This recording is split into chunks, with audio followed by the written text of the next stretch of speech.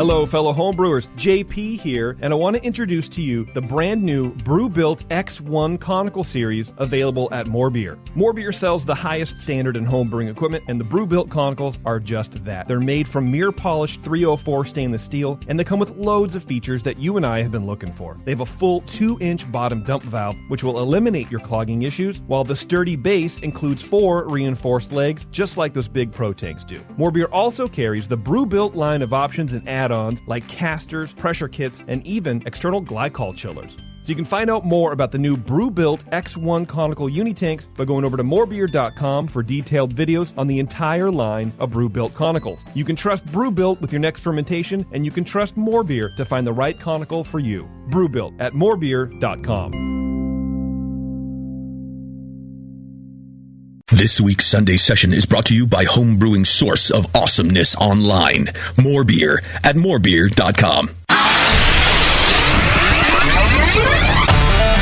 I poured it in my mouth and it just wasn't going down. My first beer was an IPA, the best IPA I've ever drank. Mostly because I brewed it. If you have a scale that is good for measuring cocaine, you're probably good for measuring hops on it. You're scaring me. I think the information is awesome and the audio sucks. Make some sugary water, throw some yeast in there. And you're going to drink good beer. Yeah, it's going to be good. It's fine. God damn it, man. Oh, my God. Oh, uh-oh. Now, live from the Brewing Network studios in Northern California, this is the radio program for home brewers, craft brewers, beer lovers, and beer geeks.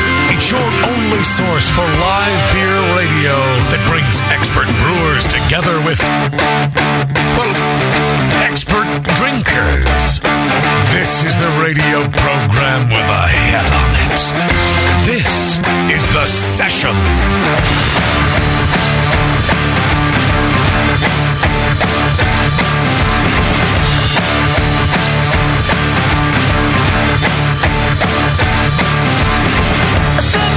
Welcome back to the program, everybody. A couple weeks off there and back in the studio now on a wonderful tax day. It's tax day. It feels like we never left. You're listening live, yeah. It does feel like that, doesn't it? Yeah. There's nothing wonderful about tax day. No. Unless my tax day was like a month or two ago, so 15. I already did it. I got that bullshit over with early. Well, because you have like a team of Indians helping you do it, right? It's true, yeah. I outsource all that shit. I'm outsourcing everything. I didn't even have to jerk myself off today. Well, a lot of people have been doing that for a long time. Yeah. Tax time. A lot going on in the world today. Bombings and gnarly stuff happening out there. Yeah. Out there in Boston. It's hard to keep focused on my boring life with all that stuff going on. Yeah. Well, I don't have television anymore, as you guys know. Oh, so that's right. I only knew about it because I walked down to get a sandwich, and they had the TVs on in there, and I didn't know about it till 2 o'clock today. Yeah, I didn't know about it. It was at least 2 before I was doing stuff. I hadn't checked my email. I turned on the TV. Whoa. Yeah. Well, it only happened a few hours before you guys found out, right? Oh, it was? Yeah. A lot of times these things happen like early in the morning, so I never know. And then I thought maybe it'd been going on for 8 hours by the time I saw something. Well, even if that's true, I mean, that is instant information. No, not anymore. No, instant information is, you open up your Facebook and someone's telling you what's happening in the world right there. Well, that's pretty much the way it was this morning. I'm sure I saw it on Facebook minutes after it happened. Yeah. Yeah. I mean, not pictures in it, but something was going on. Right. Yeah. It is. It's gnarly out there. Yeah. Sorry to hear it. Hey, speaking of gnarly, is it me or has homebrewing gotten expensive since the last time I did it? Holy shit! What, you're paying yourself now or something? What's it? Well, listen, I did the Evil Twin clone. We're going to talk about that. We're going to give you an update on that later in the show today. That's a big beer, too, so... Well, that one... Well, this is how... see... I'm like the golden child. I don't have to pay for this stuff. I went to, I went to Heretic and got those ingredients. Okay. But I kind of got the brewing bug, and I'm going to the SoCal Homebrew Fest in a couple of weeks, and I want to bring more beer down there. For the last couple of years, I haven't had beer, and I feel like my peeps, I owe them. I owe my peeps down there some beer. The Mexicans are going to be there, and just people I've seen there over the years. And Tasty's not going, so someone's got to pick up his slack. It's a lot of work. So I go into More Beer yesterday, and God bless More. Nothing to get. They're our wonderful sponsor. They've been with us for years. They bring you this session every other session, but little sticker shock. Well, I had to pay for my ingredients, and I bring it all up to the counter, and I add a couple of 6-packs in there. It's a long brew day. Yeah.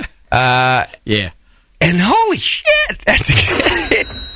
Since when is a batch of all grain beer over $100 for one batch? Well, you're doing a big beer in a big batch. It's not like 5 gallons of a real light beer. Right. I mean, do you think they charged me wrong or something? I about choked. Well, did you buy like extras, any consumables, like a thing of I did bring PBW or something? No, some salts, some brewing salts. Well, that's extra. I added a few salts, hops and grains, and a couple of 6-packs of Cantillon. They were high end. Yeah. But it's not unusual for like a 5-gallon batch to be $35 to $45, right? Yep. Well, that's about what it used to be. I just thought maybe things went up. I better look at my receipt. I think something went wrong. Well, if you look at one line in the brewing software, it'll tell you. It tells you. Well, it is, and I just thought. I mean, let's be honest. It's been a while since I've been brewing on the regular, and the past several times I've brewed, I've gotten the ingredients from a sponsor or from a brewery or whatever. Like the Pale 31 that we did for the DVD. Matt brought all the ingredients up. The Evil Twin, Jamil gives me all the ingredients. This is the first time in a long time I had to go buy my stuff, and I'm thinking, you people are crazy. Not you homebrewers. That's what. Not more beer. I'm talking about you people. Oh, yeah. You guys are nuts spending that kind of money on homebrew every week. And brewing a couple times a week. It's not unusual to spend several $1,000s in more beer. And you don't even just on ingredients. You don't even really pay for the beer you drink. No, I don't. And I'm just thinking, no wonder our sponsors love us so much. We got you crazy people buying ingredients all the time. It makes me think we should up the minimum donation from $2 to $20. It's crazy. I just thought, and I want to brew again for SoCal. I want to try to get in one more brew this week. And I don't know. I'm going to have to subsidize it somehow. All right, so here's what I want to know, guys. Because I want to try to have 3 beers that I can bring to SoCal. But it needs to be, I can't brew again until Thursday. Which means I need it to be done in 10 days. All right. And apparently I need all the ingredients to be available at Heretic Brewing Company, so I don't have to go buy it at More Beer. Now, that I won't give you that caveat. Well, you can do that. But. So what kind of beers can I brew to turn around quickly in 10 days? Well, you want to think of something that's not real hoppy. Okay. Or something you got to dry hop, something like that. Lower gravity. Okay. Something like that. So nothing I can dry hop, obviously, and that's fine. You could, but yeah, if it's small enough, you can get into dry hopping, pretty quick. Okay. How many days you want to have it? Well, I want to brew Thursday. Okay. Wait a minute. You got time to. Let's see. Let me look at the calendar here. You got over 2 weeks to make a beer if it's Thursday. Doc, what about this mile we got in front of us? Is this a quick turnaround beer? Yeah, it is, right? You turn this one around pretty quick. Yeah. Well, describe that one. This is a great beer. It's a low gravity beer. It's probably started at 1040, 1041. Got down about 10:08. It's a lot of hop character to it. It's got some malt backbone. It rolls pretty quick. It's this great. One's good. Yeah, why not try this one? I could try this. So listen, I'm going to brew on Thursday, which is the 18th. I want to keg it on May 1st because I'm leaving on the 2nd. So that's 12 days. I have 12 days. All right. This one you think I could do in 12 days easily. Mm-hmm. Okay. Yeah, you're going to make a lot of friends with this beer. Well, and the beer I brewed on Sunday, I brewed yesterday, and I brewed Doc's Northern English Brown, like a Newcastle type of clone. Oh, yeah. And I don't think I fucked it up, but... But you said you came a little short in the OG. But not that much. It's a 1048 beer. You came at 1044. 1044, yeah. It's going to make it a little hoppier, probably. Okay. That's about it. There's something wrong with me, is what it's going to come down to, but... This will come up with it when we talk about the Evil Twin clone, too. I have like 3 hydrometers, and I have 3 fucking refractometers. And not one of them will allow me to accurately read the pre-boil and post-boil gravity of my beers. It's all over the place. So I'm doing my pre-boil gravity, right, to make sure I'm dialed in. I'm looking for it to be right about 1039 so that I can finish at like 1048, right? Right. And my thing's telling me I'm there. I'm rock solid. I'm there. Yeah. I tried it on 2 different hydrometers. They're giving me different readings, so I take like 10 readings. so that I average out to I'm there. Okay, I average out to 10 bricks. So some are actually higher. Play-Doh, Wow. 10 Play-Doh. So 10 bad readings equals one good one? Exactly. They're all wrong. How can they all be wrong? But they're all wrong in exactly the wrong number. They were all kind of given... Okay, let me ask you this. Here's my question. Here's my first question. When you put regular tap water on the thing, does it read 0 or a couple of points above 0? If the temperature's good, Yeah. it should be 0. If it, Maybe you it's want to use distilled water. Yeah, distilled water's better. So I wasn't, and they were all reading like 3 points above 0, right? So like 3 Play-Doh with some water. So I thought, okay. No, 3 Play-Doh or 0.3 Play-Doh. No, 3. There's 3 notches up from 0. Point a whole 3 Play-Doh. Oh, is that 3 bricks then? Well, it depends. 3 bricks. They say bricks. That's 3 bricks. Yeah, okay. So is the fact that he was using non-distilled water, that's what that 3 is from? I don't think it can make that much difference. I don't think it make that much difference, but... So all of my hydrometers are 3 bricks off? Hydrometers or your refractometers? Refractometers, sorry. All of my refractometers are 3 bricks off? Did Chad use any of these? Yes. Okay. Was he confused? No, he used to dip it straight into the boiling stuff. Right, he's hard on them. No, one of them was brand new. One was brand new. I tell you, I got a million of these things from like the TV shows and stuff, so I'm just trying... Another thing about Beersmith, it shows you how to calibrate it, and it calibrates it. Oh, it does? Yeah.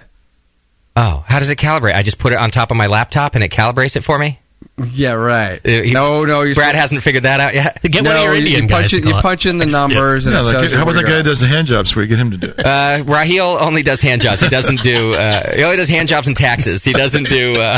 specialized labor. Refractometer. You need to calibrate one of each. Okay, all right. And stay with those two. Don't bounce around. All right, so anyway, so I thought I was doing that, and at the end, anyway, like I said, take a bunch of readings, I go, all right, this is 10, okay? It's 10. It's goddamn 10. It was a couple points above 10, really, but I thought, well, it was a couple points above 0 with water, so we're good here. Well, then I get to post-boil. I do a 90-minute boil just like I'm supposed to, and my gravity's low. Low. It's low. Yeah. And, because you didn't have your software isn't set up for that system. Right. And I don't know how to do that. That's too much for me. Because your boil-off is not set to what it is. So it says, if you boil for an hour and a half, this system boils off 2.5 gallons.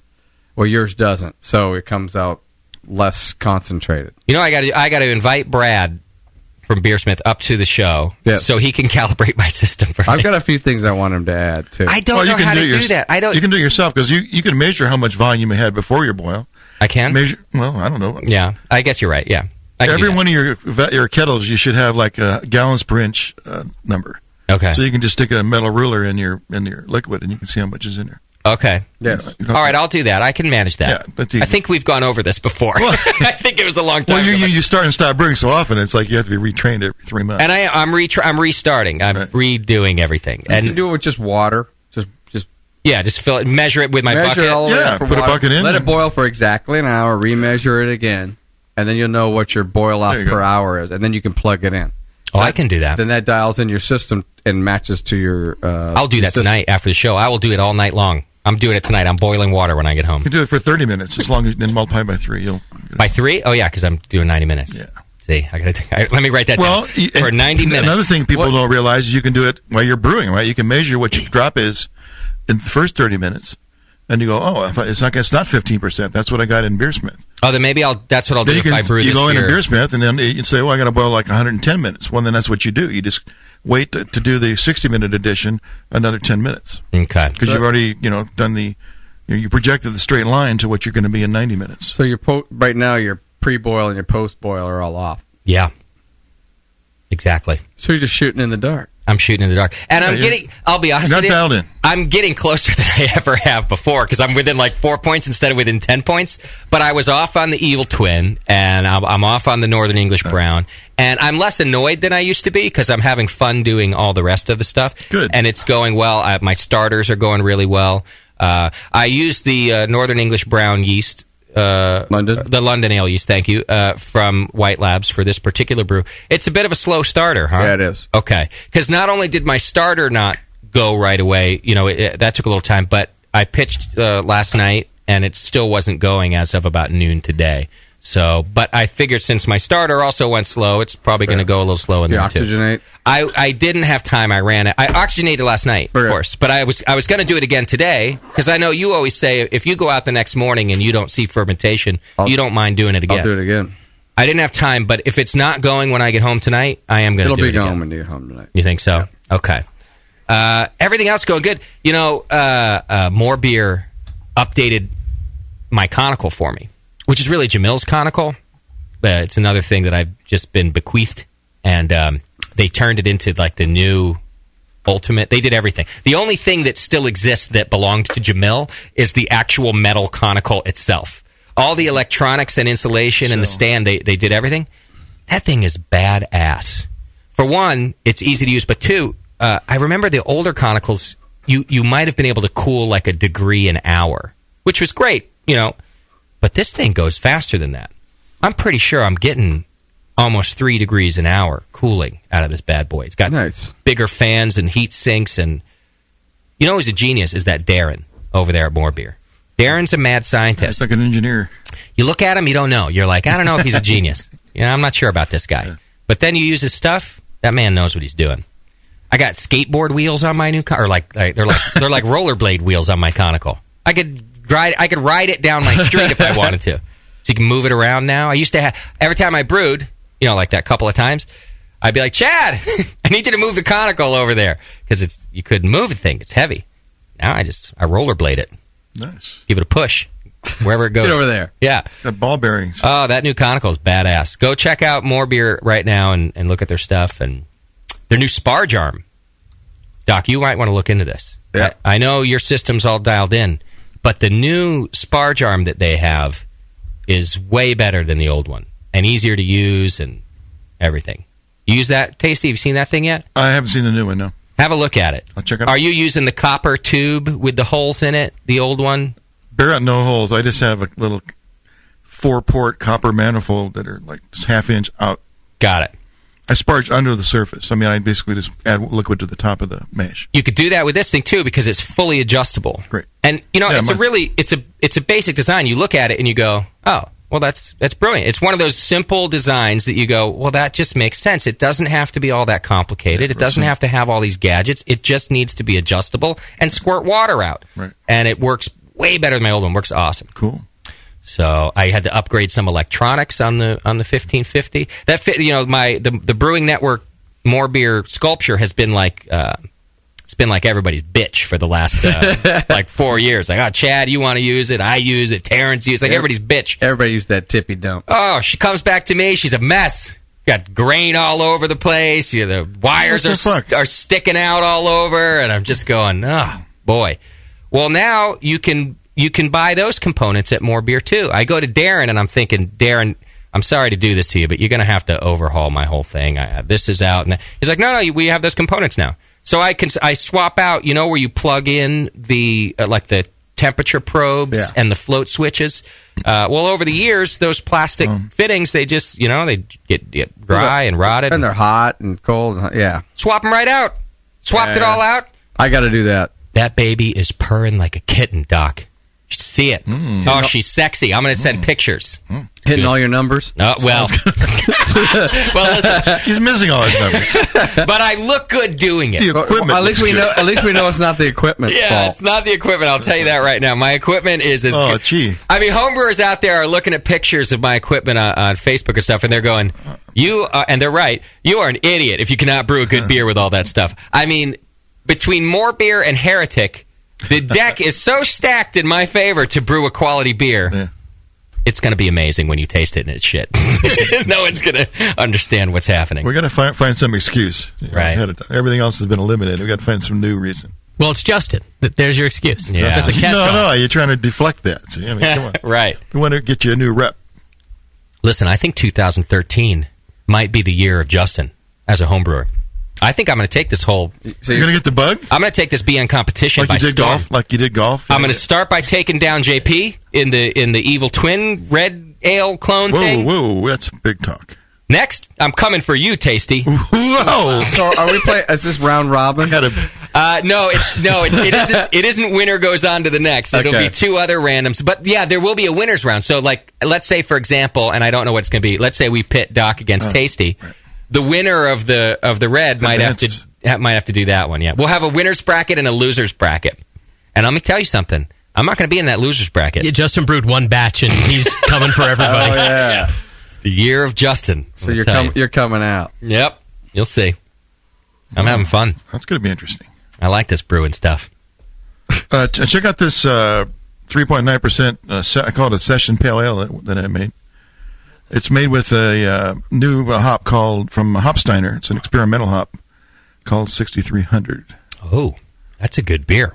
They should name it something good like. It's only 3.9%. Now, this beer, the way I make it, it would be hard to finish in 9 days. If you made it 12 or 12, well, you can do it in 12 days. Yeah, because what I do with this beer is I mash high to get a lot of body in the beer. Like what, 156? Yeah. Okay. I'm gonna have to go 158. I think because it's still not quite enough body. This starts at 10:48 and goes down to 10:12. Oh. I'd like it to finish more like 10:14 or 15, so it has more like residual sweetness. I can hop it higher. And it's just one hop all the way through?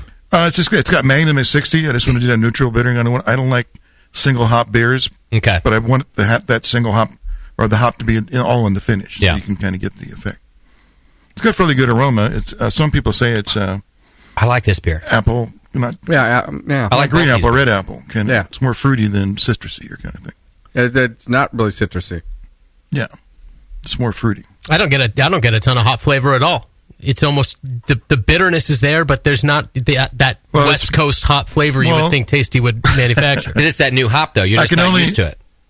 Well, this beer is I'm 41 IBUs by formula, and it's only 3.9% beer. I can only hop it so high before it gets like. Yeah. In fact, when it first came out when started tasting it, it was so young that it was definitely a roll of hop forward. So I'm kind of glad to see the hops are kind of dropping out a little bit. What other kind of beer do you think those hops would work well in? Well, definitely like any sort of American wheat beer would be excellent because of the fruitiness of the American wheat itself. Even some Belgian beers, I think that beer. I could see that. Or an amber, with a nice fruity backbone. No, that'd be great. Anything that you can get a fruit some lagers like that Dortmunder we made would be a candidate for that because it has a fruity character to it. Well, I could brew either one of these then. No, you on can't do Thursday. that. This one would be too bitter. It wouldn't drop out enough by that time. This is basically the recipe that the Frenchies are brewing. Oh, it is? Yeah, this is the beer, basically. What are they? Outland Brewing, I think. Outland Brewing Company. Yeah, my good friend Yan. Yeah. You gave him the recipe for this bad boy, huh? Yeah. Oh, the French people are going to like this. He's not using these hops, but amazingly, he got like Centennial and Chinook or Cascade. They have great hops. Yeah, you get some good hops. Yeah. You're going to be big in France, Tasty. Before you know it. Yeah, that's right. All right, well, Doc, I guess so now I'm bringing 2 beers from you down to SoCal if I brew your mouth. You're not sending me with the same beers that of your versions, are you? Because that's going to make me look bad. Do you have a different Scotty to send with me? Yeah, I'll send something. Are you sending me with any beer, Tasty? I'm trying. Since you're bailing on all your SoCal buddies? I'm trying. Okay, cool. No promises, but I am definitely trying. Well, I talked to Nathan Smith today. He's going with us, and he's got beer in the conical right now on his More Beer Conical, ready for SoCal also. So we'll have some beer from Nathan. He's coming with us. We'll have my beer, a little beer from Doc. We'll have, I think, a Scotty coming from JP of the Evil Twin. Oh, his isn't an Evil Twin clone, but of his American Red. So we'll have a good amount of beer at the booth there. And if any of you SoCal homies want to pour beer at the Brewing Network booth, it's your club too. So you're welcome to come on over, and we'll put your beer on tap also. We'll do all that. All right, let me get through a couple of announcements. We got wouldn't you know it, a lot of beer to talk about in this show. Great guest today. How do you pronounce that? Is it Magliaro? Magliaro. Gabriel Magliaro, Half Acre Beer Company in Chicago, Illinois, is with us today. I guess Illinois. Don't pronounce the S, you dummy. I guess you got a lot of emails to have him on the show. Yeah, he's been requested quite a bit. He's been around pretty much as long as the Brewing Network. Okay. Very nice. So we'll be talking to Gabriel about the scene out there in Chicago and Half Acre Beer Company. We're going to be doing an update, like I said, on the American Red Ale, which we're doing the taste-off on April 29th. That's It's a Monday show, April 29th, and it'll be the first taste-off in the Brewcaster Challenge. I'm going to invite Jamil out, see if we can get him down here, and we'll get some proper judging done, and see if it's me or JP in the first round of the Brewcaster Challenge. You could probably have another one down in SoCal. You got a couple of Scotties of that. You could have the tasters, Oh, yeah. That's what I'm thinking. That's why he's bringing... I'm going to bring 5 gallons of mine, and then Jip's going to give me a Scotty of his, so we'll do the taste-off at the booth, too. Yeah, you just have a time to everybody come out, throw them out Should there. we make the SoCal Fest like a third vote? We'll let, as a whole, whatever they vote for, we'll put them in as an official. So maybe if it's a tie or something, SoCal could be the tiebreaker. We'll have to talk about that. We'll see what we can do. Also, don't forget, we still haven't. Did we officially bet on JP or I? I haven't seen the line. All right, we'll do that. We're figure that out. Remember, we're supposed to have a bookie talk about the odds. We have one. We need to get the details hammered out, but this week it's going to happen this week. Well, then here's what I want to do when we talk about it with JP today. Without the bookie, I still want us to put our money down on either me or JP today on today's show. I don't want to wait another week on that. So the bookie can just tell us how much you win, right? So, we'll figure it out. But I want to know today whose money is on who. Well, I'm thinking there's going to be some long odds here. So there's got to be odds. If they're like 5-2 Jipper, I might just take a chance on you. Attaboy. Yeah. Well, we might have to make up our own odds then, because I want some betting to go down tonight. Let's do a Jipper thing. You guys decide amongst yourselves. Because here's why. We're going to give you an update of how the brew day went, where the beers are. You're going to have a lot of information tonight. I see. And we're going to let you listen to that information before you place your bets. But then I want bets afterward. Let's let the chat maybe come up with the line. There we go. Do it. Susie, let the chat come up with tonight's line. Well, they got to listen to all the information first. Yeah. No, they're going to take them a long time to do it. Yeah, but they're going to be just going off because, let's have them do the line without the information. And then you guys can take the line plus the info we give you and make your educated decision on me winning. And just like that. That's nice. Speaking of me winning, I did want to thank everybody who voted for me. I once again. Did you win? How many thousands did you win by? Did they ever tell you the vote count? I saw the vote count. It was a large margin. There was a good margin, and I want to thank everyone for voting for me on the AHA governing committee. I really do appreciate it. I happily accept your second nomination, and I'll be serving another 3 years for you on the governing committee panel. I'd like to congratulate the other incumbent, Fred Bonjour. It was an incumbent-dominated race this year. And let me point out, it's different how many seats are open on the governing committee each year. And there were only 2 this year. And that just happens because sometimes people's terms get extended if they become a chair. And there's all these bylaws that I'm supposed to know, and I don't. But I'm just explaining that's why sometimes there are more seats open than others. So next year, for example, there will actually be 8 seats open. Whoa. So each of the candidates this year, I know that the president of the governing committee, Mr. Jake Keeler, a good friend of mine and a good dude, he called each of the nominees and thanked them for their participation and told them the results. And you know what? All of them were really cool. And they all said, we knew that this was a tough year. We knew that they said beating Justin with the advantage I have on the BN is difficult. And they also said that Fred, is popular and does so much. They were all so gracious and said, I think most of them are going to run again next year. And we explained to them that there are 8 seats. So if you want to get involved, next year's a good year to run. Also, you don't have to be on the governing committee to be on one of the subcommittees. There's a club committee and a competition committee and several other committees that I'm supposed to know. And you could be involved in those whether you're elected or not. You could actually just contact the AHA governing committee and tell them you want to be involved in any of those things, and you can do that without being elected. Anyhow, can they match my salary here? I'm pretty sure they can. I'll talk to them. Okay, I'll put in a good word for you. I was looking for. I'm not working for any less. Right. I was thinking 10% more. So. You think so? I think I can get that. Well, I'll ask. I think revenues are up, so it might be able to do something for you. But again, thank you everybody who voted for me. I'm happy to represent you once again on the governing committee. All right, a few other updates. The Bay Area Craft Beer Festival right here in downtown Martinez is coming up Saturday. In just a few days. It's this coming Saturday. You can go to bayareacraftbeerfestival.com and buy your tickets now. We will be there. I'm going to set up a booth, and I think we're actually going to be pouring beer from our booth, too. I've requested that we pour our good friend Fal Allen's beer from Anderson Valley Brewing Company. Hell yeah. I've requested that. So I think they're going to get that for us. So we're going to be there with our merch and T-shirts and also pouring Anderson Valley beer. So come join us, Bay Area Craft Beer Festival.com for your tickets.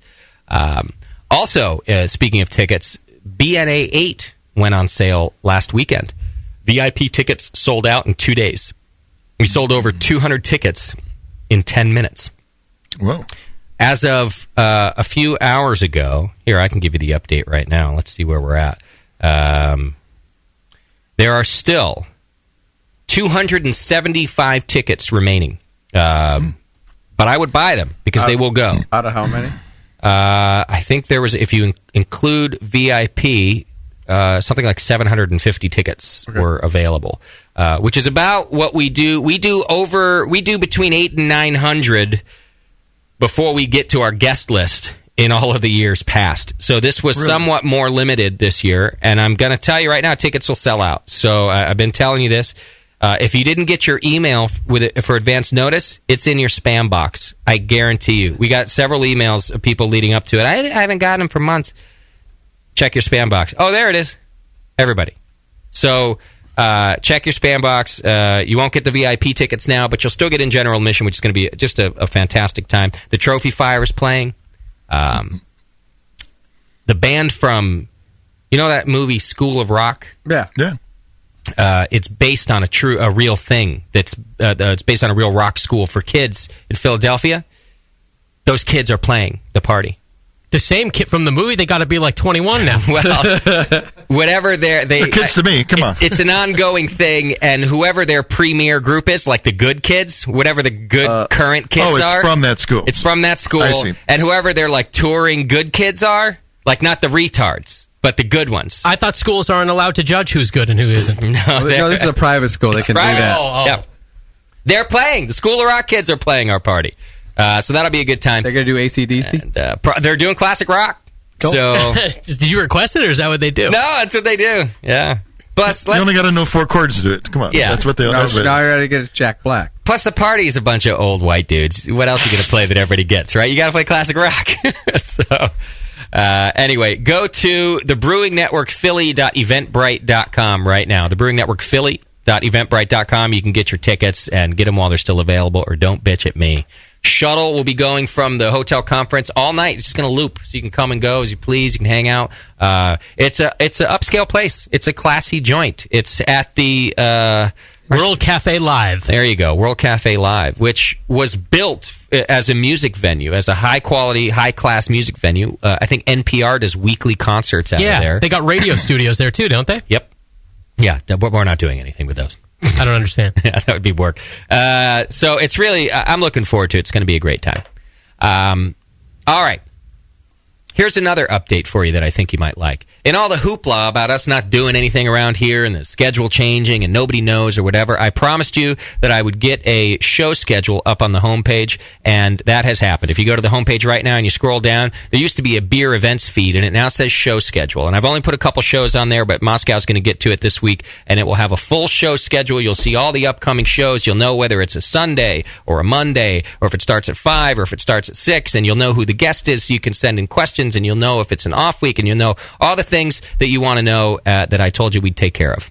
It's right there on the homepage. Just scroll down. It's next to beer news. It says show schedule in big black letters, and it'll be populated fully in the next couple days. So basically, you finally came through. Yeah, that's all I'm saying. Yeah, but once that happens, I'll start getting emails from people. Why are you telling me so much? I like spontaneity with my talk radio. I don't want to know every little detail. Well, they'll complain about the lineup, like, oh, there's nothing good coming up. Fuck you. I'm not tuning in. Which is the real reason we haven't posted anything in the month. So anyhow, we're trying to take care of some of the little things that I owned up to that need to be on there, and there you go. There's your first one. Okay. Some new stuff in the store. We have Hop Grenade Warheads now. We've dubbed them Warheads. Those? They're those look like a nuclear device, doesn't it? They're stainless. They're double-walled. Don't drop that thing. Stainless steel. Heavy. Growlers. I think they're 64-ounce growlers. They're badass. I put beer in one and left it on my counter. I only filled it half full. I left it on my kitchen counter overnight. It was still 50 degrees 24 hours later. Huh. I mean, they're just great. And who are they made by? Look at the back thing. People seem to know the name. I didn't know the name. It's placed in Portland. Hydro Flask. They're made by Hydro Flask. They make other products too, so you might already own some of their stuff. It's high quality and it's available in the store now. Get your BN Army Warhead. It's got the logo on it, the BN Army logo. You'll be the coolest looking dude at your homebrew club, I guarantee. That's what I was saying. I know why you gave it to me. Yeah, because you're gonna bring me beer. I brought you beer at least 2-3 times already. Oh, that's right. You brought me beer the other night too. Yeah. The cool thing about it is that you don't need a cooler. That's what I like. Yeah, it's ready to go. You know, because I know Tasty travels with a cooler all the time. Yeah, gotta have ice and shit. Now you just fill it up. Yeah, even my other growlers, I got to put it in something with ice in it. This thing, fill it up, cap it. I'm gone. It's rad. I love them. I have 2 of them. I have the sample that we bought, and then I stole one of my own with the grenade on it now. So yeah, the only thing I don't like about it is I only have one. We'll have to get you more. Yeah, we'll have to get you all filled up. That's it. The truth is, that's the only reason I'm brewing is because I want to fill that thing up with some beer. There you go. That's what got me into it again. Well, Tasty's already talking about modifying it so he can put a tap on it. Oh, that's true. Oh, that would be badass. It would be rad. You wanted carbonator caps. Oh, you wanted the carbonator. Yeah. I had a dream that I was in Doc's garage using his carbonator caps yesterday, and his wife came out and yelled at me for being there. Are you sure it was a dream? Just so you know. Yeah. Could be a flashback for the other time she did that. That's true. I just remembered that for some reason. She doesn't yell at you for being there. She yells at me for you being there. Well, in the dream, she yelled at me. And you had an external garage, and I was parking a Volkswagen in there so that you and I could work on it, and she wasn't going to be happy about that. Oh, no. Anyway, the carbonator cap reminded me of that weird dream. Okay, the Pale Ale DVD with Matt Brunelson from Firestone Walker. He teaches us how to brew the perfect American Pale Ale. That's available in the store. Go check it out now. You can support us also by doing your Amazon shopping through us. Just click the Amazon link right there on our homepage and then shop as normal, and we get a little cut of that. And a lot of you have been doing it, and I really appreciate it. I do iPhone. Oh, you do? That's yeah. Cool. You know, I was going to do. I went to look. I went to shop the other day, and Kate the Great was like, "Hey, click your link." And it's a good thing I checked. It's not legal for me to click my own link. We could have gotten eliminated if they had seen. I mean, I wasn't doing it to try to skirt the system. I wanted to know. I had to go read through the contract. I could have gotten us canceled, Moscow. That would have been terrible. But I can't click the link. You guys can. You don't own it, but I own the link. So I can't do my Amazon shopping to pay myself. You can't buy yourself? I can't buy myself shit. I guess a nice discount for yourself. But I am glad I read it because I think we got into trouble with Google when we got canceled by Google AdWords a long time ago. I think it was for things like that. They thought I was clicking shit. I don't know. But even if you were, why is that a bad thing for them? They're doing the revenue that the program is designed to get them. I don't know. You're just not allowed to pay yourself. Well, you're paying them, and then they're giving you a cut. It just doesn't work. They're just not allowed. It's right there in the guidelines. Anyway, the rest of you can do it. I'm sure they're still making money. And I'm sure they are too. But the rest of you have been doing it. Thank you. Yeah. All right. iPhone and Android apps are available, so you can listen on the go. Just search BN Mobile in your favorite store, and you'll find it. It's free. Watch this live on justin.tv/brewing network. It's only on when we're live, so if you don't see anything there, it's because we're not here. Subscribe and join the BN Army. It gets you that special email to VIP events. It gives you first dibs on different products that we get in. We had sent out an email about the Warhead before anybody else got it also. And also, it interests you to win $100 to More Beer in the More Beer monthly donation giveaway. Corporal Mark Davis was our March winner. Thanks for supporting us, Mark. And More Beer will be sending you over $100 to spend with them. All right, get this and more on Twitter and Facebook, and send your show ideas over to Scott the Jew. That's scott@thebrewingnetwork.com. Send feedback to feedback@thebrewingnetwork.com. Hey, I wanted to mention, I was talking about the governing committee situation. I did want to mention, if you're not a member of the AHA, you should be. The American Homebrewers Association does a lot of things for you. I think in the news tonight we're going to be talking about Alabama legalizing home brewing. They're the last ones? And they're not the last holdout yet. No. There's still another state to go. And, the American Homebrewers Association has a lot to do with that kind of legislation. Now, I know what you're thinking. I'm not from Alabama, so who gives a shit? Well, this could happen anywhere, and there's all sorts of legislation that comes up. And for example, in Oregon not too long ago, there was a little trouble over whether or not you could bring your homebrew out of the house. Yeah, and different... Even going to contests or homebrew club meetings, there's a weird law. They stopped a lot of the homebrew clubs stopped bringing beer to meetings for a period of time because there was this scare going around about the interpretation of the law. And the AHA is your only governing body who jumps in and deals with those sorts of things on your behalf. And believe me, they're involved in all of them when it comes up. Not just that, but by becoming a member, you get Zymergy Magazine, you get the pub discount program, which I use, actually. I know Tasty uses it, too. You get to save a couple bucks on beers and appetizers. It depends on where you're at. All sorts of benefits. You can join the AHA just by clicking the AHA link right on our homepage, and then you're supporting us and supporting them. But any way you do it, go to the Homebrew Rally, bring your friends, and just, it's a great organization. Not to mention the National Homebrewers Conference. And you get Zymergy Magazine, which is that's a subscription price right there. That's right. So check it out. It's $38 for a year. If you're gonna, if you know you're gonna be a home brewer for a while, like me, like I started out a home brewer, and look at me now. I'm still a home brewer. Then you could get like a lifetime membership, all of these things. So check it out, homebrewersassociation.org. And you can do it right from our homepage, can't you? Yeah. I covered all that. I covered both Zymergy and the homepage link, Doc. Doc's just catching up. Tasty was pouring me beer. Oh, that's good. Well, I finished both of your beer. Well, almost. I'm nearly finished with both of your beers, and I'm nearly finished with the Drake's 1500 I poured, and we're still not done with the first segment. How about that? We're drinking well tonight. Yes. Yeah. Oh, we got to get that Warhead back over here. Hey, we got to taste your. You guys have brewed on your lager experiment too, haven't you? Mm-hmm. All right. At the end of the show, we're going to do that. If you don't remember, it was suggested that Doc or one of these guys brew a lager, and that Doc and Tasty both take the exact same wort and the exact same pitch of yeast and ferment it in their different ways. Tasty does it a bit quicker. He says he could turn it around in 2 weeks. Doc does a traditional German-style lagering.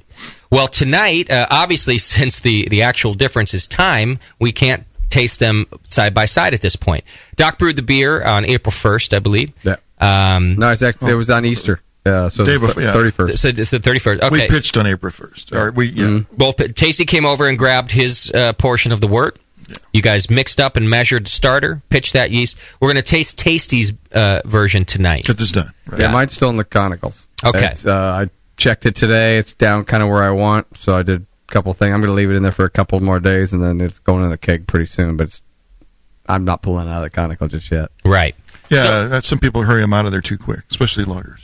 Well, it sounds like what we're going to do is taste Tasty's tonight and make some notes, talk about its merits, talk about maybe Doc will have a more kind of an educated understanding of what it will taste like in several weeks. Yeah. So he'll be able to comment on those things. And then, of course, when Doc's done, we will do a side-by-side, but Tasty's will have been aging then for a couple more weeks. It'll be different.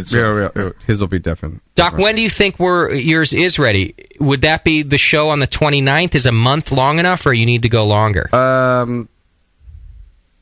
I'll probably need a month from this week. From this week? I would like 5 weeks from here. Okay, then we're doing yours on the, it'll be Monday, May 13th, everybody. We'll be doing the taste Monday, May 13th of the side-by-side. But tonight we're going to taste Tasties and get to it. All right. So I think Jamil wants to come in and taste stuff, too. Good. He's interested in your experiment. He likes the idea of figuring out if you could. I mean, think about it, especially as a commercial brewer, right? Oh, yeah. Can we turn around a lager in 2 weeks? Yeah. You'd be all over that. Well, they brew lagers because it messes up brew pubs, especially. It messes up their flow of beer. They can't make enough beer if it takes that long to do a beer. Right. All right. So a lot of beer stuff to get to today. Let's do this. Let's take a break. When we come back, we're going to be talking to Half Acre Beer Company from Chicago, Illinois. Stick with us. We got a lot to do tonight. Get your questions over 888-401-BEER or join the chat room and send them over to Susie. It's The Session. We'll be right back.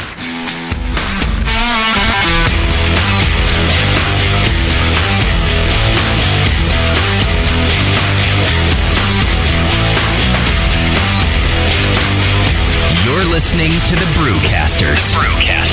On the Brewing Network. Since the first time the Brewing Network microphones turned on, More Beer was behind it. More Beer sponsors the programming on the BN because, like you, they love brewing.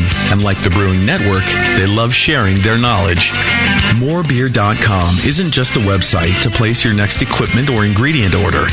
Morebeer.com also gives you access to free beer information that will make you a better brewer.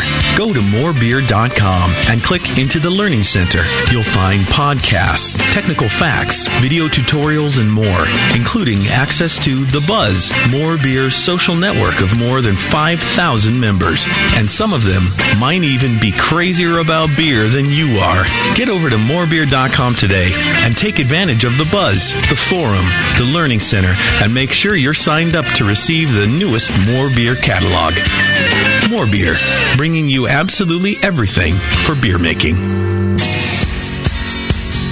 Hi, I'm Jamel Zainasheff, and in addition to my work on the Brewing Network, I write the Style Profile column in every issue of Brew Your Own magazine.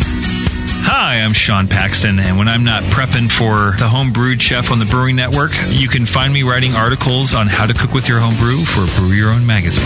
Greetings, cretins. This is John Palmer, and when I'm not writing for Brew Your Own, I'm reading it. John Palmer, Sean Paxton, Jamil Zainasheff. If you love listening to them on the Brewing Network, you'll love reading their articles, tips, and recipes in the pages of Brew Your Own magazine. Join Jamil, John, and Sean 8 times a year in Brew Your Own. And when you subscribe to BYO on the Brewing Network website, half of your subscription price goes right back to the BN to support great beer and food programming. So sign up for Brew Your Own magazine through the BN website today so you can listen and read your way to better homebrew. Nico, listen, our lawyers said that we had to do this for 1 hour, and after this, we don't have to talk to each other for 3 more months to the next meeting. Kids, come on, let's get out of here. I'm supposed to have more lines. I'm the professional. Hey, it's Sully. And I'm Nico. And we opened the 21st Amendment 9 years ago at 563 2nd Street in San Francisco, just 2 blocks from Giants Park, to make great beer and have a great time doing it. That's right, because to us, the 21st Amendment is more than just the right to make beer. It's the right to experiment, to be innovative, and just do things differently. And so now, we're putting our craft beer in cans.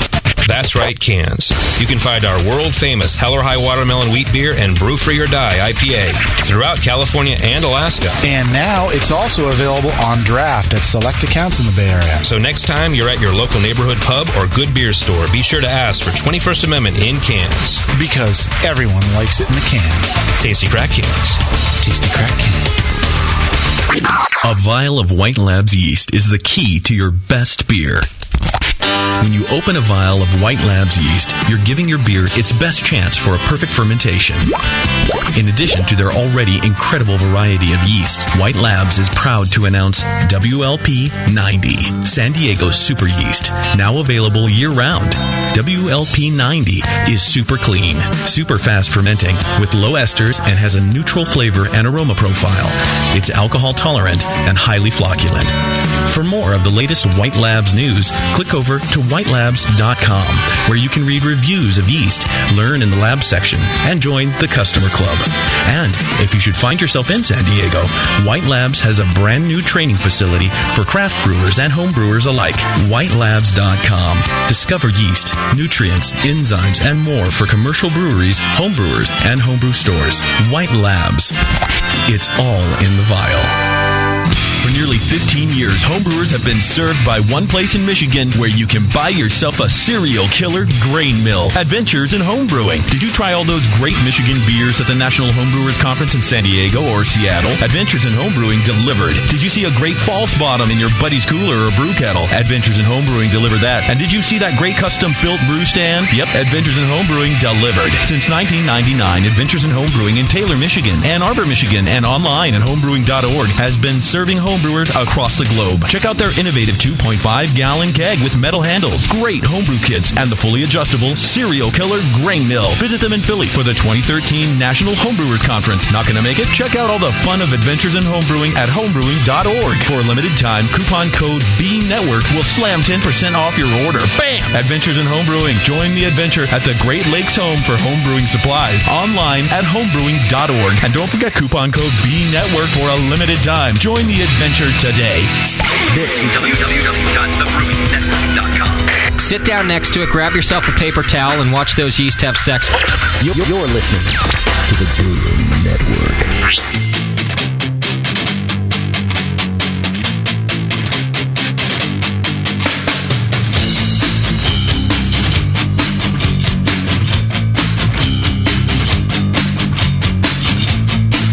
session. Brewing up our next batch of radio gold. Right now.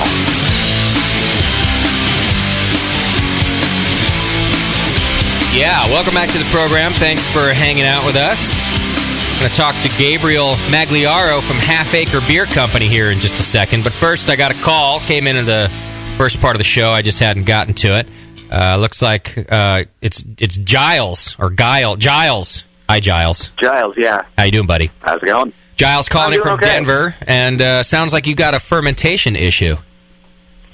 Yeah, I brewed my first batch of all grain yesterday, and I got a bit of a yeast cake at the bottom of my carboy, but I haven't seen any fermentation action. I don't have any true brewing around the top or anything. Like, it's just stuck. I wouldn't worry about it just yet if it's only a day. Yeah. If this was going for a week or 4 days, and it's kind of stopped bubbling, and you're stuck at 10:30, 10:28, then I'd be worried about it. Did you give it oxygen? Well, I'm brewing on the cheap right now, so I haven't been able to really do much oxidation. I let the wort just kind of drip into the carboy, and then shook it up quite a bit. But I don't have a pump or anything, so that's the most oxygen I was able to get it. That's all right. But it's a 3-gallon batch in a 5-gallon carboy. The stuff on the bottom is probably trube. It's not the yeast cake sitting there.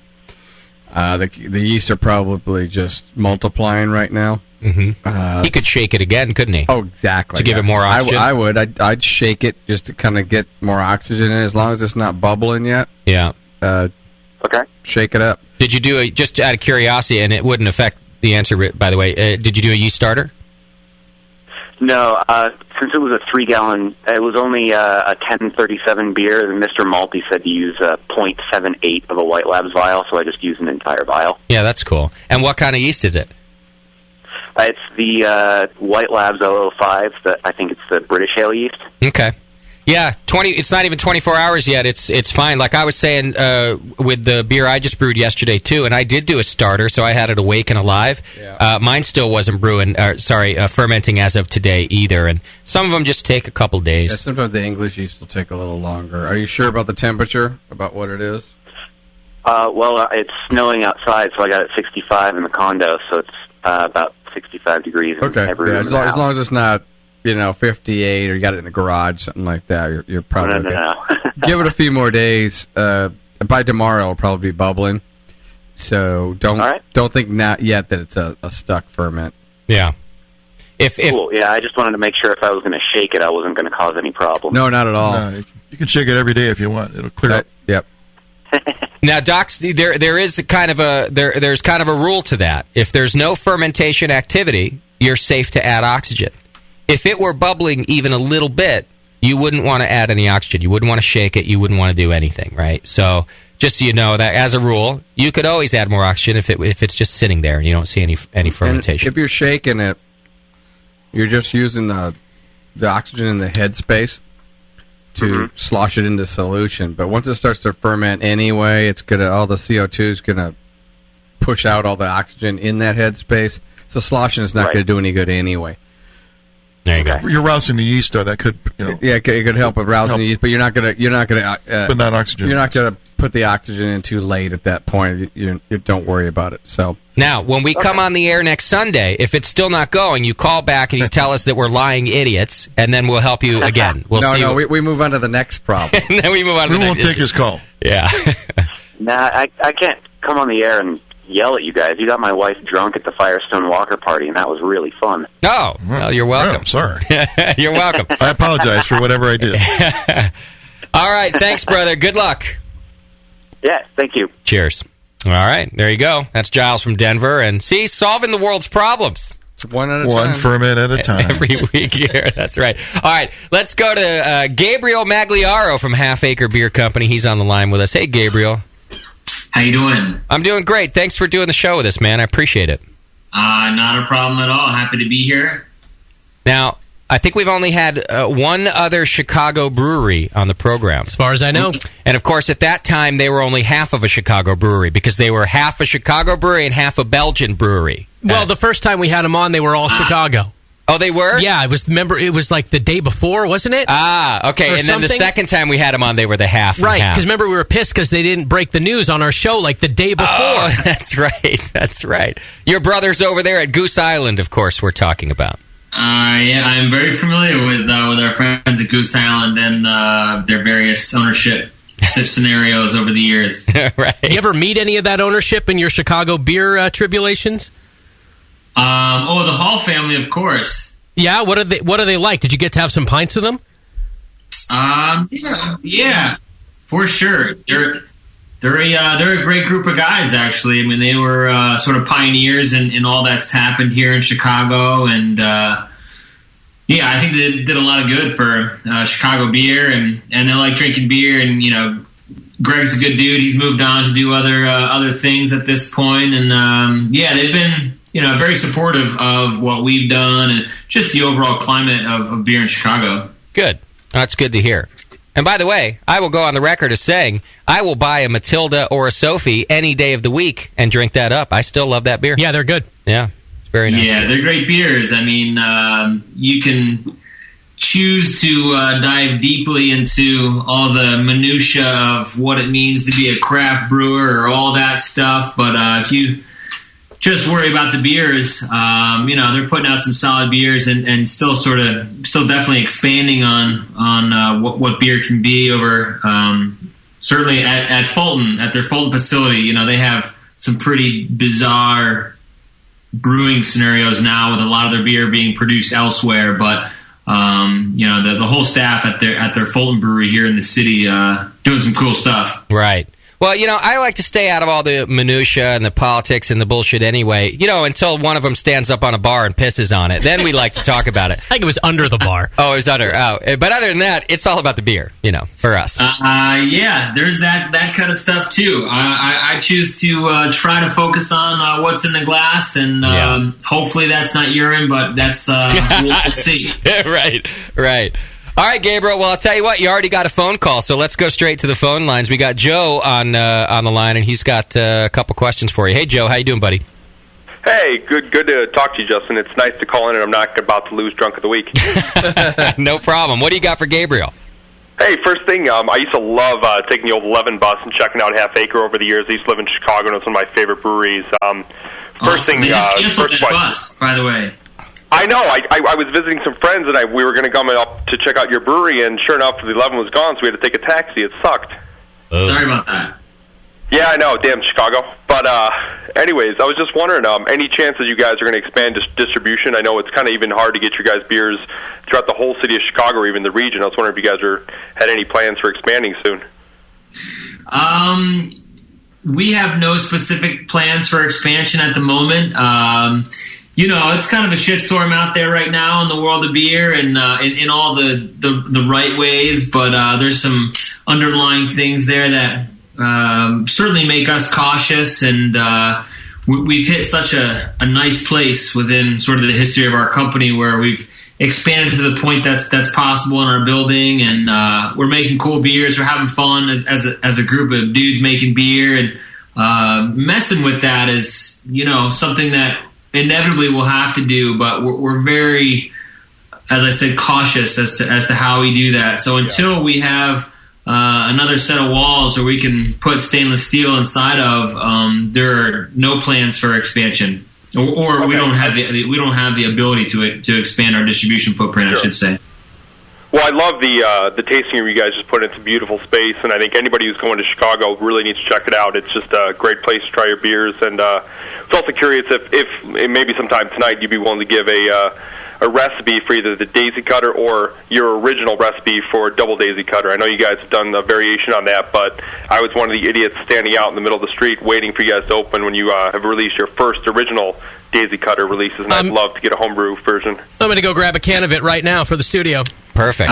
Nice. Well, thanks for waiting outside and whatever the weather was that day for that beer, and love those beers. The tap room, we're really psyched about that because for us that was a big thing because we had, it's always nice pushing beer out to the world, and certainly that's the heart of our business. But being able to set up a room where we can invite people in our space and drink beers, and certainly have the most expansive grouping of beers that of anywhere else. It's pretty sweet, and to be able to build the room out in the way we wanted it and have it look and feel in a way of our choice was just great. And so it's a nice thing for us, and hopefully a nice thing for others. It's a beautiful, beautiful space. Awesome. Love to go check it out. All right, thanks for the call, Joe. I appreciate it. You can call 2-888-401-BEER if you've got any questions for Gabriel as we go on. You can also join the chat room. Just hit the Chat Now button right there on the homepage, and Susie's in there taking your phone calls today. Taking your calls and your chat questions, and you can send them over to us. All right, so tell us a little bit about where you're at. Where in Chicago can people find you? We are on Lincoln Avenue, just south of Montrose. So if you know Chicago, that makes sense. If you don't know Chicago, we are on the north side, not too far from the lake, maybe just a couple miles from the lake, in an area called basically Lincoln Square. It's actually North Center technically, but more people know of Lincoln Square. Okay. Old German neighborhood. So it's got beer in its roots there, and we have a very unlikely scenario for a production brewer, and certainly a production brewer that makes the volume of beer that we do. So our brewery is right on a retail street right across from a supermarket in a very nice neighborhood. So totally odd scenario, but one that we worked really hard to be able to create that there. And it's a pretty cool potion that we put together over time. And how much beer are you making there, you say, for your size of production? Yeah, we make about 15,000 barrels of beer a year. Okay. So, in the grand scheme of making beers, that's not a lot of beer, but for a craft brewery, and certainly one with foot traffic walking by constantly on the outside, it's different. So we're making a lot of barrels per square feet that we have at our brewery. So that's kind of our gig, and we have a pretty potent combination of a store where we sell beer to go, and then we have the brewery where we make all our beer for everywhere, distribution and for sale in the store, and then we have our tap room now, which is the most recent addition. So let me ask you this, talking about the different ways you're allowed to sell beer. The rest of the country knows Chicago as the land of political red tape and weird one-sidedness, and everyone's on one team, and if you're not on that team, you're on the corrupt team, and if you're not on the corrupt team, you're on the team that doesn't win, and it's a very confusing landscape politically. How is it beer licensing wise? Is it do you find it difficult or more difficult than maybe some of your brothers in the rest of the country? I've only done it in one place, so that's that's how we came to be, and that's how I understand things. But I think Chicago certainly has a reputation, and probably it deserves it. In terms of our process with beer, as opposed to people looking for handouts or some sort of political uphill battle that we had. Number one, there's a ton of licensing that goes into doing what we do, not only just for brewing, but for our store, for our tap room. All that's pretty complex. But what we found when we were starting our brewing company, that we were the first people to start a brewery in Chicago for a long, long time. So we were meeting with the city of Chicago and the state, and we'd be like, yeah, well, here's what we're trying to do. We need this licensing. They say, no, you don't need that. You need this. And then the other person from the legal staff said, no, they don't need that. They need this. And we said, no, read this here. This is what we need. And nobody knew what the hell was going on, to be frank. And so that made it more of a challenge. Whereas now, since there's a brewery opening up every 35 seconds, there are people within the political system that understand what needs to be done there, and it's a kind of a well-worn trail at this point. Whereas then it was just like nobody knew what the hell was going on, and everybody's just trying to piece it together. And try to help us overall. We had a lot of support, but we had to go through lifting of moratoriums and community approval processes and rezoning, and it was laborious. Well, for that matter, then, in Chicago's defense, after me blasting them in the beginning part, that's not so different than a lot of the brewers that we've talked to here that are breaking ground, that are kind of doing it before anybody else has done it. Yeah, I think that's probably the case. I mean, Chicago's plenty dirty, right. That's but our experience has been very positive, and I have no reason to trash Chicago any more than it already gets. Right. Oh, that's fair enough. So we're drinking the pale ale right now. What's it called, Moscow? Daisy Cutter. This is the flagship, right? That is our flagship.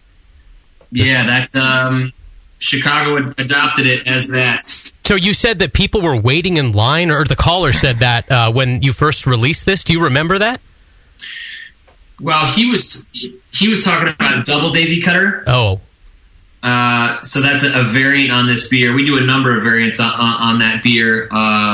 But Daisy Cutter was kind of the first beer that, I don't know, I guess put us on a map, or sort of the first one that people flocked to as something they really wanted to spend a lot of time putting into their body. So it's been an important beer for us. It's still one of our favorites, and it makes up about half of our production. Wow. It's a nice pale ale. It's got a good hop character to it. Yeah, it qualifies as a West Coast pale. Yeah, it seems like something that would be brewed in California. Mm-hmm. Yeah, and that's kind of that was our goal with that beer. Some of the West Coast pales are some of our favorite beers, and when we were looking to do that one, we wanted to be, well, just as it is in your glass, real floral.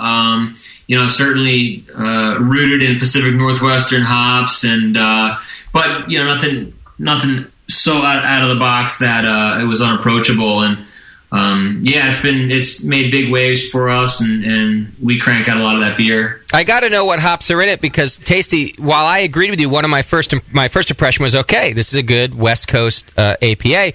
However, it has a different character than a lot of the West Coast APAs I've been drinking lately. The Pale 31 and the Drake's 1500 we keep talking about. It seems like there's a hop in there that we're not using a whole bunch out here. And I don't know, so I got to know. It's more floral than citrus. Yeah, a little more floral. Yeah, so tell me about that, Gabriel. I'm glad to hear you say that it's floral. For one, we shipped that beer to you, via airplane, and God knows how it's, right. how that trip went. So I'm glad it held up on the way. Yeah. Typically, we bitter with Warrior, and that beer hopefully is, it's flirty. It's a pale ale, so it's a little over 5%. We hope that it flirts with bitterness without just being a palate crusher. Mm-hmm. It's, so like I said, we bitter with Warrior. Simcoe, Amarillo are kind of the bigger players in that beer. And we mix it up with 7 Seas at times, Columbus mainly, but I would say Simcoe and Amarillo, and the amounts are probably going to be the ones that make it what it is. I think Amarillo might be the one that stuck out to me. My old friend Amarillo that I haven't tasted. Old friend Amarillo. Everybody loves the Amarillo. It can be an elusive hop to acquire depending on your contract scenario, but right. And that's why I think on the West Coast here, it's disappeared a little bit. I haven't tasted it in a while because of the contract situation. Yeah, kind of sucks depending on your scenario, like I said. But if our contracts are pretty tight these days, and so we've secured enough to certainly secure the flavor profile of that beer, which is a real important thing for us. Yeah, good on you. And what I don't know of 7 Seas. That's a new one for me. Yeah, there's a lot of in the mad dash for hop grab out there, with all these new brewers, and just a lot of people being and the beers that are being made. You get a lot of blends out there. So this is like 7 Seas will be a blend of a lot of other hops, but they're all flavor aroma hops, and that these guys concoct, and they'll scrape up what's left on the floor. And put them all together. Right. But it's good stuff. Like, why let it go to waste, right? So yeah, I mean, that's an ugly way of saying it, but they're, it's people trying to diversify themselves and create new flavors within a certain grouping of things that they can grow. Well, they should put a better name on it, because 7 C's is a little too foo-foo for me. It's not going to sell me any hops. The C's are... Oh, I see. Falconer's Flight. How about that one? That's a new one, too. Right. Oh, I get it. See, I'm so stupid, Tasty. So it's 7 C's as in the letter C, not as in the oceans of the world. No. Yeah, it's not like Old Spice. Yeah, that was their trick on the feeble-minded. It's like your high school report card, Justin. Right. 7 C's across the board. It's actually called Falconer's 7 C. So it's another Falconer's Flight. It's this year's version of that, I guess. Okay, all right. Yeah, exactly. There you go. It's like Falconer's Flight, which is has a little more balls to it. The Falconer's Flight, doesn't I see. Cool. Well, listen, I'm a pale ale fan, and this is a good one. That's a great one. Yeah. It's in a can. Comes in a tall boy can, too. Congratulations there. That's a good move. I am a fan of the tall boy. Craft beer in 12 ounces. We love the Tall Boys, and I don't know if you guys spend much time in Chicago, but Tall Boys, I feel like, have a great connection with Chicago. And we were the first brewery to can in Chicago. Not that it was a revelation at that point in time, but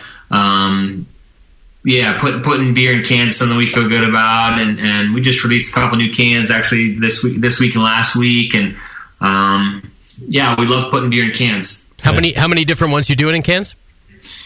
Right now, 5 different beers in cans, but some of those are more of a seasonal approach, and some of them are year round. And looking forward to the summer. I don't know about where you guys are, but the weather here has just been horrendous, and we have 3 million people just begging for the sun to come out. Wow. Yeah, it's been bad here, too. Yeah, it sucked here. Yeah, it was like 68 yesterday. Yeah. It was so cold. I think it got down to 65. 68. Nobody even wanted to go outside.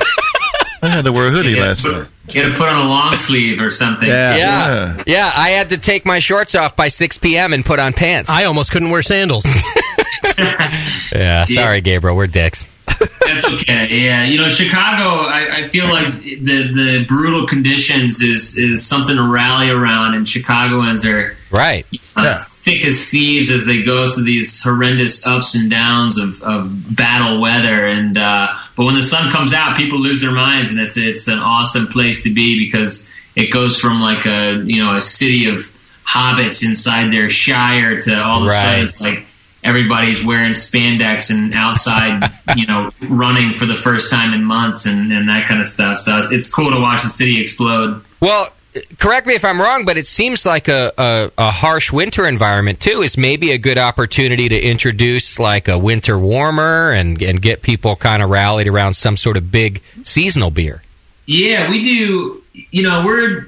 We're not very calculated in our beer sort of schematic scenario. We probably should be. The world of seasonal is not something we've done much of. We do our beers that we do all year long, and then we'll do like a special release. We'll brew it once, it comes out, and then it goes away. So we do a lot of bigger, darker beers in the cooler months, which in Chicago those months can be 6 or more. Right. So. But yeah, we do a lot of black beers and some big stouts and brown beers and things like that. And I would say as a whole, our methodology when it comes to beers and our leanings go towards dark beers and hop forward beers. It's just it's what we like to drink, so we gravitate towards those naturally when setting out our brew schedule. Okay. A listener in the chat room is asking, what does Daisy Cutter mean in your Daisy Cutter Pale? Daisy Cutter, first and foremost, it's a bomb that our country makes, the Daisy Cutter. Drops a lot of bomblets and it shreds everybody. It clears an area. Well, that's kind of gnarly. Yeah, typically it clears an area, or that's what it did in Vietnam. That was the main use. It cleared large large pieces of jungle. Nowadays, our country uses it solely to scare the shit out of people, and which is not why we were doing this beer initially in bomber bottles. It was sort of this bomber series we were doing, and bombs and Daisy Cutter just went, right. And that's how it came to be initially. Before we had any, we didn't brew Daisy Cutter because we thought, oh, we want this to be our flagship beer. We just brewed it because we wanted to drink it, and then eventually everybody insisted that we brew more of it, and so on and so forth. But it's because of the bomb that this is the largest physical bomb that our country makes. It's funny to me because now the can has a bunch of nice little daisies on it. It's just a pretty little daisy can. Yes, but they look like they're exploding. They're also being, they're falling through the air as though they've been, and they're exploding too. I see. Oh, now I'm taking a close look. Now I see. Yeah. Oh, it's all in the details. All in the details. Ripping all the innocents to shreds. Yeah, they should show some short Viet Cong guys here that got cut off. The first few rounds were a lot of dismemberment and things like that. But then you know that they didn't check those forests to make sure nobody was in there. Right. They didn't care. Yeah, we have to get all of our labels approved by the federal government. Yeah, that's why you put the happy daisies on. That's right. Yeah. You can't put flying limbs. Which coincidentally, the gentleman that approves labels for the federal government, his name is Battle Martin. Oh, really? That's awesome. Nice. Yeah, and as far as I know, he's still the only guy that does it, which is crazy for how many breweries and beers there are these days. Right. Yeah, one guy? Yeah. That's one crazy. Dude, yeah, one guy in Washington is just sifting through that'd crazy beer be an artwork. awesome job. Yeah, it would be the guy. Yeah. This is the smallest department of government that exists. Well, and my guess is I bet he gets a lot of hate mail too, because there's some things he has to shut down based on the laws, and there's some creative brewers out there that are probably not so happy. Well, now they have an argument. You're one guy. What do you know? Right. I wonder if he he's stomps part on of it. the Tax and Trade Bureau, which was formerly known as the Alcohol, Tobacco, and Firearms. So. He's got people behind him that can shut anybody up. Yeah, he's the dude. I just wonder if he shuts it down because he goes, "That's stupid." yeah. Why would you want to call your beer that? Yeah, there's nothing wrong with this one. It's just stupid. Denied. Rejected. Bad name. Yeah. Just bad ideas. As far as I know, he has never rejected a label of ours purely because he thought it was in bad taste. Right. Well, that's because you didn't submit any flying limbs to him. Right. Yeah. Yeah. Well, that's true. Now, Gabriel, we probably didn't set you up for this, but the questions come through again. It came through from our caller, Joe, and now I see it in the chat room from another caller. Everyone wants the recipe for this beer so they can homebrew it. I don't know if you're prepared to do that. I wouldn't. To be honest with you, I wouldn't even know how to lay it out in a homebrew recipe in terms of scaling it back to a homebrew recipe. You don't have to, even if you roughly were. And by the way, I told you what the hops are. Right. Yeah, or you could just tell us what the percentage grains of the grist. and rough percentages. How about that? Like what are we talking? 80% two row, and you got it some. Yeah, 80% two row. Some Victory, Special Roast, Castle Aromatic. Those are all the grains. I couldn't tell you ratios off the top of my head only because I just couldn't do the math right here, right now. Yeah, that's okay. That's our fault. We should have prepped you. I just had to get it out there for the listeners. Then IBUs? I don't know. It's not that high. Maybe between 40 and 50. Okay. I think.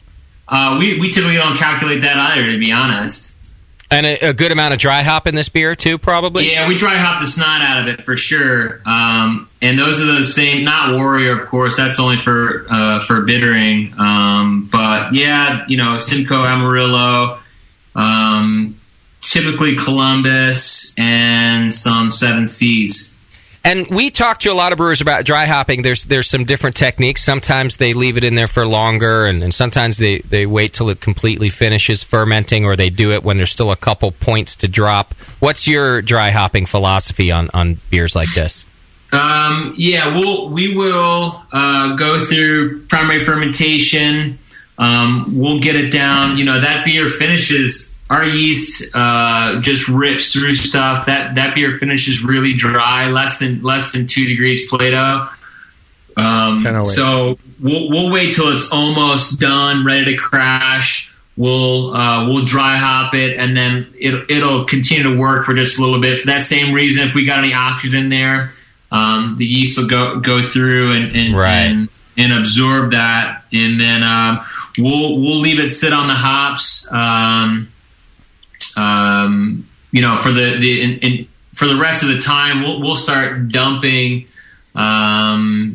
After probably about 6 days, I want to say. Okay.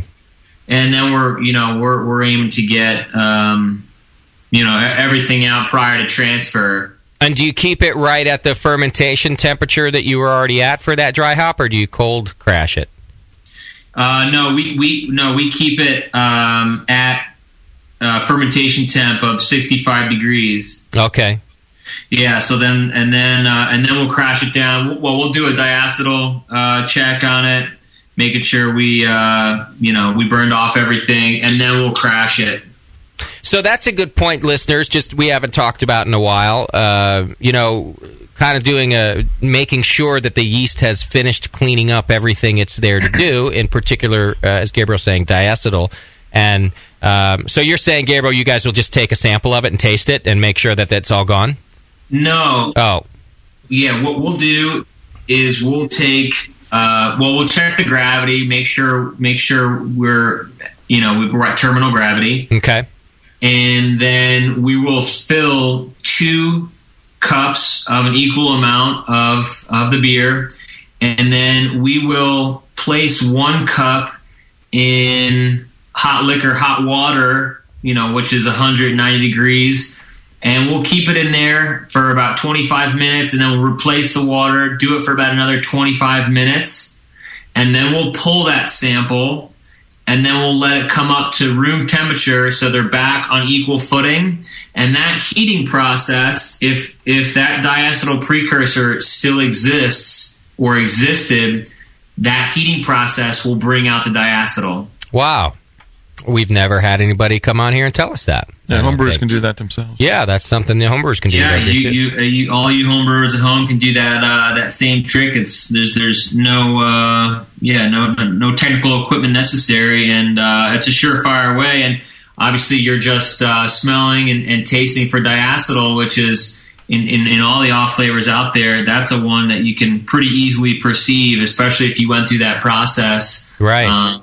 You'll be able to pull it out of there. So, let's say you find it. What's the remedy? Just leave it on the yeast a bit longer? Yep. Yeah. Okay. We'll let it sit because it's not yet ready, and it'll clean up for sure. Hopefully. Usually, we have that beer down to I'll say a science, but we have that beer down so tight that right. It'll fail a diacetyl check. Who knows? Once every 3 months, 2 months, something like that, and we just leave it for a couple more days.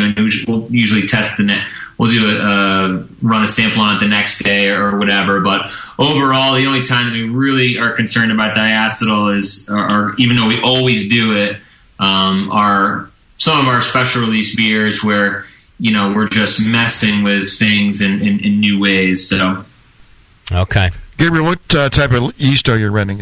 What does homebrewers use to make the beer? We use from Brewing Science Institute. I don't even know what they're calling it today. It's like a Chico yeast. Okay. Yeah, so sure, kind of like Sierra yeast. Is that a dry yeast from Brewing Science Institute? It is. Yeah. Okay. Yeah, it's very dry.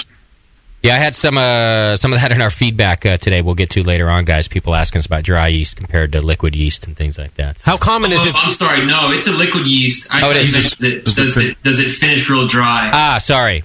No, that we can tell. Actually, getting down to 10.8 is nice on this beer. Yeah, we get it way down, but no, it's definitely not a dry yeast. And our yeast, it ferments like crazy. It flocks out pretty well.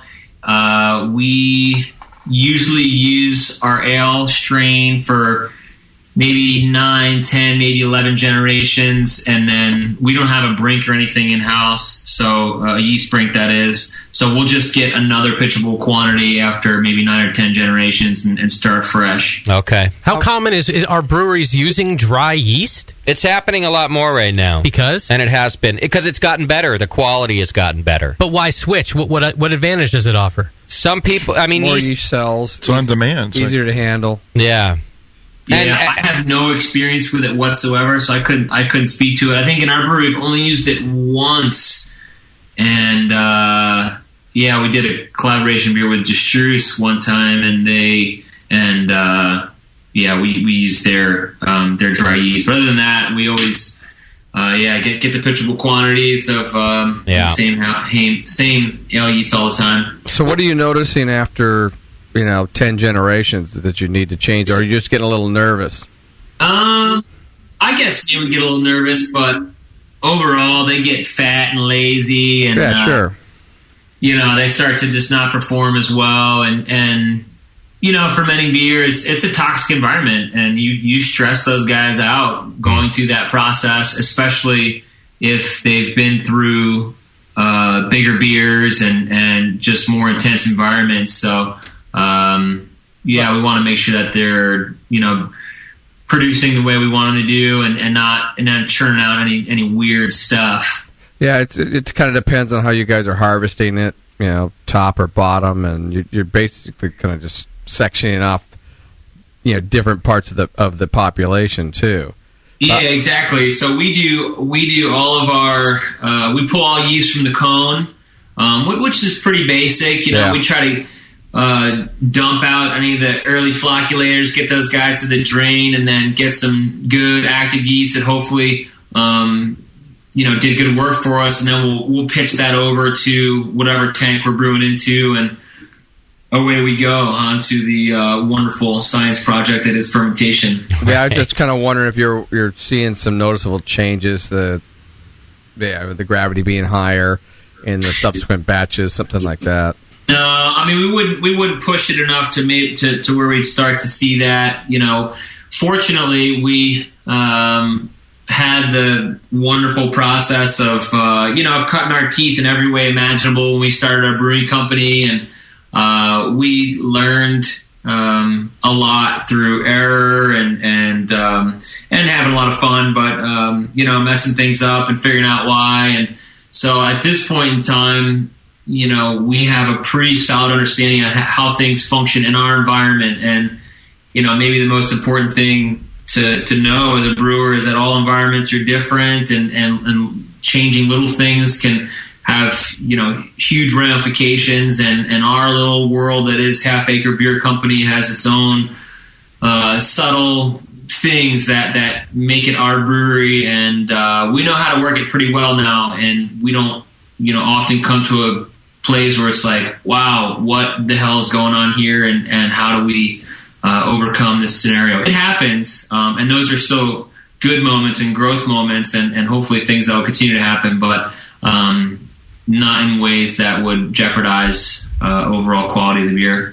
I think what Gabriel's saying is that after too many terms in office, the pale ale yeast starts to make back-end deals with the IPA yeast, and things get a little crazy in there, and it's corrupt. Yeah, well, you make promises up front that you can't right. follow through. So, those are Chicago yeast. 8 to 10 terms. And, it's like a giant party in that tank. Right. And, everybody's getting loose, and at a certain point... Right. Just these guys are not reliable any longer. So. Right. I have friends like that. I used to party with them, and now it's just they've become unreliable. They don't care if it's dark malt or light malt. They're just partying. It's time to swap them out for new friends. Yeah, they get fat and lazy.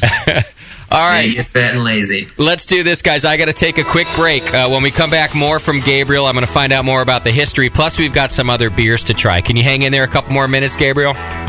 You got it. All right, thank you. We're going to take a quick commercial break. Pay attention to our sponsors. They're good people, and they take care of us and you. And we'll be back with more from Half Acre Beer Company from Chicago. Hang in there. It's The Session.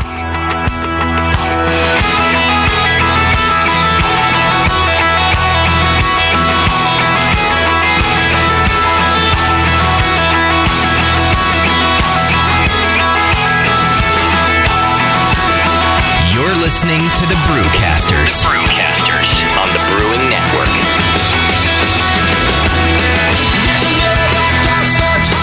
Are you a member of the American Homebrewers Association? Well, you should be. Members of the AHA can focus on brewing beer, and the AHA takes care of the rest. The American Homebrewers Association advocates on behalf of homebrewers like you to legalize the hobby in all 50 states and make sure that beer laws make sense. Plus, there are many great benefits that come with your AHA membership, like AHA member deals that give you awesome deals at bars, restaurants, breweries, and more. Zymergy Magazine and Zymergy for tons of articles, how-tos, easy-to-follow recipes, and news about the hobby you love, and access to the members-only content on homebrewersassociation.org. But the AHA can't do it without your support. Join today so the American Homebrewers Association can keep fighting for your homebrewing rights. Visit homebrewersassociation.org or join now from the homepage of the Brewing Network website. Relax. Don't worry. It's the American Homebrewers Association.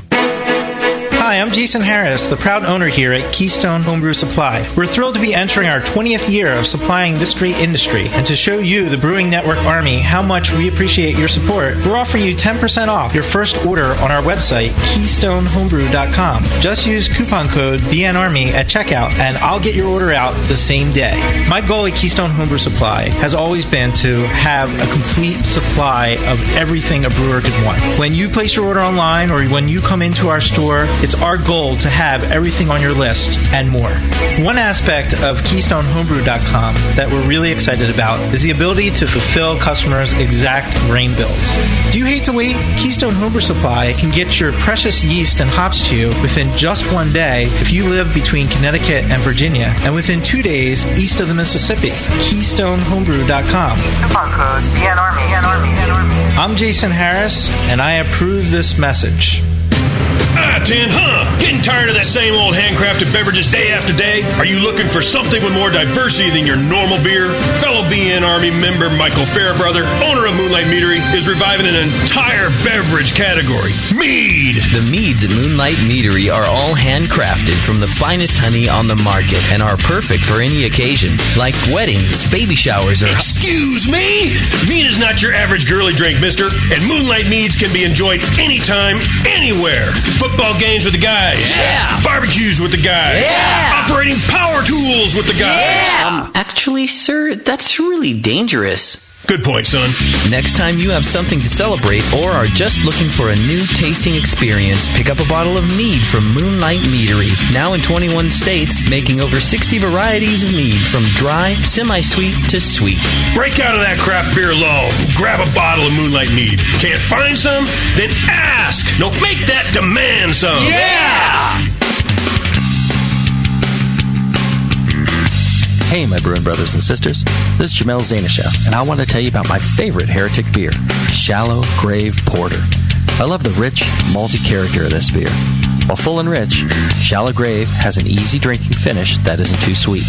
I've always loved my homebrew porter recipe, so when it's time to brew Heretic Shallow Grave, I started with that in mind. But I tweaked it with all my latest recipe ideas. Just like in homebrewing, I made sure we used only the finest malts that would produce the ideal flavor for this beer. We used select British malts to get the rich chocolate and caramel flavors, and we spared no expense. The result is a beer as dark as a moonless night, with hints of vanilla, coffee, and chocolate, perfect for a cool evening out in the woods. Cheers.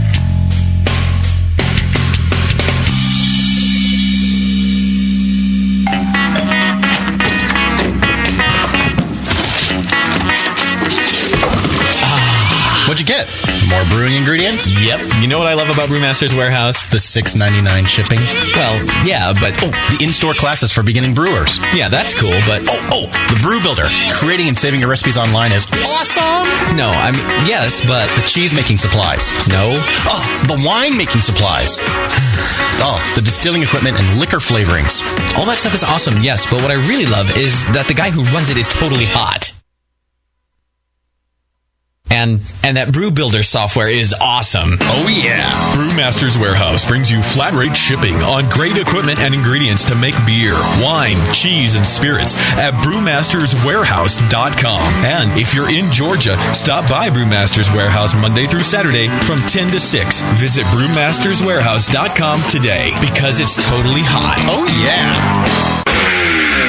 What's funny is brewers will say, yeah, I don't brew to style. I'm brewing my own beer. And it's like a German Pilsner, but it's black. Yeah, it's a sports beer. You know? The home of live beer radio. TheBrewingNetwork.com. Because like beer, radio shouldn't suck. You're listening to The Session.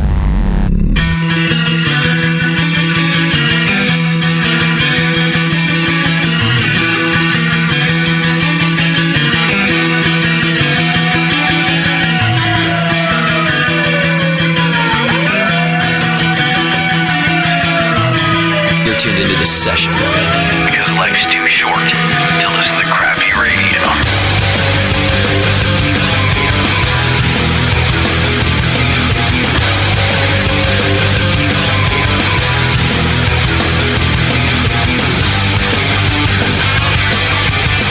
Welcome back. Thanks for sticking with us. We're talking to Gabriel Magliero, founder of Half Acre Beer Company in Chicago, Illinois. He's hanging out talking beer. We've already had his Daisy Cutter Pale Ale, and Moscow's pouring another one for us now. Which one's this, Moscow? Space. What kind of beer is it? Do we know? Do I have It's it here? an IPA. Space IPA? Okay, beautiful. That's getting poured for us. 888-401-BEER if you got questions, or just hit the chat button on the homepage and you can ask them that way. Lots of you are doing that. One question that came through before we get on to space was, do you feel a dark beer can work in summertime if it's low in alcohol? This is from Phil Brazil in the chat room. I think a dark beer that is high in alcohol can work in the summertime. Me too. I agree with you. I mean, it may not be the choice of volume on a patio somewhere, but by all means, depending on what your day or night has to offer you, that can be a fine choice. Okay. And he's in Brazil, so it's all backwards anyway. Yeah, there you go. Well, there is that myth not amongst the beer nerds like us, but you know that you don't have a dark beer in warm weather. It's too thick. It's too dark. I'm drinking blood. But like Gabriel said, it might not be the big seller out on the patio, but guys like us will go in and order it. We don't care. Oh, you could have just a Janus Brown. Yeah. It's big, it's malty, it's brown. Poppy. And as soon as the sun goes down, I mean, all bets are off. Seasonality at that point, it's all the same thing. Right. It's like the lights going on. I just like that. All right, so we just opened up Space IPA, 7%. This is a seasonal IPA for you. This is a beer that never leaves our brewery, is what this is. Wow. So it did. Just because it's so popular? It made it across the Rockies.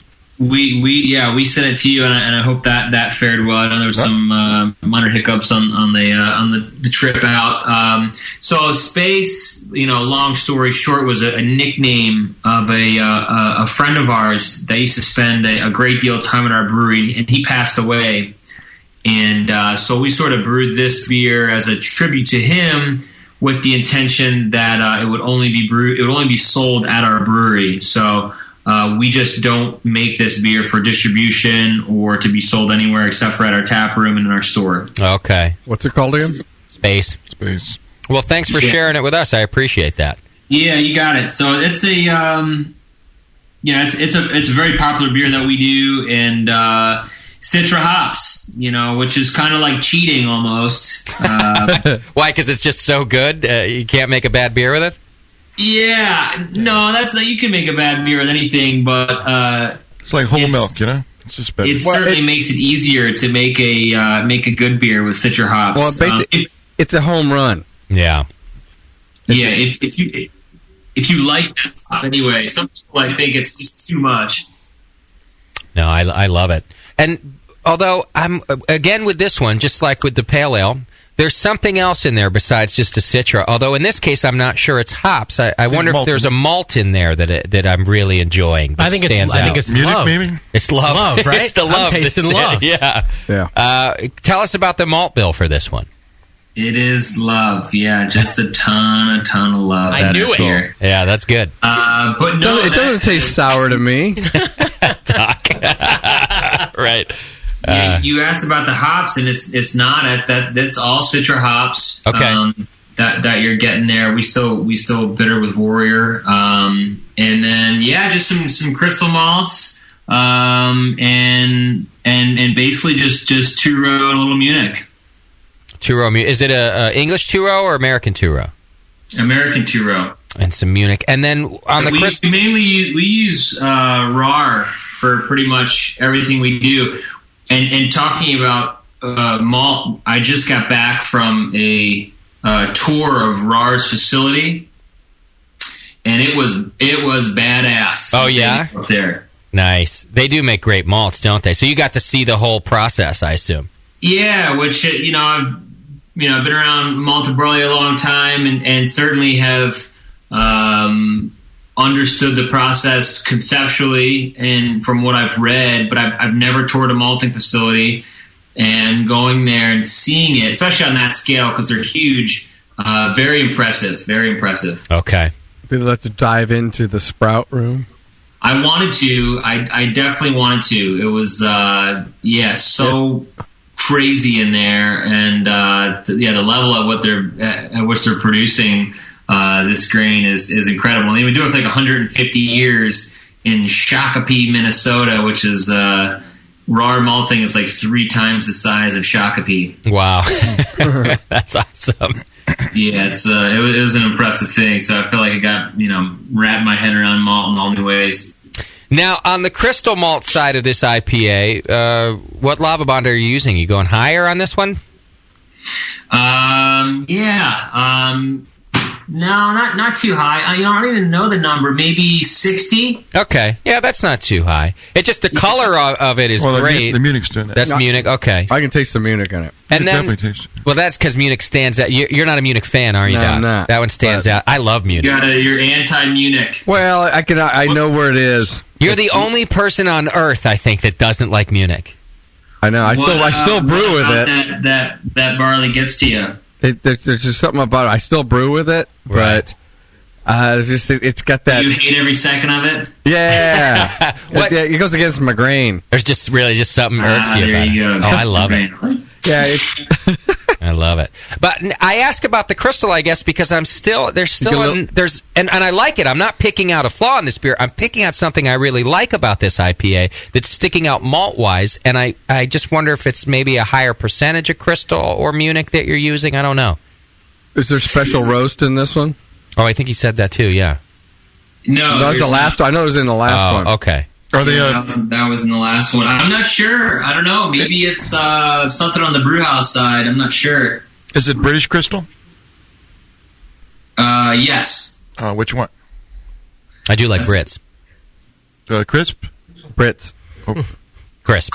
Yeah. Crisp. Yeah.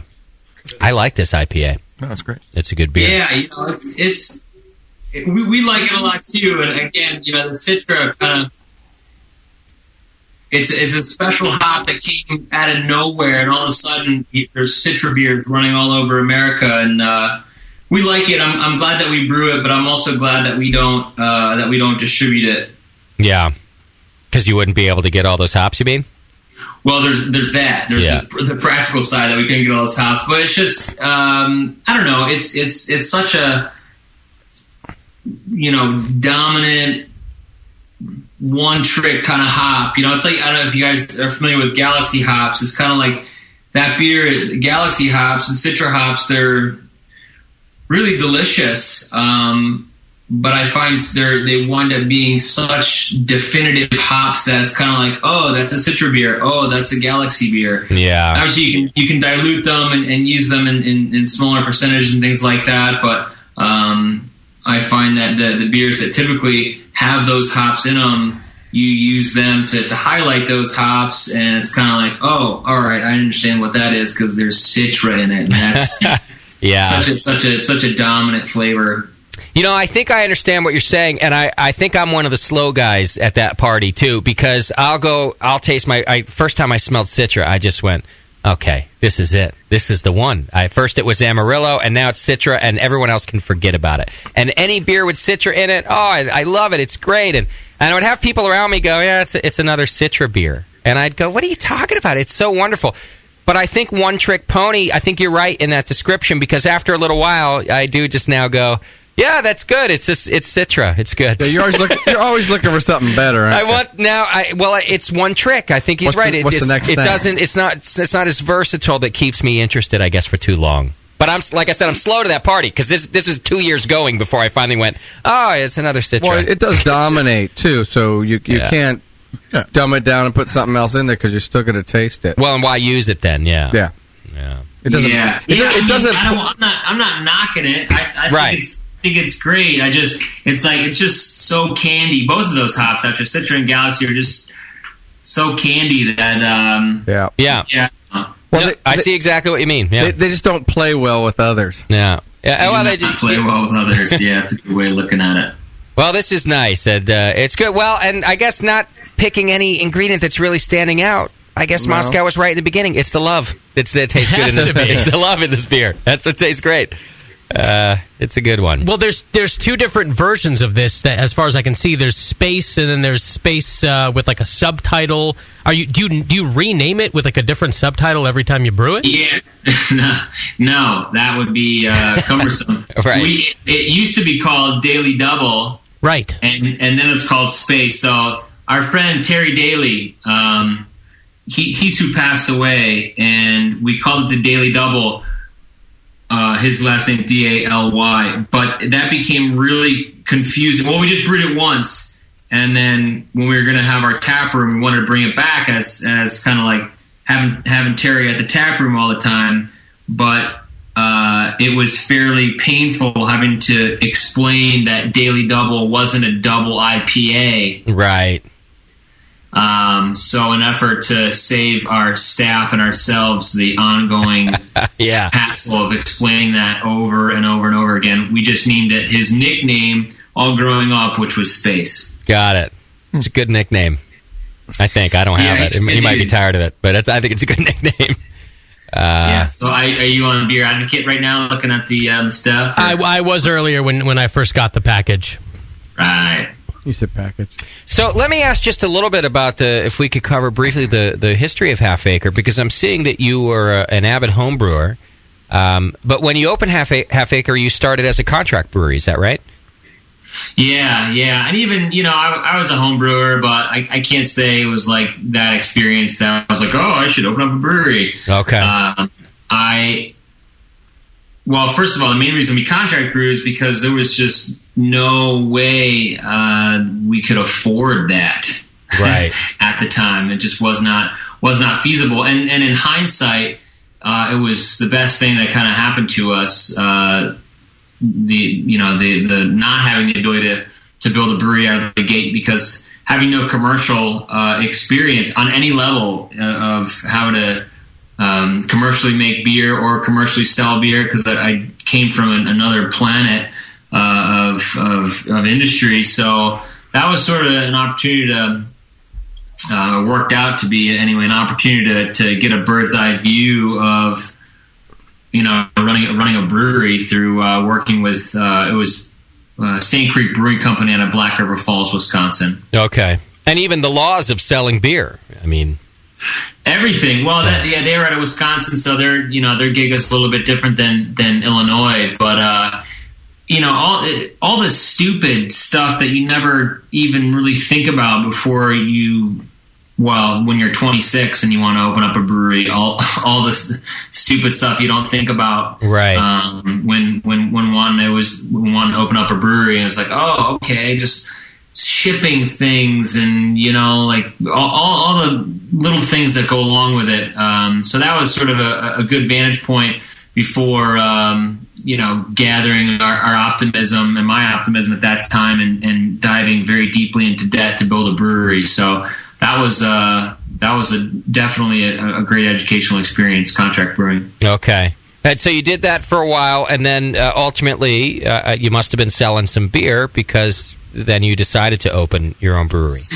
Yeah. We were selling some beer and had built up an awareness in Chicago as to who we were, but also just built up our own awareness of what exactly was going on and kind of what we wanted to do, and gathered our own aim a little bit, and it was before the financial meltdown of our country, and we conned some bankers into loaning us large sums of cash. That a boy. Yeah, what a shock. What size brew house did you put in?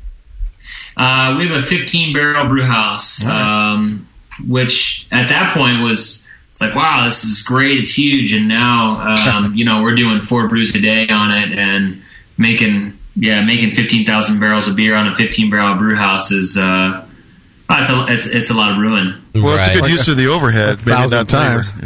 Yeah, and I still, our brew length being 15 barrels, it works out pretty well actually. So you must have like 60-barrel fermenters to produce that volume of beer. Yeah, we do. We have a bunch of 60s, a number of 30s, and some 15s. But that it really allows us to.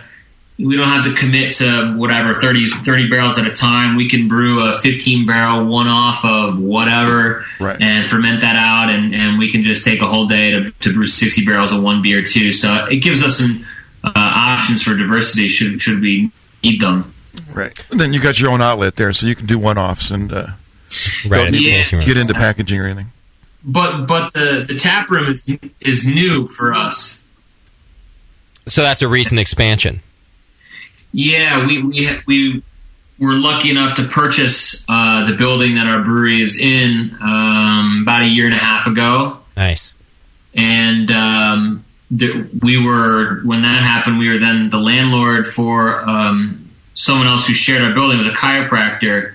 So we helped to move him down the street. So we kicked him out of our building. But actually, you're much better at this than I am. So we helped to move him to another space. We assisted him in vacating the premises. Right.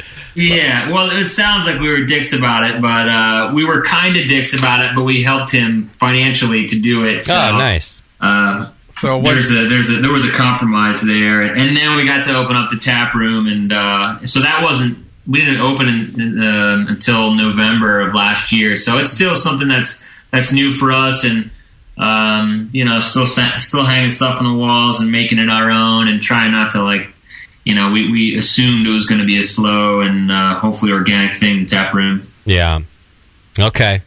I did have a question come through the chat about the brewery. Sounds like someone who must be local. Ghost in the chat room says, ask him about the deal they got to obtain their original brewery space. They got it below market price. I want to know how they expanded and added a tap room, which I guess now you just answered that last part of the question. But what about the first part? I'd be curious who that was. We did get a deal to get in our space. So our old landlord, the Murphy family, they had this building which was just a storage facility for odd collectibles that they had. Nice.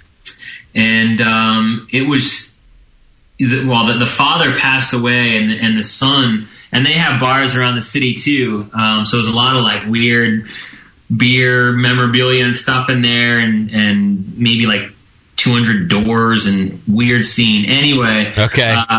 So the son is a beer nerd, and he invited us in, and it was through sort of his passion for beer that they cut us a sweetheart deal, and beautiful. Yeah, we got a definitely below market value rental rate, which we used up until we bought it.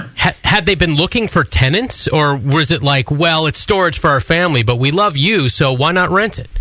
They had just they had been considering it, and then we knew them because we've been selling them beer already at their bars, and I think they sort of connected the dots in their mind. Well, James, the son, who's a fan of beer, and so he sort of kicked off the conversation. I was like, James, I'm happy to go see it, but we can't afford that, and right.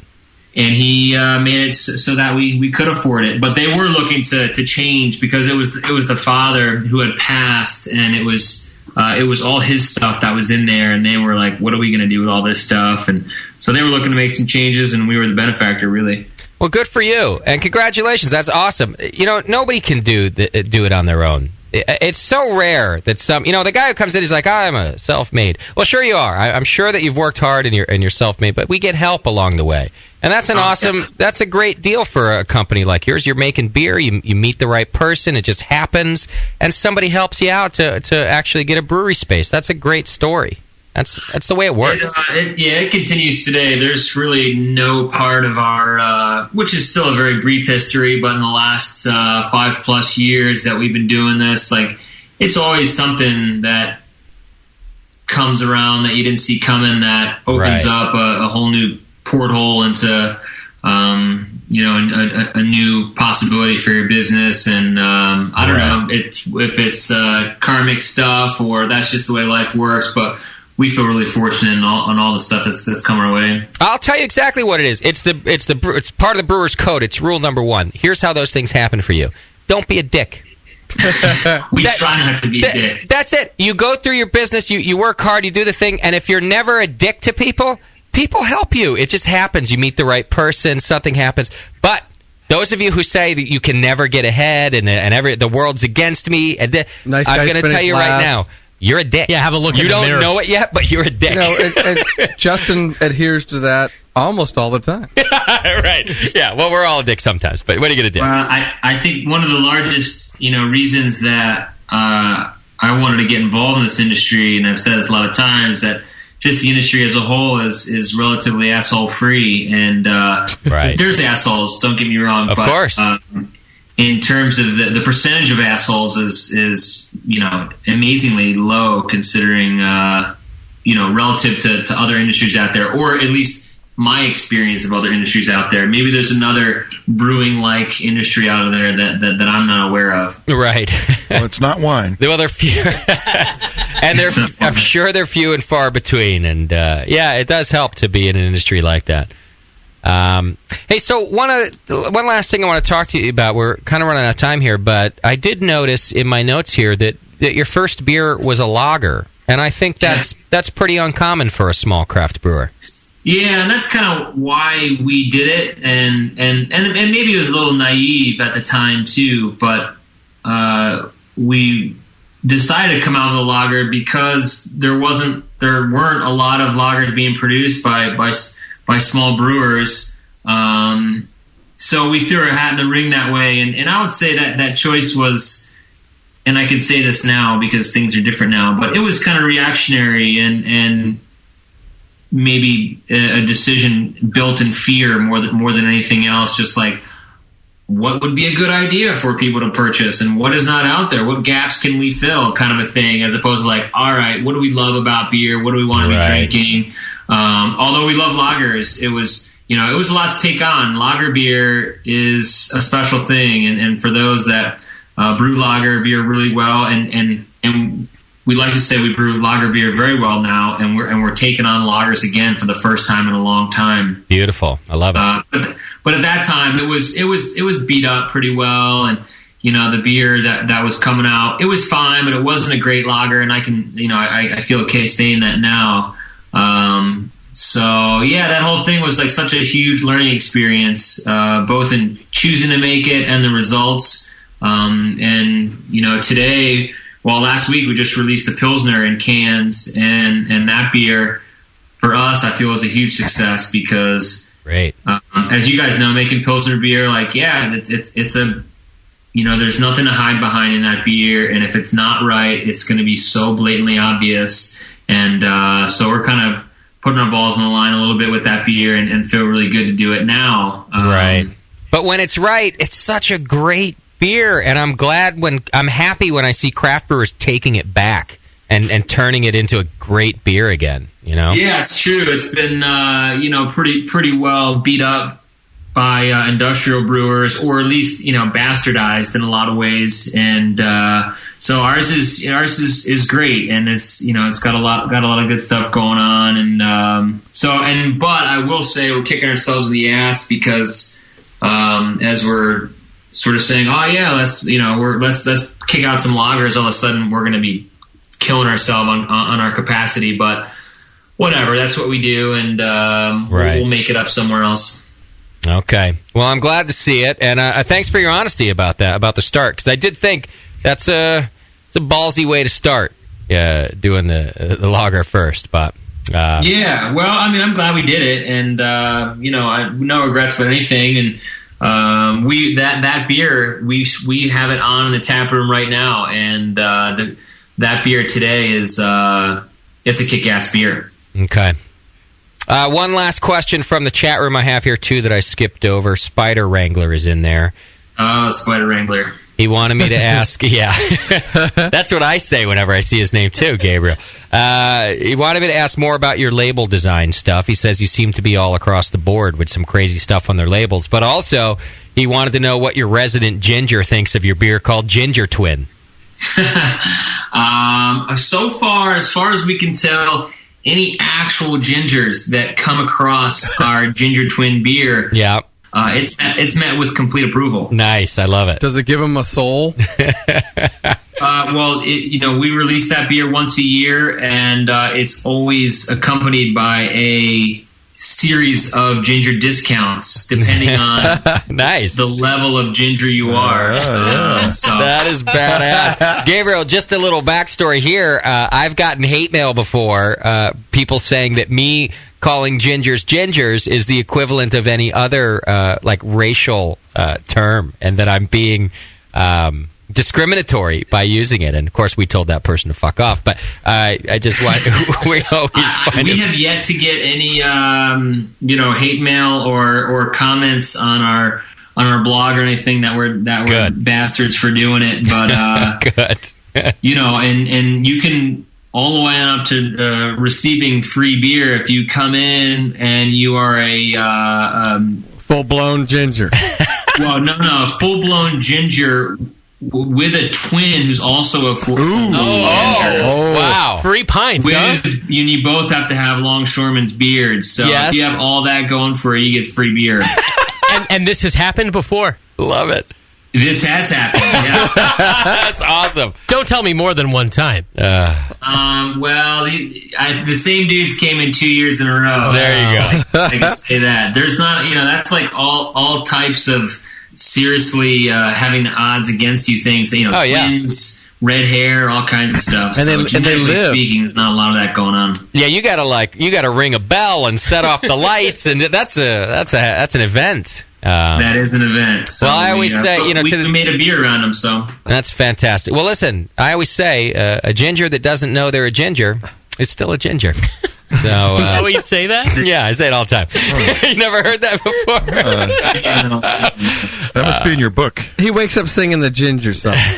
All right, what about the label design? Because he wanted to know about that kind of being all over too. Yeah, label design is that's huge for us. That's something that we have a gentleman that's on our staff full time. His name's Phineas Jones, and sort of he and I collaborate on those. I'm an art school kid. And he and I do all those work together. He, I generally concept things and with our other staff members, and then Phineas goes through the process of creating a two-headed donkey with a bomb on his back because we're asking him to. So nice, love it. Yeah, he's a talented guy, and we sort of connect that creativity with the beer. I mean, that's just as much fun for us as brewing beer. So our label is probably, from a marketing perspective, other than they're well done marketing wise, they're just a horrible choice because none of them look the same. Our logos are never the same, but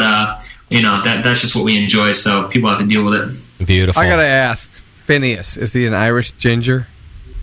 He is neither Irish nor ginger, more of a long-haired giant.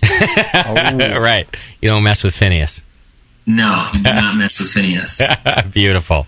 he was like that quiet kid in high school that was sketching all the time that if you riled him, he would kill you. Oh, yeah. Right. Stab you with his pencil. Yeah, he was. Yeah, something like that. The guy at the keg party that you just stay away from. Yeah, as soon as he was done sketching Dungeons and Dragons scenes, if you riled him the wrong way, he would kill you. That's him to a T. He's played Dungeons and Dragons recently, actually. So we can smell it on him. See, where's JP when we need him? Our co-host is a Dungeons and Dragons player to this day, too. It's an elite breed. It is. It's a dying breed. Nice way of putting it. Gabriel, that is one way to put it. All right, listen, thank you so much for being with us. Gabriel from Half Acre Beer Company in Chicago, Illinois, has been spending all this time with us and being very forthcoming about the beers and the process and the whole thing. Gabriel, I really appreciate your time, man. You got it. Thanks for having me. Hey, give us a website real quick that people can check you out at. halfacrebeer.com. There we go. Go check them out and go see them in Chicago. And Chicago is one of the great cities in our country that I've not been to. I'd love to come there sometime. So when I do, I'll come see you, man. We'll look forward to that. All right, brother. Thank you again. Cheers. Cheers. Good night. Good night. There you go. Gabriel from Half Acre. And nice dude. Kid's got his head on straight, I think. I'm just glad he's back into loggers. He's getting back into loggers. Yeah. He sounds like a guy, like a smart guy, got into beer and recognized his mistakes and grew up and took the next step and then took the next step again and took the next step again. And sort of like you without all those steps. Except without all the right moves. Yeah, and 10 years younger. Is he 10 years younger than I don't know about 10. Well, he said he started at 26, it sounded like.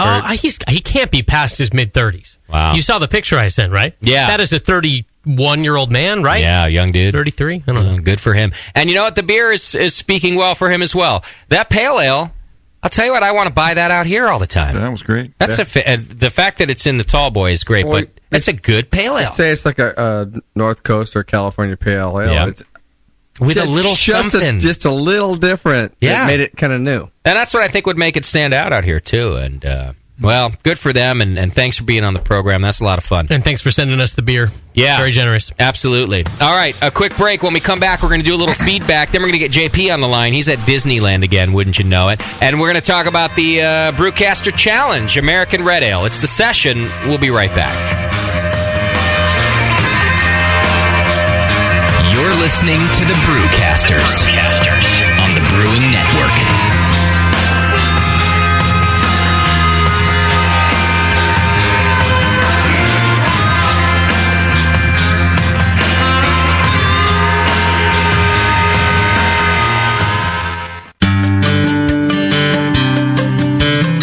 Williams Brewing is your online resource for prompt delivery of quality home brewing supplies. Since 1979, Williams Brewing has offered the finest equipment and freshest ingredients, and the best customer service in the business.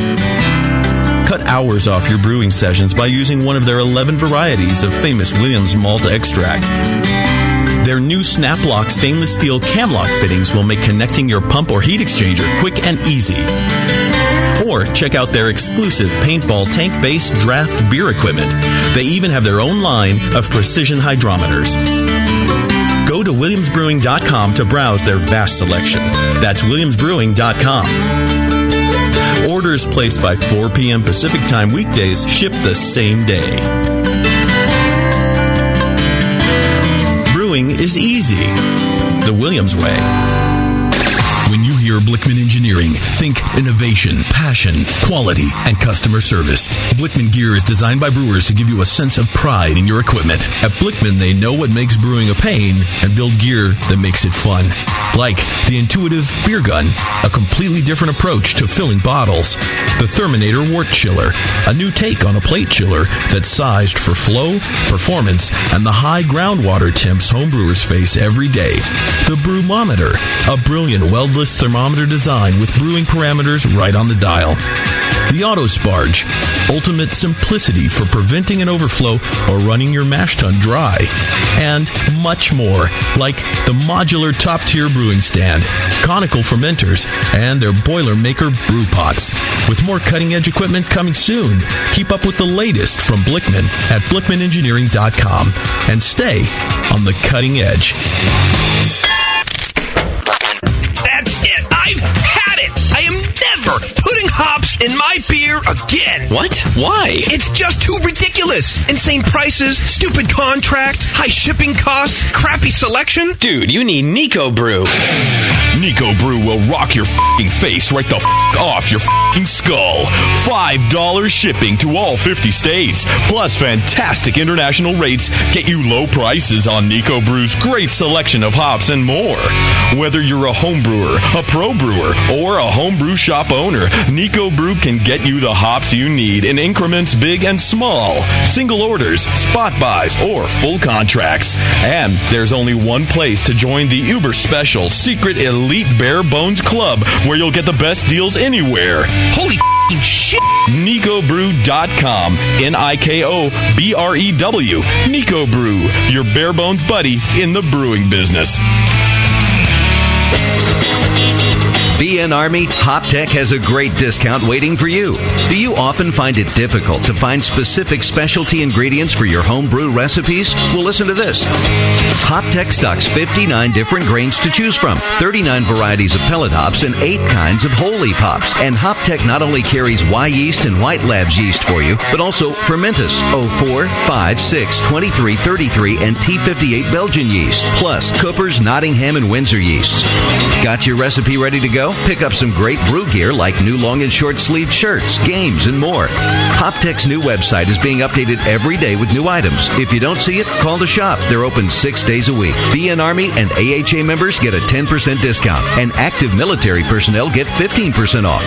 Visit HopTech.com today for great selection, great service, and a great discount. HopTech.com. Do you know the 3 most important rules in brewing? Sanitation, sanitation, and sanitation. And no one does it better than 5-Star Chemicals. 5-Star knows sanitation. You can only sanitize clean equipment. And 5-Star knows how to clean, too.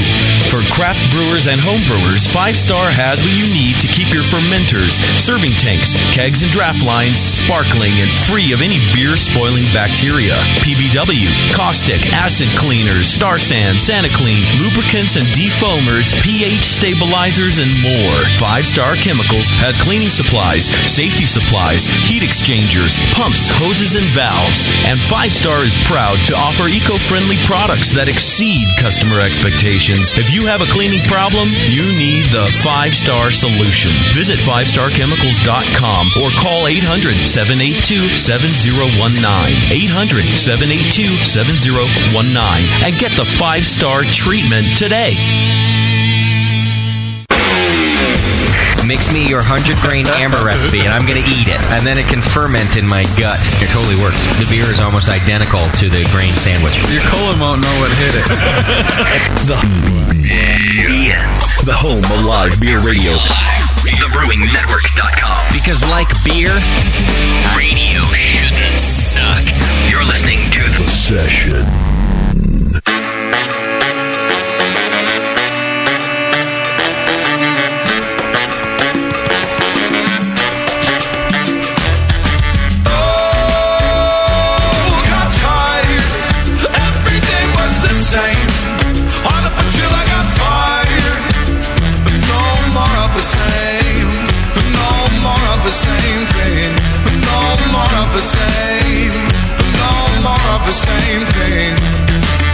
The streets have only people in potholes. I just got fired trying to work for assholes. It'll lasted a little bit longer, I would've quit. But it's 3 weeks till Christmas and I wanna buy my girlfriend a gift. Oh well, it's for the better, I can tell. I guess I don't respond well to middle management. Most of them are spineless, sort of bastards with the grudge against anyone like me who won't put up with an attitude. Monkeys pinching pennies telling me what to do. I'm tired of working for assholes. I'm tired of working for assholes. I'm tired of working for assholes. I'm tired of working for assholes. I'm tired of working for assholes. I'm tired of working for assholes. I could understand a little better if you're up in Trump Tower, but you're turning into monsters for $10 an hour. You're cowards, like monkeys with whips. I make a buck less than you when you want me to do backflips. Nah, you're mistaken. Gotta bring home the bacon, but it's not worth the shit that I'm taking. The smiles you're faking. I'm sure I have my price, but it's more than $9.75. Oh, got tired. Every day was the same. All up until I got fired. Oh, got tired.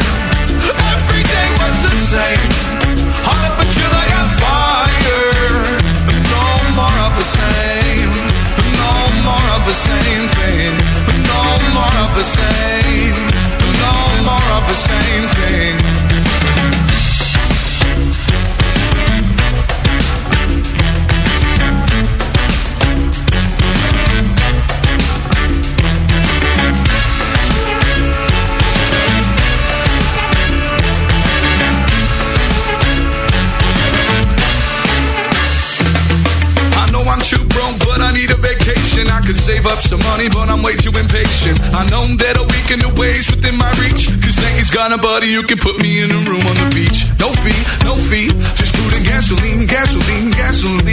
Just gotta hop a couple hurdles that could make it hard. A small check, insurance, register my car. I know I'll just put it on a credit card. Get a job, make minimum payments, still but you were starved.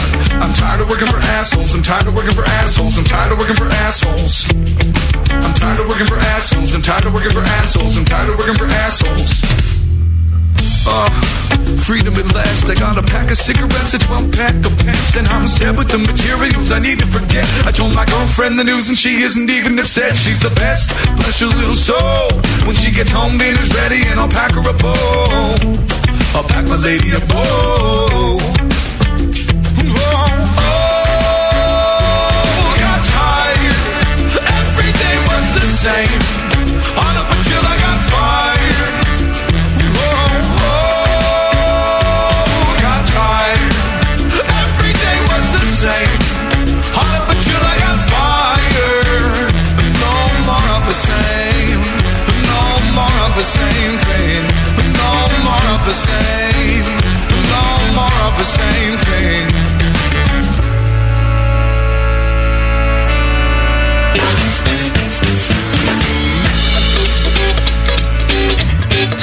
888-401-BEER. This is the session.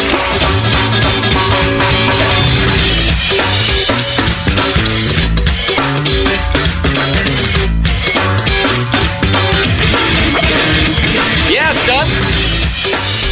Thanks to Half Acre Beer Company for being on the show with us. You know, we didn't get a recipe out of them, but if you are doing recipes like I was doing this weekend as a home brewer that I am in the world today, I use Beersmith homebrewing software. You can go to beersmith.com right now and get your free 21-day trial. I had to buy the goddamn thing. I'll tell you that right now, even though he's a sponsor. Although it's not Brad's fault, it's my fault because I'm an idiot. I had downloaded it a long time ago. He sent me the beta release when he issued Beersmith 2.0, which is just badass. And I downloaded it with that, but I never entered the activation code that he gave me. Well, I'm getting ready to brew this evil twin, and it's like 10 o'clock at night. I'm getting the recipe together. I need to get it done. So I had to buy this stupid thing. But it was worth every penny. I didn't mind.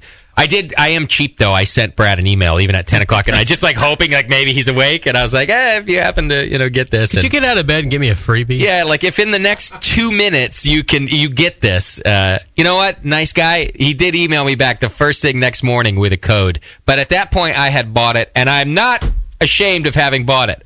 Except for you just did 5 minutes on how you had to buy it. Oh my god! And how expensive homebrewing is getting nowadays. It is. You haven't commented. You haven't commented on how much you don't know how to use it. I don't, but I did notice this. Although I've been telling you, I think when I emailed Brad a couple of questions, I was like, I probably should be listening to my own ads.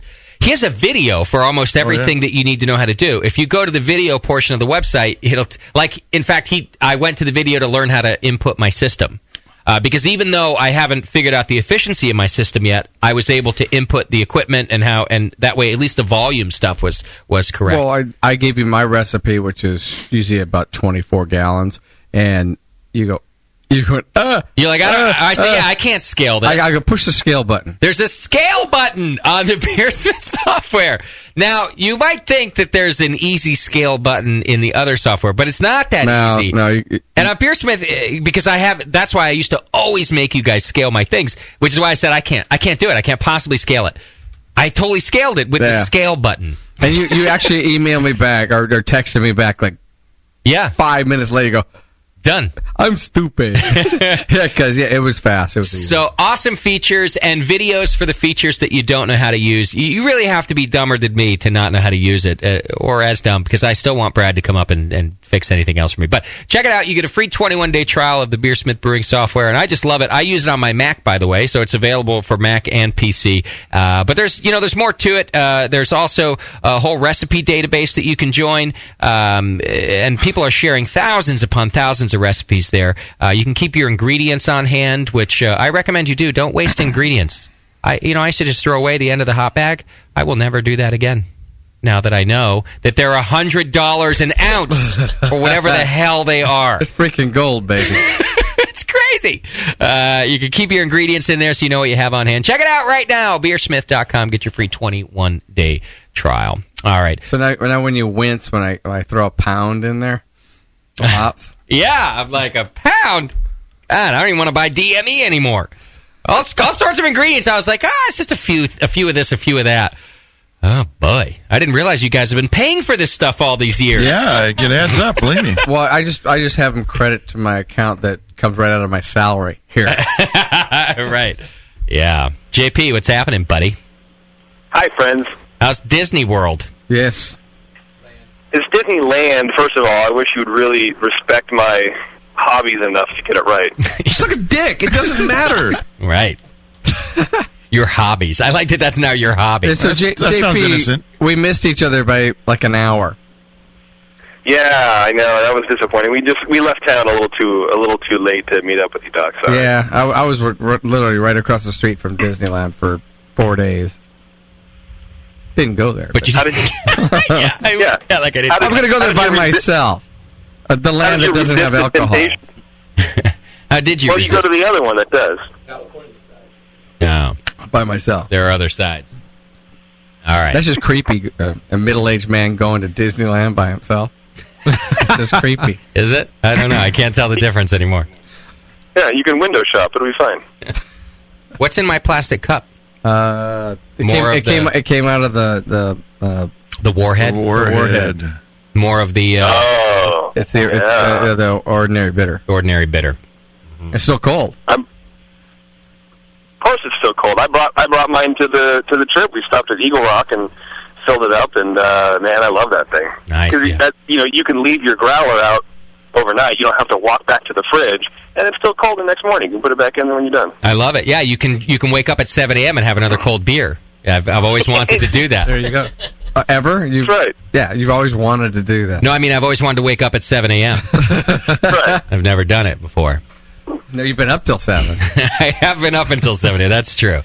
So we got JP on the line. We're going to do a little bit of feedback with him, and then we're going to talk about the American Red Ale. JP, I brewed again yesterday. I saw the rumor of that on the Facebook website. Yeah. I brewed like a Newcastle clone, a recipe Doc gave me. And, nice. And yeah, I'm kind of enjoying it, but I realize why you bitch at me every time you have to go buy ingredients now. It's fucking expensive. Yes, I know. It's super expensive, and I don't understand why. It makes no sense to me. Well, from what I can tell, there's more hop fields going in, there's more barley, and the prices are going up. Well, it's what the market will bear, right? Because my dumb ass was like, all right, I want to brew it. Yeah, people pay it. Yeah. And it was worth it. I had a great time, and, anyway, I don't know. I'm going to design all my recipes around ingredients that Heretic keeps on hand from now on. So you can just get for free. Yeah. That's good. That's good, man. Listen, we haven't stayed in business this long because we're spendy. We've stayed in this business this long because I am the opposite. Yeah, you don't stay lower middle class by spending money. You know what I mean? Right. Exactly. Okay, let me see. I forget who our sponsor is for feedback tonight, so hang in there 1 second. Adventures in Homebrewing. Was that her? Oh my God! You've got mail. All right, feedback's brought to you tonight by Adventures in Homebrewing, a wonderful sponsor of ours. They've been with us for a little while. You can go to homebrewing.org and check it out. Adventures in Homebrewing. Good dudes over there, and another fine supporter of the Brewing Network. Their products are only moderately expensive, right? I don't want to. I hope it doesn't sound like I feel like the homebrew shops are expensive no, per it's se. Not that. It was more. You know what it is? I shouldn't. It's just sticker shock is all. Because I haven't bought. I'm being honest. I haven't bought ingredients in so long that it was just sticker shock that I went, holy shit, man! I forget that this stuff costs money. Yeah, you're not used. Yeah, he's not used to paying for the beer he drinks, let alone the beer he makes. Right.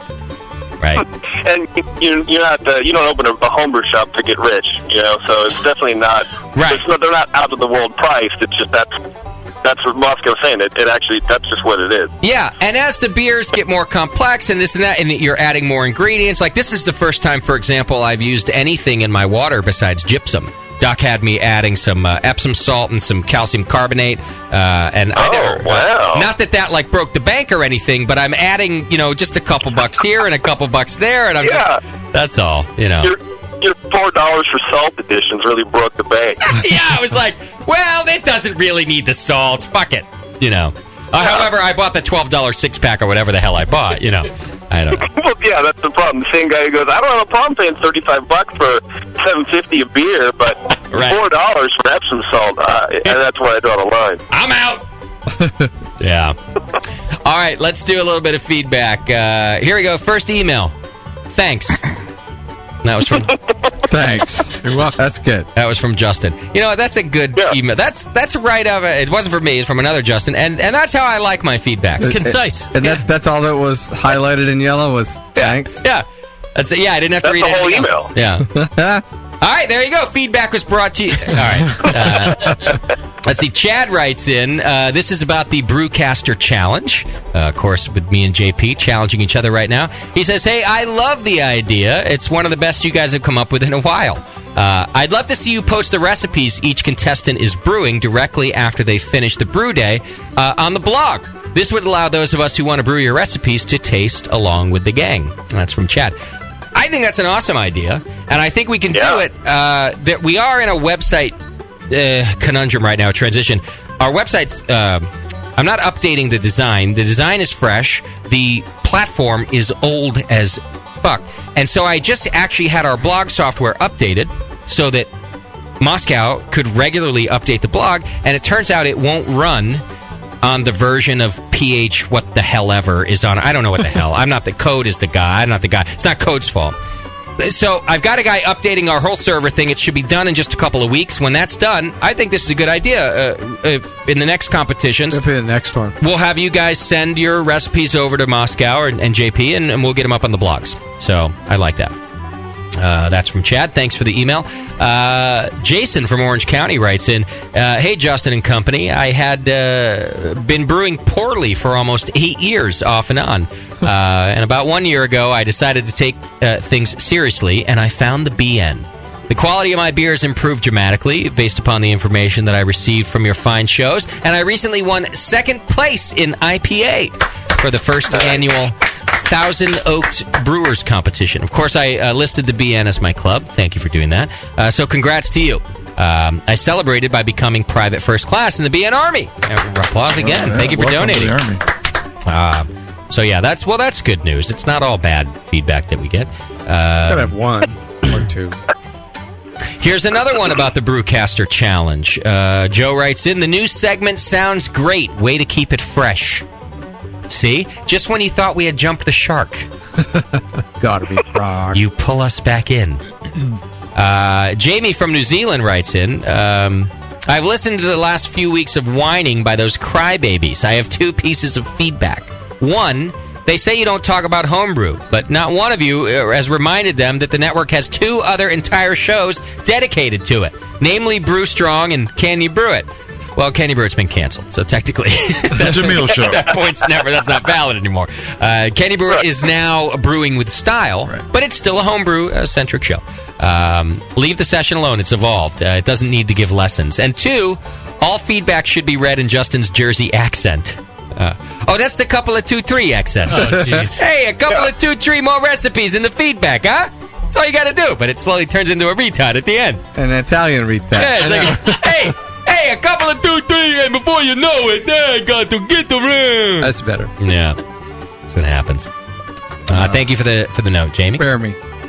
He's from New Zealand, so I'm educating the world about what people from New Jersey sound like. Yes. Yeah, great. It's good accurate information there. Yeah, hopefully you won't practice that. Right. Go there. Hey, you know what those guys from New Jersey sound like, huh? They sound like a bunch of retards over there. That poor guy's gonna go to the East Coast and go, oh, you're from Jersey? Why don't you sound like a mook? Yeah.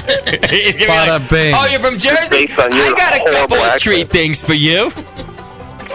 Yeah. Way to stereotype a whole area of people. A whole state. It's a stupid state anyway, let's be honest. I think Jersey it should be just the unincorporated territory of the United States. I think it is. Pacheco of the United States. It is. All right, here's another one. Hey, Brewcasters. I've always regarded the BN as the final word on my homebrew questions. Generally speaking, that's dangerous territory. Generally speaking, whenever you mention recipes, you call for liquid yeast.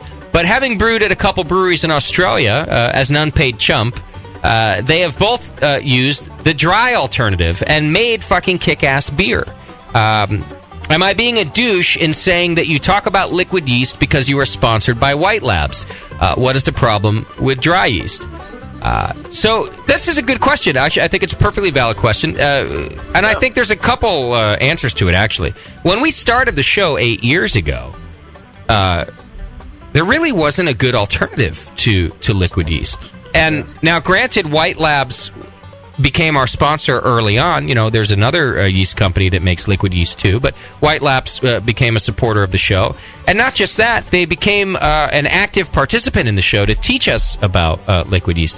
So I think that in part, we're all children of liquid yeast on this show. Like it's what we were raised on. And so not just because they were sponsored, but more so because it was the superior product.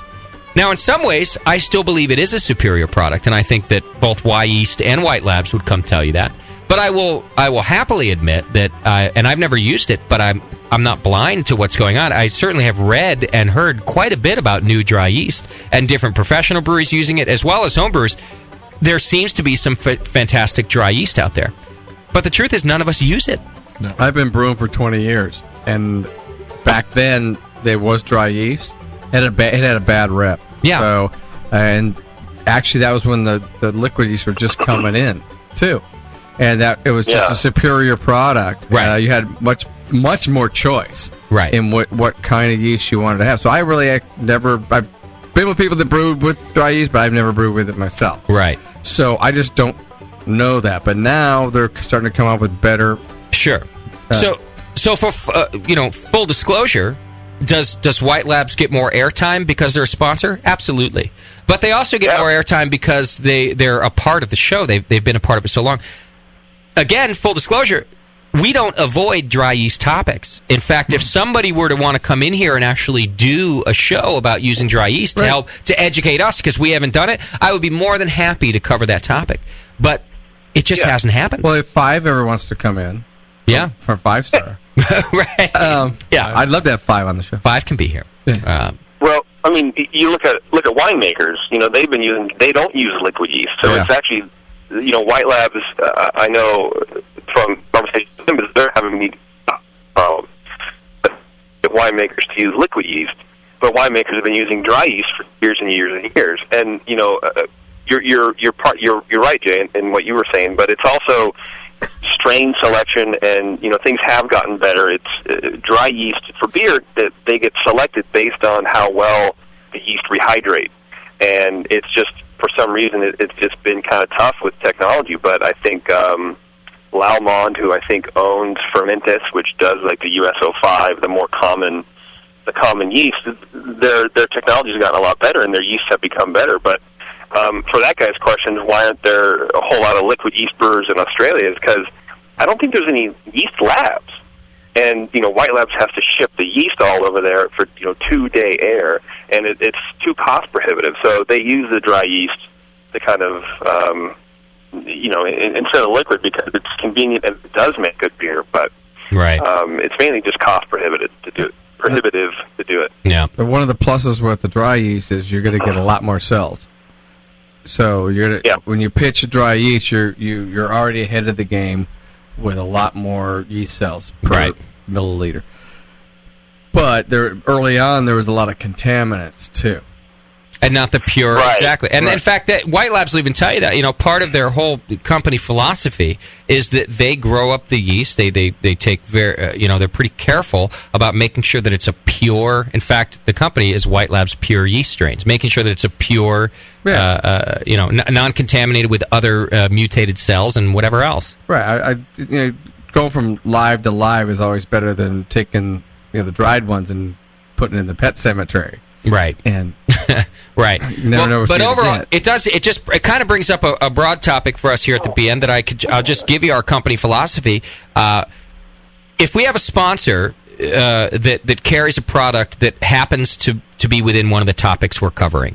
We do favor speaking about that sponsor. They're supporting the program. But we don't lie, and it's a policy around here. We don't lie about products. We don't say that we like things that we don't, and we don't push things that we don't think are good for you, and we don't necessarily exclude other products either. We've, in fact, during the Jamil shows and other ones, if Y yeast has been the better recommended yeast, Jamil is allowed to recommend that yeast. So, but it is something. You have to understand. It's a little bit of a ground that we have to think about. We have to go, okay, is there a sponsor that we can talk about that provides the best service here? And if there is, we'll talk about them. If there's not, we're happy to talk about any of the competitors too, because we're not here to be biased. But anyway, the dry yeast thing just hasn't come up in this particular case. I don't talk about it because I'm not familiar for using it. Yeah. Tasty.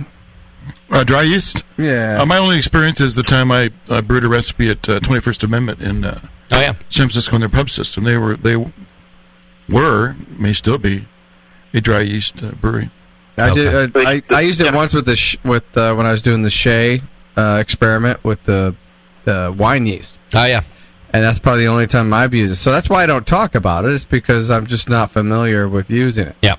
And none of us are. Anyway, let me finish his email here. So that's that. But he says, I do learn so much from the commercial brewers that you interview. So those fucktards that say you don't help homebrewers can eat a sweaty duck. It says duck. I'm not sure that's what he meant. Just like JP. P.S. I'm drinking a JP oatmeal stout. F, that gorgeous motherfucker can write a recipe. Thanks, JP. Wow. Yeah. That's why that one made it through. There you go. Yeah.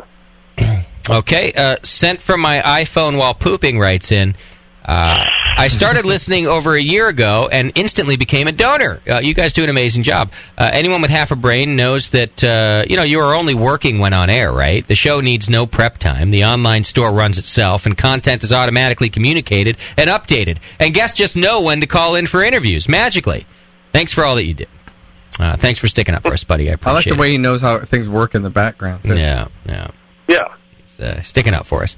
Explosive Beer writes in, the links that are sent out on the RSS feeds work, say, a couple of 2-3 times worse than your dead dad's dick. Oh, ouch. Hey, I'll have you know that I'm not sure his dick was working too well when he was alive either. So you take that, mister. He says, I know it's asking a lot to consistently do things right the first time, but these shitty links get sent out all the time. The file successfully downloads for 0 kilobytes, and I'm left with my dick in my hand, so to speak. I try back from time to time, and eventually, often weeks later, the links are fixed. It's happened with the past couple of sessions. Growing Hops finally worked, but the Barley Wine Show still doesn't. And the new Intro to Brewing Science Brew Strong episode. Can I pay Scott $1 to validate every link before it's posted?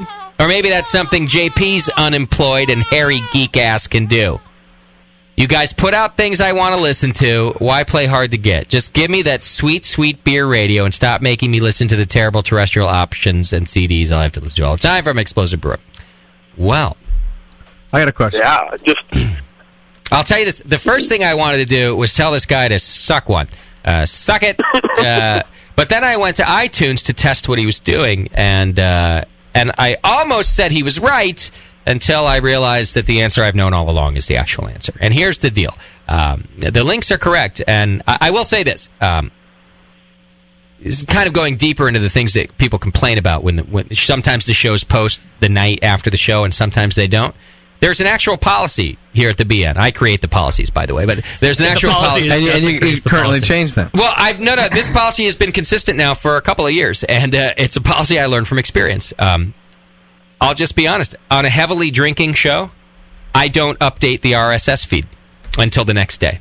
So if the show posts the night after the show, like it probably will tonight, I'm not drunk. There's your barometer of how the show went. Because I won't screw up the XML feed. I have to code on 2 different sites. I have to code on the website and I have to code on the XML feed. And it's not hard work, but when I'm drunk, I miss one character and the XML feed doesn't show up. And I learned over the years that when I'm drinking, I miss that one character every fucking time.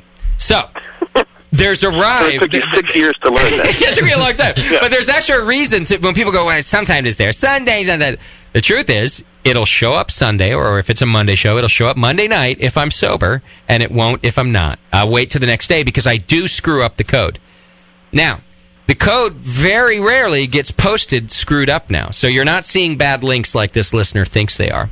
What you're seeing is the result of about 100,000 people trying to download the same file at the same time. And what the server does is it starts denying downloads. So I went to iTunes tonight to test the shows he's talking about, and most of them worked except for the Barley Wine show. And I tried to get it a couple of times, and it just says an error, and it doesn't say the feed's bad. It just says it can't connect. So I thought, well, maybe I did screw this up. And I look at the code, and as I suspected, the code is correct. I just kept clicking get it a few times, and it finally starts to download. Now, I realize this is not the ideal situation for you, listener at home, but the problem is we can't afford Amazon file delivery service right now, which is the only company that could handle the amount of downloads we're getting right now. It's crazy. Our shows are enormous. For one, you're going to need a couple 2-3 terabytes. I need a couple of 2-3 a day. We're going through a couple of 2-3 terabytes a week on this fucking thing. So what happens is the server just has to moderate that load. And if you can't get a show, with very few exceptions, it's because the server is just denying you. And a lot of people are downloading that show. It happens with very popular shows, as you can imagine. So pick a topic that sucks, and you'll probably be able to download it like that. But a Barley Wine show, for example, a lot of people are downloading it at once. At this moment in time, I'll be honest with you, I can't fix it. Until we can update our servers to a more load-bearing product, I just can't fix it. You're just going to have to keep trying to download it. I know that's not ideal, but that is the world of a budget company. So, there you go. I'm not fucking up the XML feeds very often. That's my qualifier. A couple of 2-3 times. It can happen. Very often. But I did. I checked every show that this listener mentioned, and they're all correct, and they're all available. Just keep pressing that get You weren't button drinking when you were checking them, were you? No, I was sober today.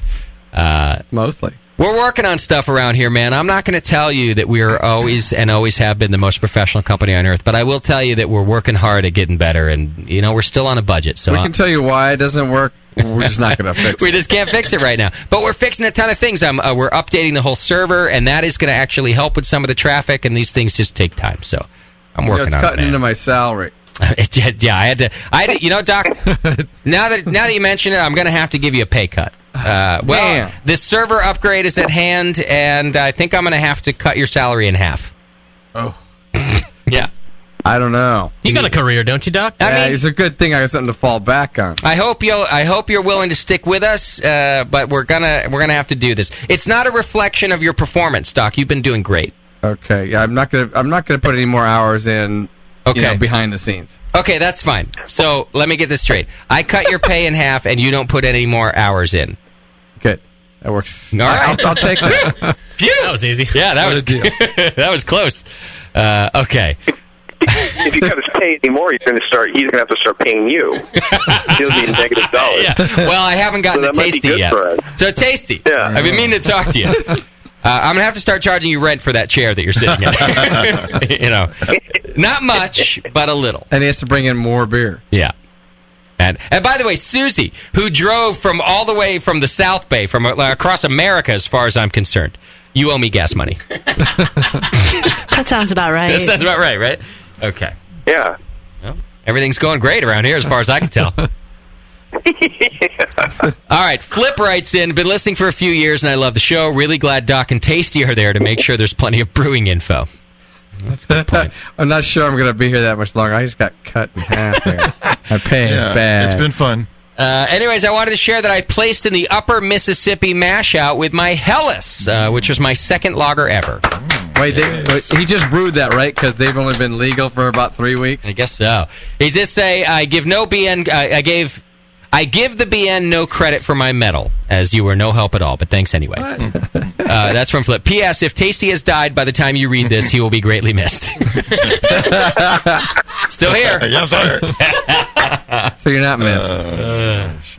Okay. Nor appreciated. Ken from Milwaukee writes in, Jay and Brewcasters, I made the leap today after sponging off you guys for years, and I'm now a PFC in the BN Army. Thank you. I love all the Brewcasters. There you go, soldier.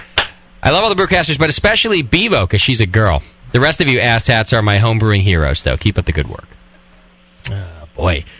Here's another one quickly. Sweet Cell writes in, thanks for bringing the trophy fire to the East Coast. Oh, yeah, we're doing that for BNA 8. I've been cyber-stalking them for some time now, and apparently they never made it to the right coast. They were there last year, actually, so you haven't been stalking well enough. But they're there again on tour, and they're making BNA a part of that.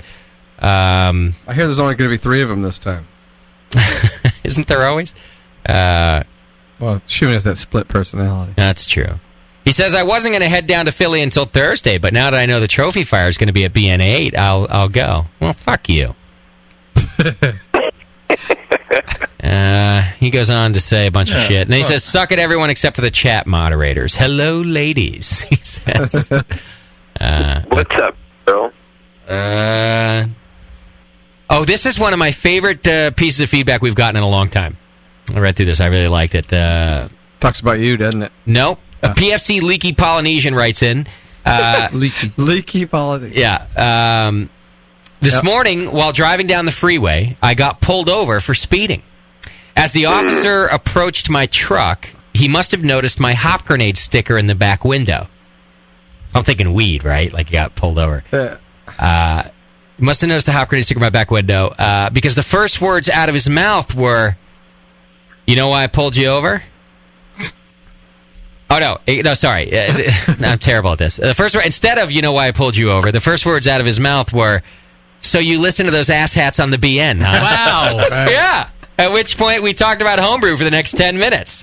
I then invited him to check out our local homebrew club, and he left without ever even asking for my license and registration. Nice. So I'd like to, once again, thanks to Brewing Network for all the things you asshats do, even when you're not aware you're doing them. So he probably actually did get pulled over for speeding, but then got off. And I've always said, I think I've said it on the air, I don't have a hop grenade sticker on my car because I'm worried about getting pulled over for weed. Yeah, weed, yeah. I drive a Volkswagen bus. They're looking for weed. Oh, yeah. But they're not going to find any. But yeah, they're not going to find any. But this guy got off the hook because of it. How rad is that? Yeah. That's.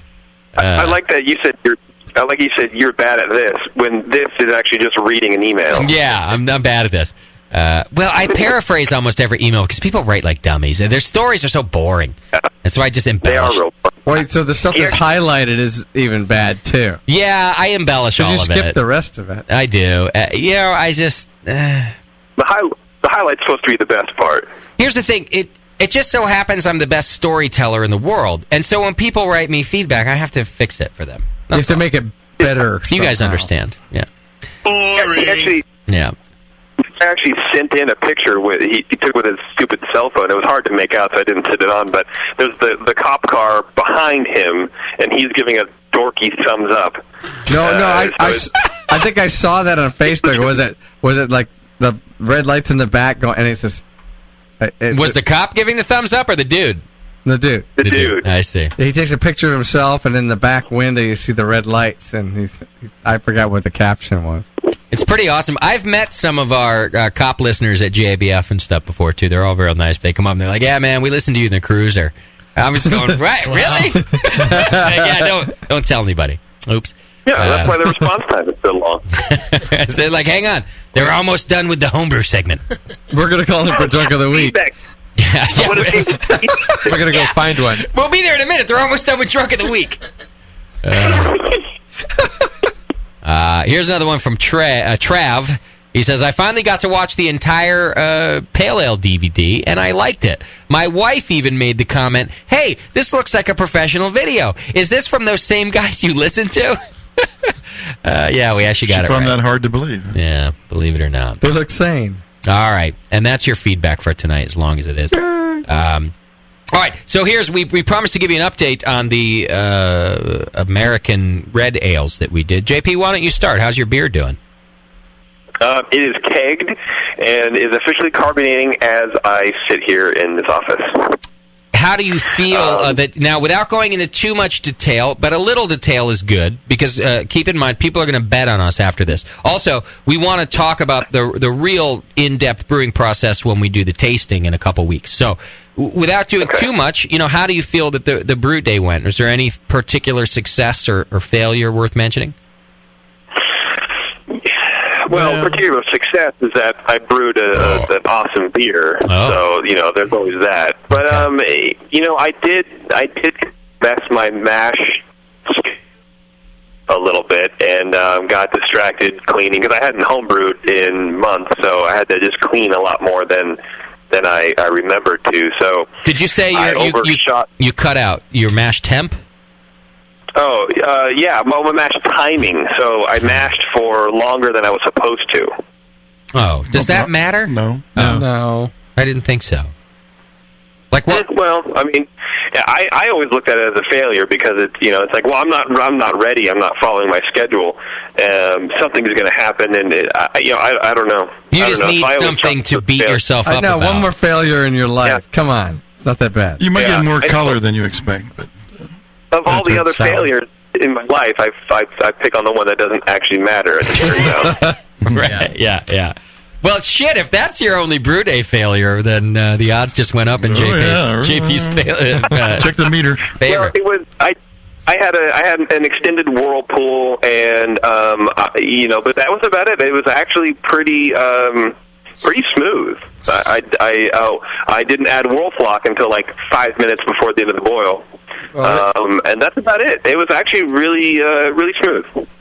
Well, I don't even want to taste it now. Well, it needs a full 10 minutes in there. Well, listen, I'm going to admit right now, as always, I forgot the goddamn Whirlflock altogether. And again? Every sample I take out is thick as thieves, man. It's thick. Now, I had to do a 2-stage dry hop, one on one day and one 2 days later, and I just dumped the last of that out last night, and then again this morning. I'm pretty sure it's still real thick and cloudy in there, though. I am crashing. I'm not kegged yet, JP. I'm crashing it right now. Right. So it was down to about 55 today. I'm really hoping that that's going to fucking clear up. I think I might. Yeah. I might keg tomorrow, depending on how clear it looks, and we'll put some findings in the keg before you rack into it. I might should do that a couple of 3 times because it's really soupy right now. Yeah. But here, let me fuck with you. You're taking the samples out of the sample pour at the bottom. Basically. Yeah, but at this point, it should be pretty well above the. Do you flip the racking arm up so you're getting more up into the? Not all the way up, but it's not. It's a little above level. So it wasn't quite erect. It wasn't quite erect, but it wasn't quite limp either. Yeah. Well, if you did 2 rounds of dry hopping and you only started to pull off and cold crash, you're going to have some in there. So I would give it a couple days, 2-3 days, and as cold as you can get it, and drop it out, or just put it into a keg now because it'll be at 38 or 40 in the keg, and then you can pull off a couple 2-3 pints, right, and the clear flow from that way. So well, that was kind of my thought too. I did drop the yeast out like I'm supposed to when it reached terminal gravity, and then I put the first dry hop in, and then I left the first dry hop and added the second dry hop, and then just like I said, that was a few days ago, and just last night I started dumping out those dry hops too because the samples are just looking gnarly. But here you go, odds makers, it's smelling good. I might have made a good. I might have made a good beer, JP. It smells pretty fucking good. The best smelling thing in your house next to Kate. Yeah, it's pretty good. Mine smells good, but it's not. Well, see, I don't want to talk. I don't know how much to give away or not. You can give a little. How much? How proud are you? It's not. I don't know. I'm all right with it. It's not as doesn't have the hoppy nose that I wanted it to have. I dry hopped as well, but it's not as. It doesn't have that aroma that I was looking for, but it's still good. But I'm not as impressed with myself as I want to be. Well, I think if mine clears out enough that there aren't kind of residual off flavors and harshness from whatever matter might stick around in there, I think it's going to be a really good beer. But I'm not sure that that's going to happen. Maybe I should do the findings. Oh, yeah, I would. Mm-hmm. Especially if you're using lots of why did you brown. say maybe? I should do the findings. Yeah. Should we now talk about your brew day? Well, it depends, because we got to do two we're doing a whole other segment about this, so... Well, I just mean now this is the shit talking segment of this segment. Hang on, Chad was coincidentally. Chad showed up. Happened to be there. Oh, from Pleasanton. Coincidentally, we haven't seen him in like a year. I just happened to be buying crack in Martinez, and I just stopped by. Well, no, he emailed me that week and asked what was happening, and I just casually, I was like, oh, I'm brewing on Friday or whatever day it was. You want to come by? And he's like, yeah, it's my day off. But he didn't help with the brew. He more like, if I forgot where a hose went, I would ask him a direct question. You know. He's going to spend his day off with you. Because with that 1550 situation, there's all these hoses and pumps, and I don't know. You could go anywhere. Okay. Oh, look, we all, we can all dismiss whatever we want to dismiss, and we can all accept whatever we want to accept, and that's fine. What matters is really what happens in the glass, That's right. It's what happens in the glass, and I'll tell you, now that Tasty has advised me to use findings, my glass is going to look really good. Actually, I think you might want a filter, too. Right. Well, I don't know how to filter, and I'd have to get someone to help me do that, and that's against the rules. So I won't filter, but I might find. Well, I think now is a great time for you to try to learn. I would be okay with that. Learn to be a good loser. I did. Right? I did filter once. It was a mess. I don't understand why you do it, Tasty, or used to do it. That was the carpet we were trying to get the porter out of. No, I used the I don't know. It just seems so difficult. And I don't know that my... Yeah, and I don't know that my beer, turned out any better for it, I used it once and I never looked back. It was too much prep work. Not that it's a bad product or anything. It's just for me and for my lackadaisical brewing method, it didn't fit. It didn't fit well with me because you had to do stuff and I didn't want to do stuff. Yeah, adding a little stuff to a keg, well, that's fine. I could do that. Although I thought I could do that with the goddamn Werflock, and I forgot that too. I did remember it with the brown ale yesterday, Doc. So. Nice job. Well, just blame Chad. He didn't remind you to add that. So. Right. Are you going to add that? How Yeah. much? A couple, 2-3 tablespoons. All right. Well, So I got another conversation I want to have with all of you and JP while we're here. But first of all, let's bet. I want to know who you guys... I thought you were segueing into Adam and Eve. No, I want to know who your money's on. We're going to start with Moscow. Susie, did the chat room give us a line earlier on? Not really. They just threw out a bunch of stupid numbers. It's like 25 to 1, 50 to 1, 3 to 1, 50 to 1, 2 to 1. More 2 to 1s than anything.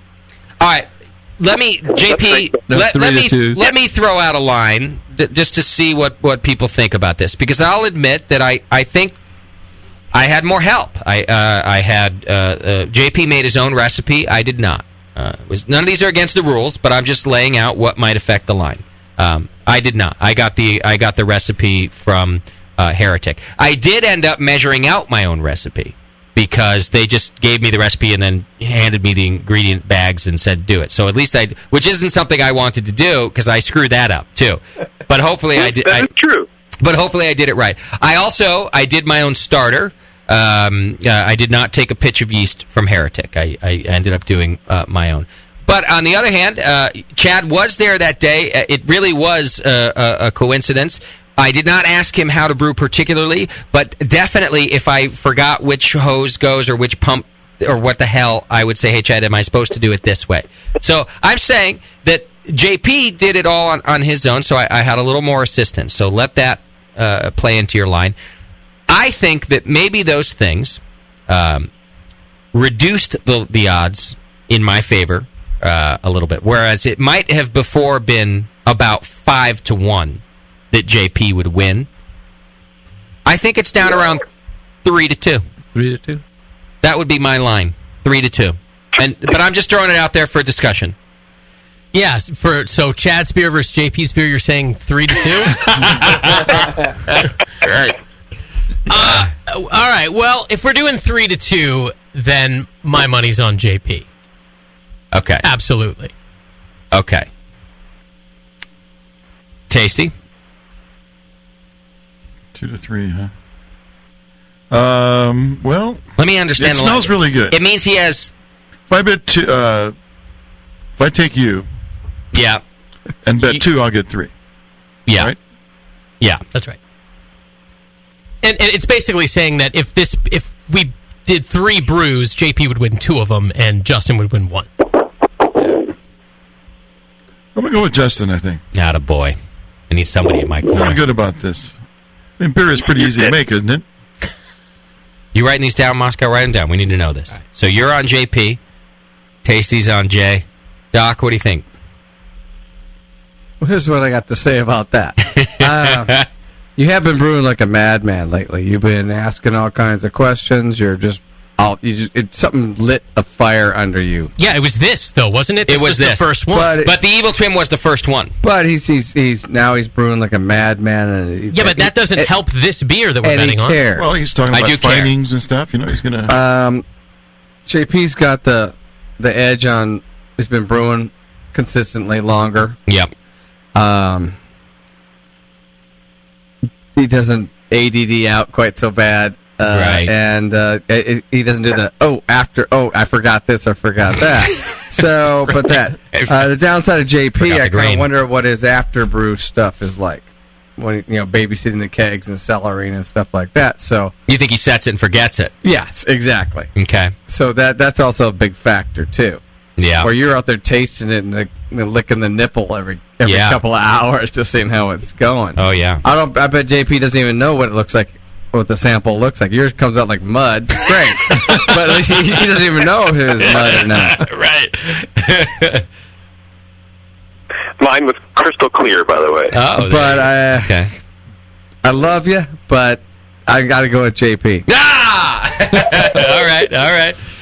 It's 2 for JP and 1 for me. Susie Koozie. I'm going with you. I like to bet on the underdog. There we go. I'll take an underdog bet. And Paul Brown's in the studio hanging out. What do you think, Paul? Hey, Justin. By the way, Paul is president of Doe's. Oh, that's right. The president of Doe's. We don't just let anybody in here. Forgot. Well, we do, but royalty. He's royalty now. That's just by the way. What do you think, Paul? That dry hopping sold me. The 2 additions? I could smell your dry hopping from here, and it's like, it must smell good, and my money's on you. All right. Well. Wait, what do you mean you can smell it? Did he bring it in to stop the judges with? Yeah, I brought it in the warhead. Paul's my mole, by the way. Right. No, he just... No, it's like Anheuser-Busch. He double dry hopped it. He just spins a yarn. No, I'll tell you right now, JP, it really looks so bad that if I brought it in, no one would have voted in my favor. And or drank it. It does smell wonderful, but boy, does it look ugly. So, well, the odds are 3-2, and so are the tallies. 3 JPs and 2 Justins. Okay. Amazingly so. All right.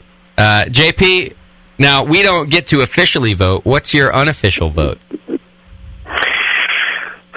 Well, okay, let me see. Tasting mine, I do like the way it came out. I think the malts are balanced. I think the bitterness is real solid. But you have a tried and true recipe.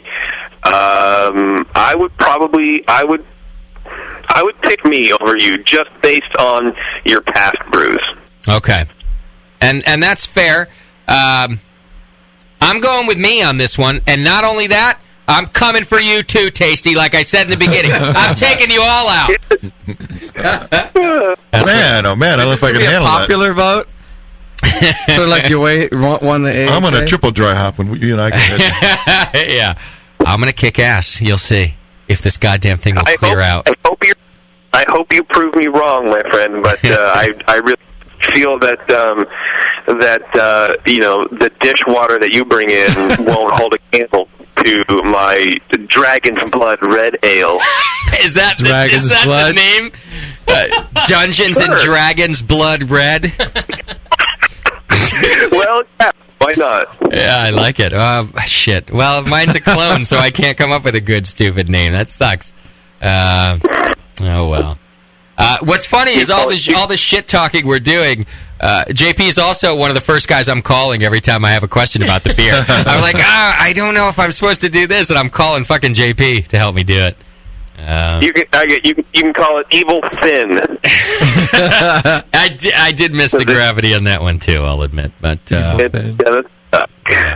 well, I'm having a lot of fun with it. I think it's going to be fun to taste these two side by side, and hopefully we'll have enough to bring down to SoCal as well, and let our SoCal fans do it. And yeah, I have a cake for you for that, by the way. I definitely have a lot of beer, so perfect. Okay, good.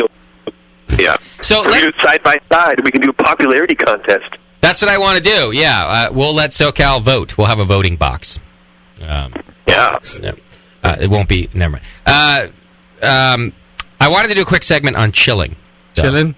Well, because the topic came up with JP, and I would call him if I was having problems with something. And here's something interesting that happened. So my equipment has been around the world and back, and when I got it back, and honestly, this may even be my fault from the last time I brewed. I don't know what. But Chad and I had been using the Therminator, the Blickman Therminator. I love that thing. And I got it, and I'm pulling all the equipment out of the box, and it's just gnarly. Like it clearly hadn't been cleaned after the last brew. At least the last. Which was probably the last time we used it almost 2 years ago. So don't take this against Blickman. So what I did was I was like, no problem. I can clean that thing. I read how to clean it. And I spent a long time cleaning it, and I still wasn't getting stuff to run clear. And I even emailed John, and he's like, look, you can do almost anything to that thing, except not clean it after your last brew day 2 years ago. And I was telling him all the things I was doing to it, and he's like, no, you did everything right, and that will get everything. But you can't not clean it after your last brew day 2 years ago, man. So what happened was, I loved that thing so much, I went and I bought another one. I wanted to use it. Was it expensive? It was fucking expensive. You didn't demand a free one? I tried. Well, he didn't reply to your email. He didn't reply to my, I needed it right away. I was like, oh, John, I'm going to go buy another. He didn't get back to me for like a week, and I needed it the next day, or 2 days later. I'm hoping he wants to reimburse me. Why'd you buy it? I love it. Because it works it works so well. And so here's where the discussion came up that I wanted to talk to you guys about, because JP uses what I used to use, which is an immersion chiller with the whirlpool arm, so that it moves the wort in a whirlpool around the chiller. You got a whirlpool anyway, whether you're using a Therminator or anything else. So you get the hop cone in the middle, and it's a nice way to do things. With the immersion chiller, you whirlpool also because it moves the wort around the coils rather than just the 3 inches that are touching the coil, right? So the whirlpool chiller, and that's what JP was advising me to go get instead of redoing the Therminator. But I didn't have good experience with it. I was, it worked sometimes and it didn't work other times. The whirlpool arm seemed to be a pain in the ass. I couldn't get it to sit in there right. And so, but JP has great experience with it. And I said to him, no, the Therminator always got me down easier and faster, and I won't do it. I'm redoing my Therminator. And I just wanted to open it to a brief discussion. We don't need to decide which is better, but let me do it this way. Tasty also uses a Therminator. Right. JP uses an immersion chiller with the Whirlpool, and Doc uses a counterflow chiller. So we're all using different ones. I use an immersion also. Oh, you use immersion and then counterflow. You do both in one deal. I have a reason for it, too. Okay. So, why don't we start with this? JP, or here, I'll just do it quickly. The Therminator's badass because I do one pass, and my wort comes out cold. And I'll give you an example. Last night, my wort was coming out of there at 58 degrees. Now, I know it depends on the temperature of the groundwater, and that's the case with all types of chillers, so we can just put that out there. But it was just so easy. I did a whirlpool. I put the lid on. I let it sit for a half hour. I turned on my Therminator. By the time I filled up my conical, it was 65 degrees. My pitch temp, my fermentation temp for this beer is 64. Piece of cake, I'm done. That's why I love the Therminator. JP, go. Tell me why you like the immersion whirlpool. JP, ready, go. Ready, go. it's what I grew up with. Really, in home brewing, I've never used a therminator or a plate chiller type thing, but I have used a counterflow, and I could never dial back the wort coming out of the kettle slow enough to get into the conical, because by the time that you're reading the temperature in the carboy, let's say, is when I first used it, it's like 75. You're like, shit, you got to dial a thing back, and then I have carboys with differentiating temperatures, or different is the easier way to say that. Yep. So I like the immersion. I don't know why. I've also incorporated it into my cleaning regimen. So once the wort chiller goes in and everything's cooling down, that's when I focus on my fermenter. So it's very systematic for me. But with the addition of the whirlpool arm, a lot of people will go, I can never get that thing to really cone with the hops. It supposedly drives the trub into a cone and lets you pull clearer beer. I've never been able to do that. I like it because it moves the wort around the coils faster, and it actually cools down faster for me. So I can have beer in the fermenter in 15 minutes. Okay. I will admit that when I first started using my Therminator a couple years ago, I had the flow rate problem that JP's talking about. And what solved it was using the port on my conical to restrict flow, as opposed to using the ball valve on the kettle or my pump itself. And I've been able to solve those problems. Well, that makes more sense, yeah. But I didn't have a conical back then, so I didn't have the luxury. Right, and that's true, and that would be a good point. You need to find a way to restrict the flow properly. I think Doc will probably contend that this is the same for a counterflow chiller as well. The plate chiller is kind of the same principle. So I'll give you that. I am surprised to find that you're not getting a good Whirlpool trub cone, though. Well, it's not because it's ineffective. It's because I'm impatient. I don't wait long enough to do it. Right. And actually, with this brew was the first time because a lot of late edition hops went in. Not to give away any secrets, but it's a new thing I came up with. Where there's some bittering hops, but no flavor or aroma. It all goes into the Whirlpool, but don't tell anybody. And so I did let it Whirlpool for a lot longer than I normally do. And while I didn't get a tight cone, it gathers it in the center. But again, it's more for just speed of chilling and get that real good cold break. But another reason I like it is there's no real cleaning involved. You don't have to hose it out, and I can pull the wort chiller off. I just rinse it off, just with a hose, just spray it down once, and it's done. Okay. I don't have to sit and run water through it or cycle anything through it. It fits my brew style, which is as little as possible. And that's a fair assessment. I got to the end of my brew day yesterday.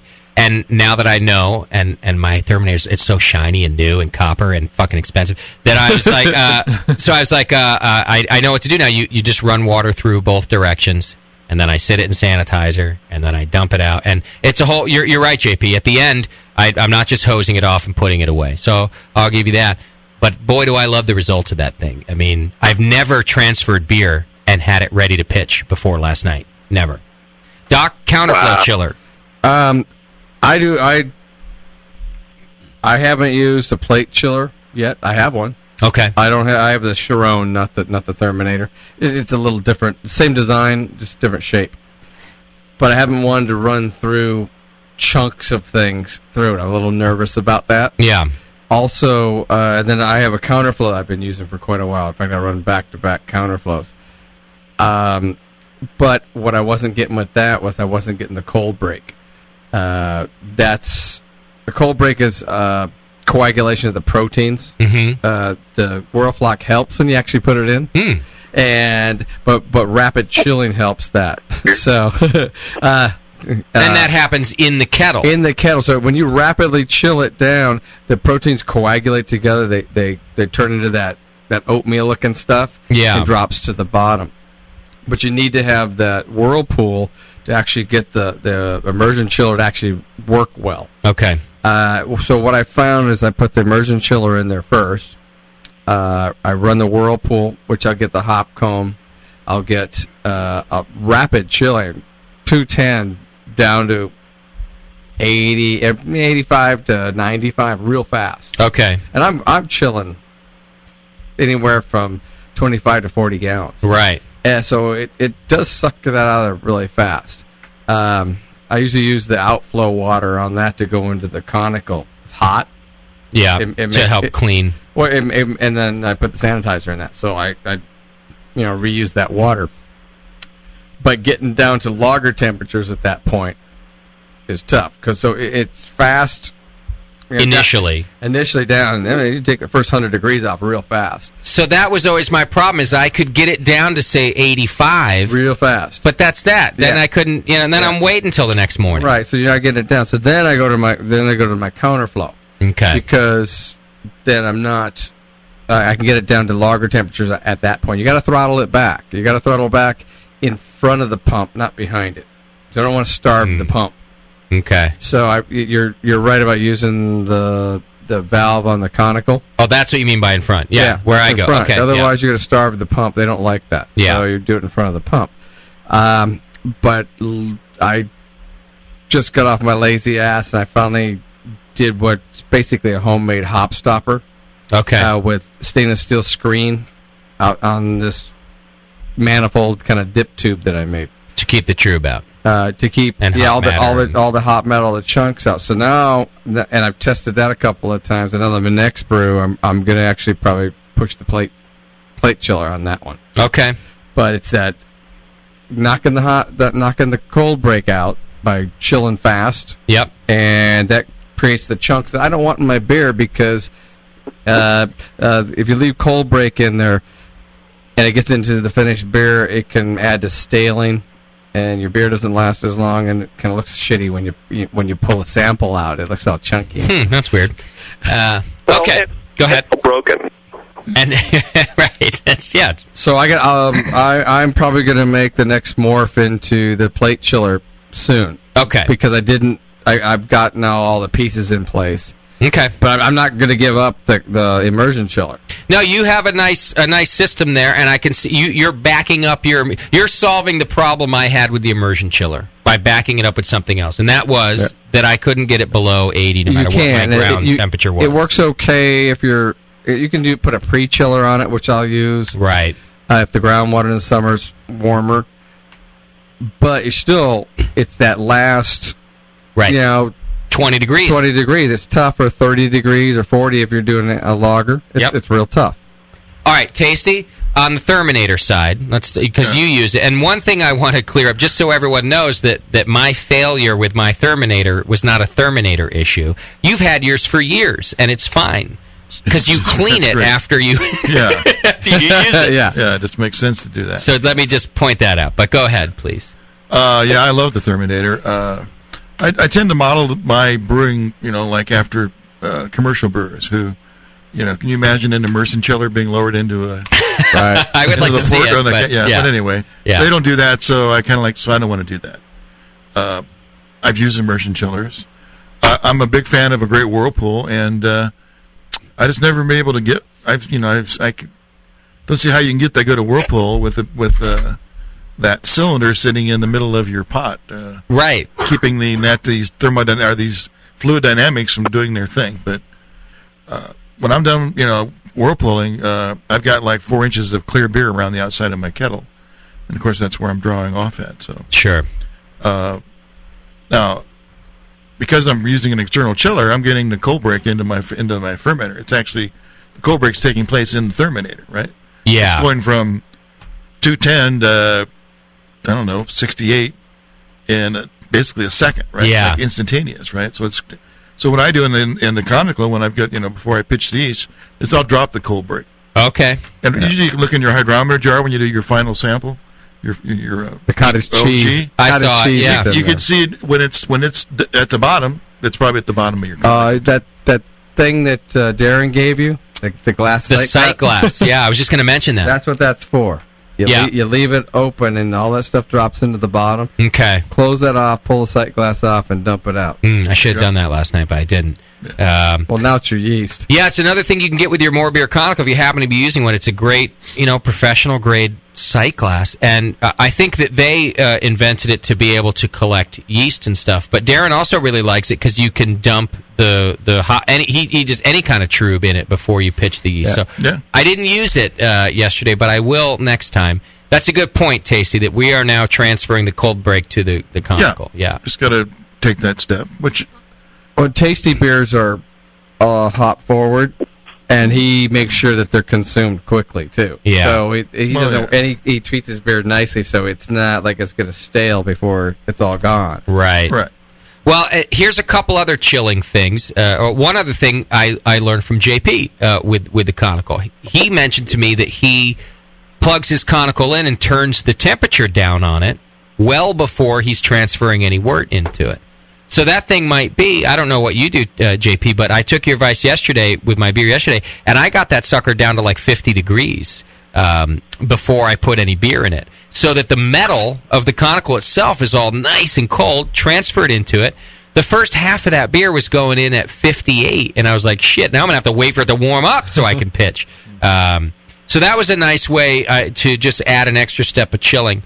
But the other thing I wanted to talk about was the whirlpool again, and I think, Tasty, you make an interesting point about having the obstruction of the immersion chiller in there with the whirlpool arm. Now, I'm not convinced that I think if it's used properly, it should still whirlpool properly and make a good cone. But I found it so much easier having nothing in there to when I turned the flame off, I just took my mash paddle, I got a nice little whirlpool going, I put the lid back on. I did this for both beers, mind you. And then I waited 30 minutes because I realized I used to worry about the moment that I turn the flame off. Now I'm in the infection zone, and everything I do now is such a panic. You can leave the lid off. It's at 210. It's so hot. Spit in there. You're fine until like 130, I think, or something like that. Yeah, well, you guys an external chiller. You're at 210. The last drop comes out of the kettle at 210. Y'all been telling me that for years, and I haven't listened until recently. And so now I do that whirlpool. The Evil Twin, I think I let it sit there for 45 minutes. For one, it was still doing its hop thing because they were late edition ones, like JP mentioned. But I also was just waiting for the whirlpool. That's my own invention. How did you find that out? I transferred some clear stuff. I mean, the Evil Twin is gnarly and milky, but it's not because I transferred a bunch of trube. The yeast in there. I had awesome hop cones in the bottom of my kettles for both brew days by doing the whirlpool and then ignoring it for 30 minutes and then doing my Terminator transfer. Yeah, and that's what I'm terrible at. So I know it works because I've seen other people do it properly. I at that point it's 6 hours and I'm over it. Right. And there's the one extra step of cleaning, but you know what? And Tasty, you probably tested this. It took me an extra 5 minutes on the Therminator. Yeah, it's like 5 minutes to set it up. I cleaned my kettle out, which I needed to do anyway. I put some more water in it, and then I flushed it through in both directions on the Therminator. And then, like I said, I stuck it in some sanitizer, emptied it out, done. Now it's on the shelf and ready for my next brew day, in which I will stick it in sanitizer again before I use it. Or I think Chad, he probably got this from you, Tasty. You could put it in line and transfer hot wort through it before you use it, too, to sanitize it ahead of time. But mine is so clean and shiny that... As well. Yeah. Oh, yeah, you just sit it in there. But it never has to touch wort until you're chilling. Oh, that's a good point, too. All right, well, there are some chilling options for you folks. And, Jamil really likes the immersion chiller with the Whirlpool arm, too. So there's a lot of different ways to go, and I'm not saying that any one is better than the other. In fact, that's why I wanted to talk about it, is because we're all doing different ones. Well, mine actually doesn't sit on the bottom of the kettle. The hook, it's probably a good 4 or 5 inches. Oh, that's going to maybe help. Well, that's interesting. And the Whirlpool is more to get the thermodynamics. And it moving around the coil. Right, moving around the coil so it cools faster. And if it makes a nice hop cone in the middle, too, it's great. So be it. But I wouldn't brew without a Whirlpool. Okay. All right, JP, if you got a couple more minutes, I don't know if this call is going to be for you, too. But we got Casey on the line. He says he has a question for Tasty, so I don't know if it's a chiller one or not. But, Casey, what's happening? Yeah, I had a question for Tasty about mash times. Okay, I just got done brewing. Hang on 1 second. Hold on, just wait 1 second. All right, so, Jip, I'm going to let you go. You're on vacation, and you don't have to sit around for this, okay? No, that's fine. Jippy, thank you, sir, for calling in, and I'm going to beat your ass. Again. Well, no, you like to say that, but, this is just put this in a long list of things that you say and never follow up with. Right. So, don't worry about that. All right, brother. I hope your beer sours while you're gone. I'll see you in a day or so. That is the rudest thing ever. Bye, everybody. Later, Jip. Bye. Bye. See ya. All right, sorry, Casey. Go for it. What do you got for Tasty? I got a question about mash times. I just got done brewing a Janet's Brown, and I think I read on Homebrew Talk that he did like a 30-minute saturification rest, and then he raised up the temp to mash out slowly. I wanted to know if he did that normally for beers that had high diastatic power, and they didn't have to sit, and if I could do that with the majority of my beers. Yeah. Janet's Brown. And especially the Janet's Brown. Right. You're drinking the Janet's Brown. Yep. Well, 30. Make sure. I think I understand the question. 30 minutes, and I'm sure I recommend 154 degrees on that, right? Yeah. You'll be fully converted in 30 minutes. You can go 45 as well. But yes, every beer I make, I do a rise to a mash out temp of like a 165. Okay. So if I did that with the rest of my beers, as long as they had a large amount of like Pilsner or two-row, I could do a 30-minute saturification rest instead of a 60-minute. Yeah, 30 or 45. It depends on the temperature. If you're at 154, 30 is going to be fine because it's going to convert really, really quick, probably in 20 minutes. But if you're mashing at 148, you're trying to make a highly fermentable wort, it's going to take longer at the lower temperature. That's all. So you need to do. Oh, okay. You might have to do 45 minutes or an hour on, let's say, 148 right now. Yeah. The lower the temperature, the longer you want to go. The higher the temperature, you're going to kind of get that cross thing of fast conversion, but you're also killing off your enzymes. So at a high temperature, your enzymes are going to be dying fast. So it's over. It'll be over in a hurry. Yeah, and then you just want to make sure of it, and always mash out. That's what I do. All right. Thanks for the call, Casey. There you go. Tasty, I got a question with the mash out. Oh, yeah. You getting up to 168. Do you have the same type of system I have? What's it called? Is it a Herms or whatever? When I have the coil in the hot liquor tank and I can run my wort through that to raise the temp? It's Herms, right? Yeah. So what temperature do you have your hot liquor tank? I don't have a Herms. I have direct fire. Oh, well, I could do that, too. I have a direct fire on my mash tun. But you still got to circulate it. You're circulating, you can use that. So I could circulate and turn on the heat. Yeah. So this is my question, because it's in your recipe, too, Doc, to bring it up to like 168. And for the life of me, I got my hot liquor tank up to like 185, maybe even 190. I can't get that fucking mash tun up to... It depends on your system. Every system's going to be a little bit different.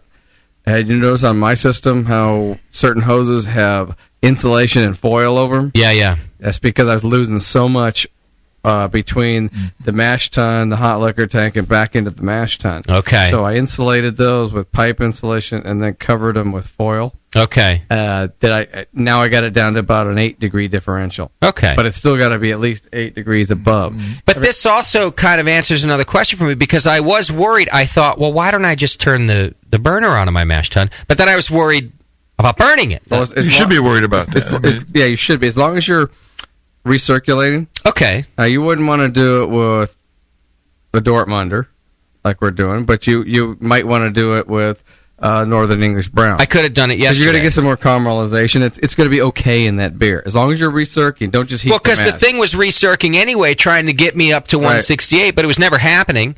So I could have done that and turned on a low flame. Right. Kept it recirculating and got up to my... Because I wanted to do a mash-out temp. Oh, you guys are low solving flame. the world's low problems. flame, though. Remember, low flame. Yeah, low flame. Okay. And recirculate at the same time. A degree a minute. If you can get that to happen in your mash tun, for like a step like that, or any step. That would be incredible. I was waiting like an hour for this to happen. No. Well, you should be able to get a degree a minute with well, you look at the other way, too, is you're recirculating this stuff, and I have another thermometer probe on my recirc that's going back into the mash tun. Oh. And I can tell what's going back into the mash tun at. Oh, I like that. And so you're rolling this in, and anything above 165, you're killing off all the enzymes anyway. So I know that I'm recirculating that stuff. I'm already killing the enzyme, even if the mash doesn't go up that high. Oh, well, that's a good point. There's other ways to solve it. Well, I mean, I waited a long time. I waited an hour. I know all conversion had happened, but then I wanted to do a mash out. From what to what? Well, from you had me at 152, okay, up to like 168, but I couldn't get it above like 157. Yeah, they're losing heat somewhere. Yeah, usually in the hoses going from. But it seems so much more efficient to use the burner if I can. It helps, but you can't do it every time. It's not a. It depends on the beer, right? Okay. If you want caramelization and it'll fit into the beer, it's a good idea. The nut brown, it would have worked. It's a good idea. But if I'm looking for a really light pale ale or something, maybe how about be careful. a cream ale? Yeah. Not a good idea. Okay. And I might not do it with this mild of yours that I'm going to brew. Was it mild or bitter? I would do it with the mild. You do it with that? If it's an ordinary bitter, I would do it because I want it more malty caramelization in the whole thing. Okay. So, well, maybe I'll try it. It would probably fit. All right. I'll give it a shot. Wow. I'm learning things again. It's been a while. And as soon as we walk out of this room, you're going to be forgetting things. Oh, yeah. I'll be texting you. I'll be texting both of you on Thursday. Hey, so how the fuck do I get this up to mash out again? Let's take a quick break. When we come back, we got some beer news for you and a couple other things to do, too. It's the session. Hang in there.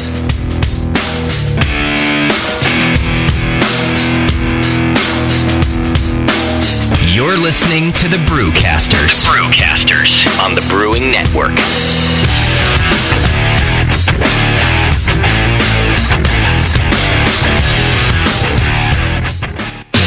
Where do you go for all the stuff you need to brew?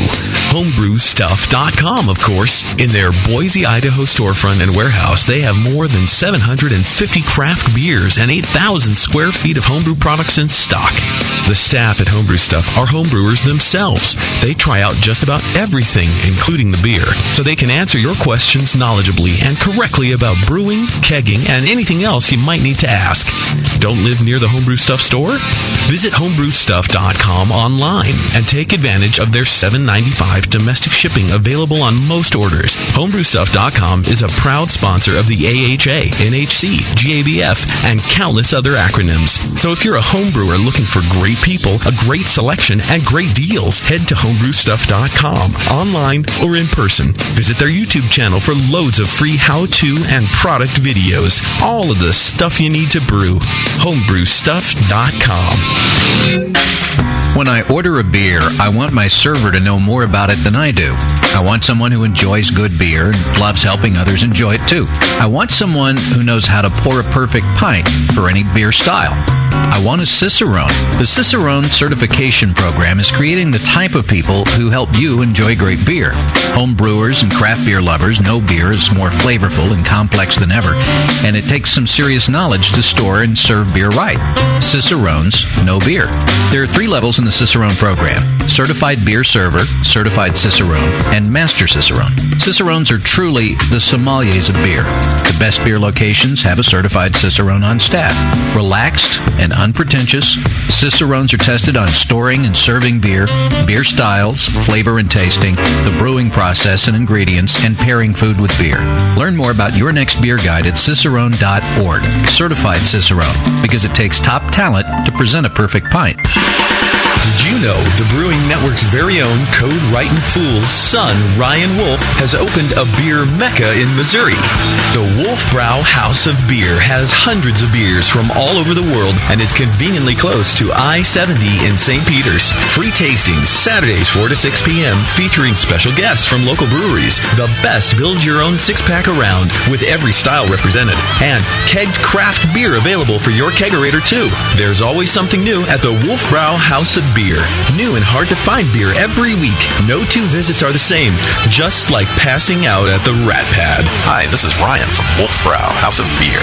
Mention the Brewing Network when you stop in for some cool free stuff. Mention JP for a swift kick in the ass. The Wolfbrow House of Beer. Beer with personal service from a member of the BN Army. This is Code. Visit my son's shop or I'll yank the BN website down. www.wolfbrow.com. Here's a bite for beer lovers. Soft caramel made with real craft brew and coated in chocolate. And hop drops, hard candies made with real hop oil. Introducing Beer Candy from beercandy.com. Beer Candy's amazing caramels come in 4 mouth-watering flavors. IPA, bitter gold, wrapped in smooth white chocolate.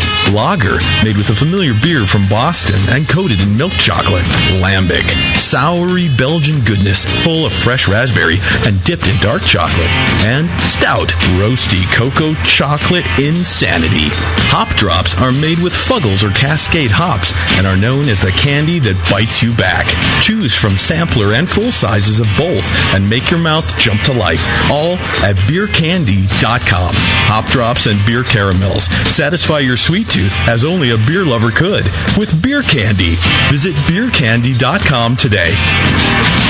All right, BN Army, it's trivia time. What's the only homebrew shop with over 1,000 recipe kits, $4.99 shipping on orders over $100, and is also home of the Wolf Shirt? The one and only answer is Austin Homebrew Supply. For over 20 years, they've specialized in creating recipes such as the best-selling Texas Blonde Ale, Apocalypso, Hot Bomb 2.0, and Double Chocolate Stout. And they just recently unveiled their small grain kits that produce 1 gallon of beer.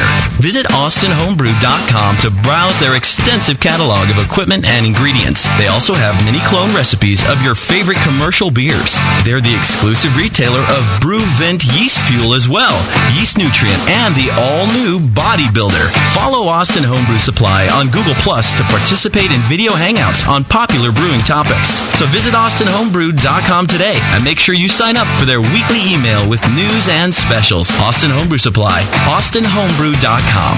Hey guys, it's Push. June 26th, Wednesday, is the Brewing Network 8th anniversary party. And I'm supposed to try to get you guys to show up and buy some tickets. And basically, if you don't come, you're kind of an idiot. If you're going to be at NHC, get yourself a ticket, because this is sponsored by Northern Brewer and Midwest Homebrewing Supplies, and it's going to be huge. Justin may be a freaking moron, but he knows how to throw a party. So show up. It's the 8th annual Brewing Network anniversary party. I can't believe we've been doing this for 8 years. But listen, it would mean a lot to me if you go get yourself a couple tickets, show up, and I'd love to meet you, shake your hand. We'll have a couple beers together and have a good time. It's going to be a blast. You never know what can happen. Last time I ended up with a freaking hop grenade tattooed to one of my legs. So get your tickets today. Go to the Brewing Network Philly.eventbrite.com and hook yourself up, and I'll see you there in Philly. Cheers, brothers and sisters. Was that awkward? Anyway, it'll be a lot of fun. See you there. Wait till you can pour it out of your own kegerator. I mean, your friends will look at you with awe. And it's just hot. It is? It's so super hot. The home of live beer radio. TheBrewingNetwork.com. Because like beer, radio shouldn't suck. You're listening to The Session. You're listening to the Brewing Network.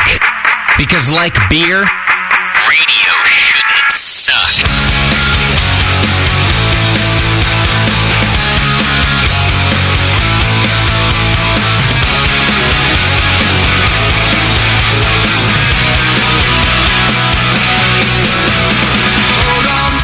All right, dummies, don't forget you can go over to adamandeve.com right now, and for a limited time only, you can get 50% off just about any one item, plus free shipping, plus 3 free adult DVDs from all sorts of different dirty genres or clean genres. I don't care what you're into, but there's different ones, and you can pick 3 DVDs, plus an extra gift so adult that we can't even tell you what it is.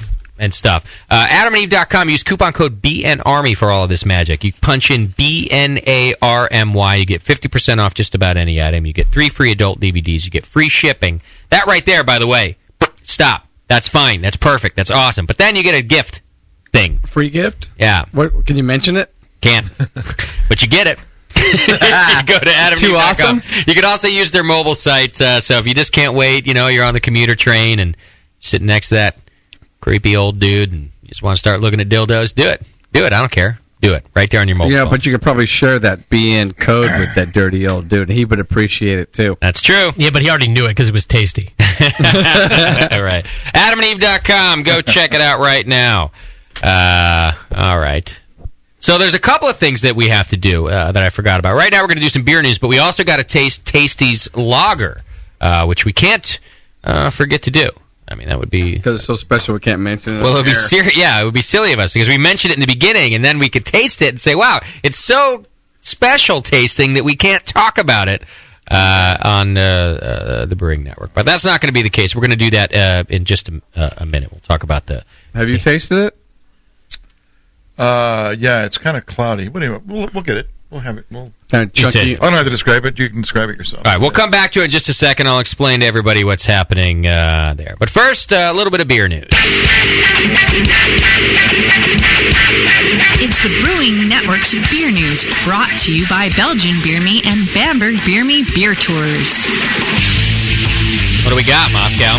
Well, it's a sad story, even though the guitar music doesn't connotate just how devastating this leadoff headline is, which is that our friends over there in the Alabama House of Representatives, unfortunately, they passed HB 9, the now infamous homebrewing legalization bill. Right. I say unfortunately because those guys have been writing our radio show for 2 years. Yeah. And now what? Now this is the end of the line of gold? I know. No more magic moments from our friend. What's the dude's name? Alvin Holmes. That we really like. Noah was a little wino. Yeah, in a moment I'm gonna play some more Alvin Gold from this session, as it were. Unbelievably, the man voted for it this time. Really? We're gonna get to hear MEAD.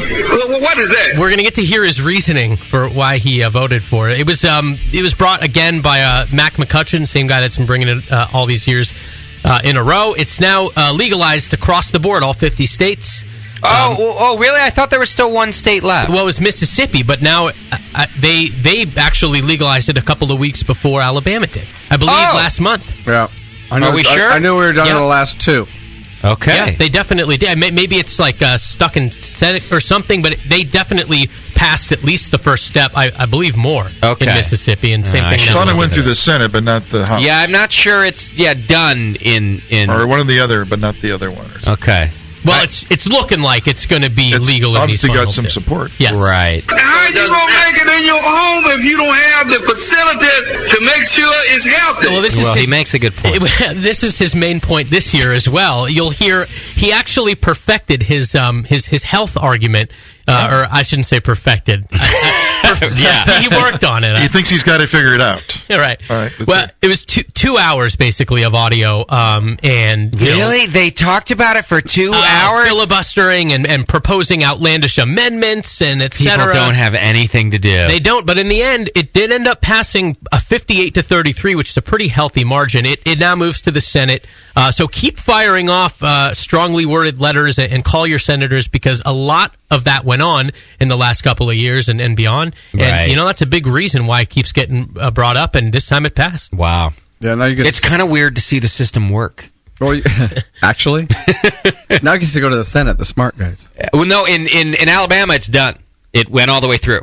The governor signed it into law. Yeah, that's law. Okay. Yeah, that's the big news here, is because it's gotten through either the House or the Senate before, but never all the way. So I know, at least in Alabama, it's a done deal. Now they're all going to be winos. It got signed in. So so here I pull out of the 2 hours of audio. I pulled about 2 minutes of our friend Mr. Holmes. Is this just a montage of Holmes? It is, but it's basically excerpts of his conversation with Mac McCutcheon, the bill's sponsor. Is he the dude we had on the show? No, that was Joe Hubbard, who was just sort of a fan of Mr. McCutcheon and was sort of he was the Colt 45 guy. Remember? Yeah, that's right. So but. We did have a lot of just Alvin back when we did this originally, and this is actually, you'll get to hear both sides. You get to hear Mr. McCutcheon's response. Sure, recognize the gentleman from Montgomery, Mr. Holmes. Oh, yeah, and forgive me for the horrific audio. I have no idea why it's so bad this time. The drops you just played from 2 years ago, which is great. I don't know what the hell they did with their audio recording equipment on the Senate floor, but it's oh boy, sorry, drinking wine. Yeah, please. Hey, it happens here. I can't blame them. We fuck it up too. Yeah, forgive us. Let me ask you a question. Alcohol that is sold in stores and through the ABC board is regulated by health apparatus to make sure that it's healthy, it's not contaminated any kind of way. Who's going to examine this to make sure that the wine is not contaminated? Don't have E. coli. If you can easily catch E. coli. There's no regulation. I feel like I'm listening to Doc after a 6-hour drunk show. It's just everything's cut in half is all it is. I mean, things are taminated. E. coli. We got E. coli Classic and E. coli New. The guy is he's like a caricature of himself. He is. Well, he's just throwing out stuff that he's heard. He has no idea what he's I got the feeling on every issue he's just like that. Ill-informed and just winging it. They got equipment to test it for tamination. Who's Tammy? Who's tamination? That's probably his great-granddaughter. Tamination. Tammy does need to get tested, by the way. Tamination. Right, what should be else? tested. Give us more. This is a personal issue. It's not for public use at all. If this bill passes, you got a fella up there in your district going to make something. I know several people. You do? Supporting the bill now. What they going to make, wine or beer? A little both. What kind of wine they going to make, white wine or red wine? I don't know about that now. You're getting into the area I can't get that specifically. Could you check to see whether it's white wine or red wine? And if it's white wine, I'd like to get a couple bottles of it. Yeah. You might be safer going to the store where it's been regulated for health reasons rather than going to home. This not going to be, you're not sure whether this going to be good wine or not. There's no way to have no health screening on it. You can't stop people. I mean, people been making wine and beer in their homes ever since the days of Jesus Christ. And you're not going to stop them. Very accurate. They've been owning whiskey stills ever since the beginning of time. Have you ever bought any beer in the grocery store at Winn-Dixie? Mm-hmm. Did you find that beer all right? There was something wrong with that beer. No, it's okay. That beer tastes pretty good? Pretty good. Yeah, but if that beer tastes good, why you need this man to make something up in your district? Stop it, right? Stop. It's the worst argument on planet Earth. Why do you need to make yours? If you can buy it, why do you need to make some more? You ever go down the store and buy Wonder Bread? Yeah. Something wrong with that bread? Well, it's bread. I mean, you can make a sandwich with it? Yeah, I can make a sandwich with it. Then why do you need any other kind of bread? Why are you baking? Why you got to bake another bread? Because you're going to fire in that oven. It's the worst argument in the world. It's like that. It's like a communist. You ever seen the cars in a communist country? They're all the basic needs. They have a door. They have 4 wheels. They have a windshield. And they're gray. And it's like going... Well, what's wrong with that? Does it drive? Well, yeah, it drives, but does it get you from point? Well, yeah, but I'm cold. All the heat doesn't. But does it get you where you're going? Yeah. Then why do you need a different kind of car? It's such a communist outlook on beer. Yes, it really does illustrate a much greater problem, which is if there's nobody to oversee what you're doing, if the state can't come in and monitor you, you cannot be trusted. Well, that because it might hurt somebody. There's that. That's clearly a big basis of his thing. But then he goes even further to just say, well, we don't need it because there are other people doing it, which is so anti-American. I've never heard. People stand up about America, this and that, but they don't talk about shit like this. That is the most anti-American statement I've ever heard. It is. Because we already have it, you shouldn't try to make it better. Yeah. Don't try to do it on your own. Don't try to make it better. It's the worst thing jeez. He likes to hear himself argue. He likes to hear himself argue. Yeah. But then he brings God into it. And did you realize that back then they made beer and wine? Because you couldn't drink the water? Well, that's a good point. It was for safety reasons. It was safe then, but it's not safe now. Oh, God. How you going to make it in your home if you don't have the facility to make sure it's healthy? It's not taminated. You don't know it's not taminated. What would it be taminated with? It could be so goddamn taminated. You could add some E. coli in it. Go ahead, please. Because it's a personal issue. It's not for public. Sorry. Well, he's not making it for me.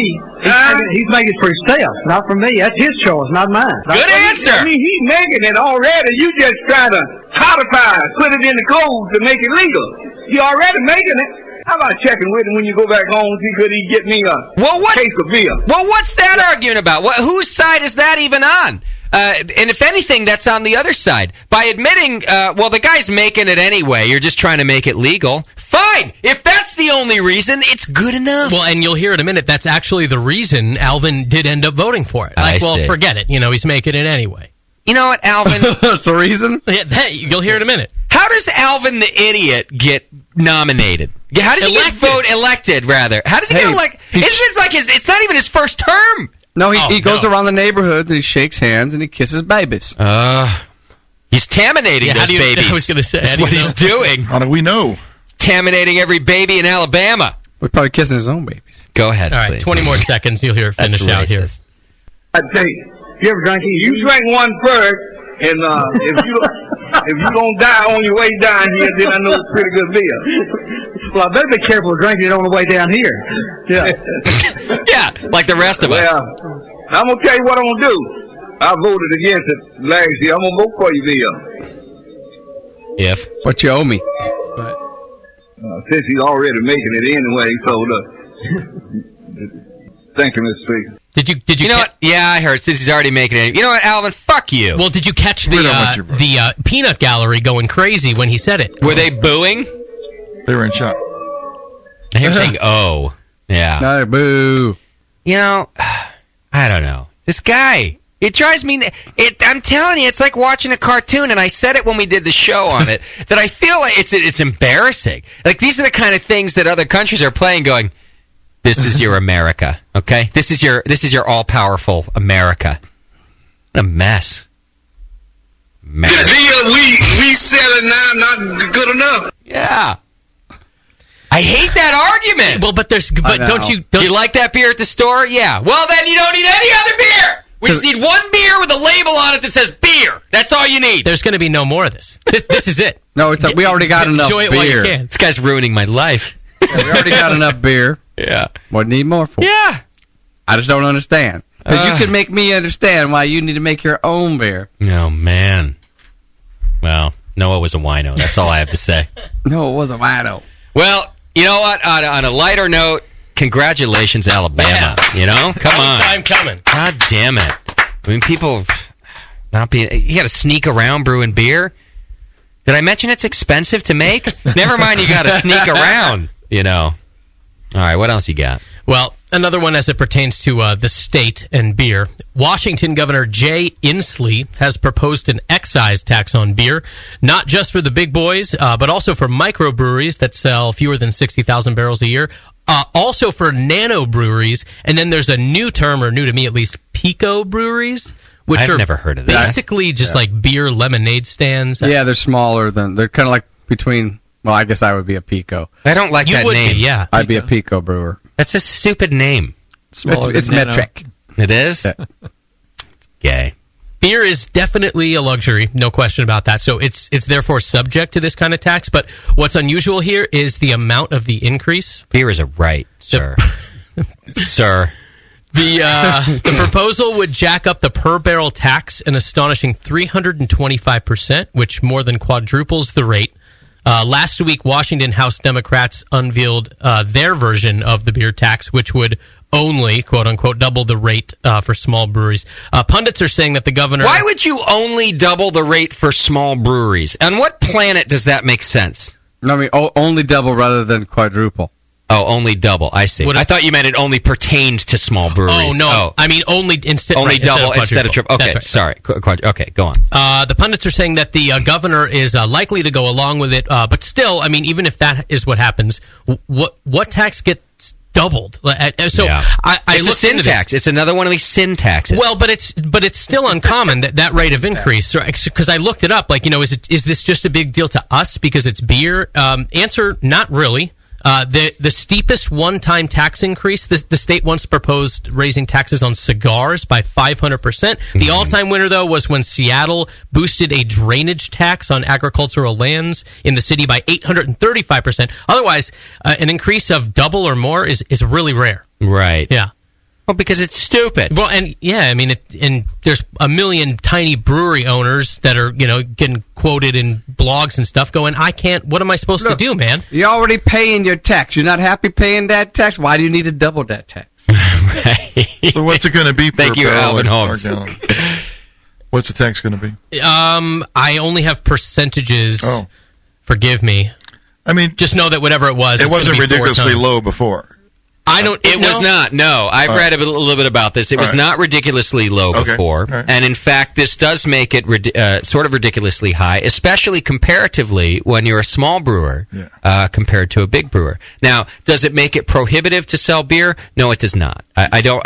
In my look at the numbers, I think that it doesn't make it prohibitive, but it is ridiculous. And here's what I think happens. I'm no expert on this shit. Everybody knows that, but I think when everybody's budget, whether it's a local budget or state budget or a federal budget, everybody's budget is fucked because these people can't figure out how to do that sort of thing. You look at what industries are doing well, and almost always it's a sin industry, by the way. It's almost always alcohol, tobacco, sex.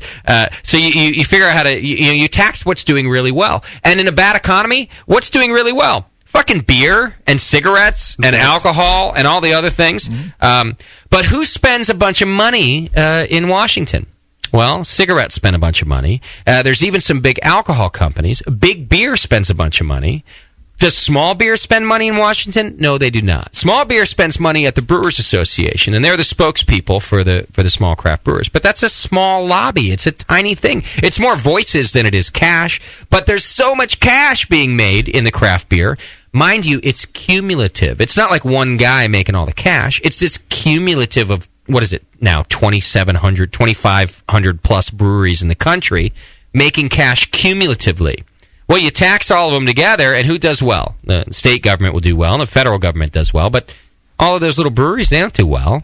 And all of a sudden, they got to figure it out, too. They're having I don't know. I just think that people look at who's booming. Well, tax that shit. We'll put a finer point on it, even. It's not just that they're booming. It's also that who's going to argue with that? Oh, well, tax cigarettes. No one raises their hand and defends cigarettes any longer. Well, that's or true. Beer, However, they would get more backlash from taxing cigarettes by the people spending money to keep cigarettes from being taxed. Not by the public. Bigger lobby. So in other words, not only are people not going to complain, but the people with any money aren't going to complain about taxing small breweries. No lobbyist in the country is going to go, no, don't tax those small breweries. They don't give a shit. So nobody's going to get slapped on the wrist. No politician is going to. Right, that's what I mean. There's no backlash, from the public or from lobbyists. Right, Yeah. it's not. That's not unpopular. You say I'm going to cut the fire department. Well, you can't do that. Oh, that happens. But it's bad practice. I think it's bad practice, but it's going to happen, and I think it's unfortunate because part of the, you don't. We got to figure out other solutions. It's not taxing small business. It's not the solution. God damn it! Not that you're a small business. Well, and that's part of it. You should worry about it if you actually make money. I'll tell you what. When tax time comes around, it's a little different nowadays than it was in the beginning. You're allowed to operate at a loss for a few years before they start calling it a hobby. Yes. And, we actually, there's a profit. We're not a non-profit organization here. And when we started to turn a profit, I will tell you this, I was goddamn amazed at the amount of taxes, the small business taxes that we owe. And I'm not saying I don't really get into the argument about tax the rich and tax the poor. That's not necessarily what I mean. But what I mean is small business, industry like craft beer is doing fantastic. Why fuck with that? Why are you going to add on taxes to of all the industries failing right now and all the money, how difficult it is to make a profit? Year after year, craft beer is doing well. They're growing. They're thriving. We're getting more business, more breweries. We're creating more jobs. Yeah. You're going to tax that. You're going to put something on the back of the people that it's bad practice. Well, the small guys they're going to have to cut somebody out. They're going to lose jobs. Yep. 1 or 2 per brewery, probably. Yep. Well, they've already passed on the expenses of ingredients to us, right? We're paying $8, $9, $10 for a 6-pack of our favorite beer. Right. We'll accept that. But there's a point where even beer nerds are going to go, fuck you, I'm not paying $15 for a 6-pack of beer. And it might not necessarily be the brewery's fault. If they got to add taxes on... It's got to come out somewhere. It's got to come somewhere. I was explaining to my 16-year-old on the way to school. He didn't have any clue on what's income tax. So I kind of explained to him about that when he goes... Well, what's your income tax rate? Yeah. Oh, and baby. And I think out of his words was, "Holy shit!" Right. But you did explain to him that thanks to guys like you, the state of California is financially in great shape because there's so much revenue. Oh, wait a minute. Well, and that's probably more to the point, is just why are we fixing it in the wrong places? You know, listen, prove to me that this is a smart decision and that these are the people that should be paying taxes. I'm a logical person. I'm a smart guy. I'll look at that and go, fine, do it. That's right. We have services the government provides and somebody has to pay for them. But that can't be proof. I guarantee you there's no proof for that. Do it the other way around. Tax on the sales tax. The people that are buying the beer. Yeah. Rather than the guy trying to produce the beer. Well, that's one way, yeah. The guy's trying to produce the beer. He's also trying to keep a small brewer. He's trying to keep 8 people employed. Well, I don't want to harp on it, but it's a Band-Aid. It's back to it's looking at the budget and going, hey, our budget's fucked. Who's doing well? Craft beer. Let's tax it. Yeah, it's a very very temporary solution to a permanent problem. Yeah. I don't like it. Me neither. Our friend Jen Talley, this I do like. She's been on this here program a bunch of times. Squatters and when she was on the program, Red Hook, right? That is correct. Okay. Neither one going forward, actually, because she has been in Sonoma County searching for a place to live because she's going to be brewing with Vinny at Russian River. I think I saw this on my friend Jay Brooks. You can go to the Brooks and Beer Bulletin if you're looking for good beer news. I think I saw it there. They hired her as their head brewer now, or I guess she's not starting as head.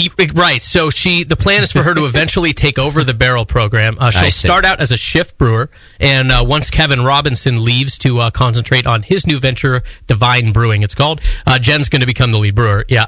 Vinny joked she has a lot more experience than I do. She's been around a lot of breweries.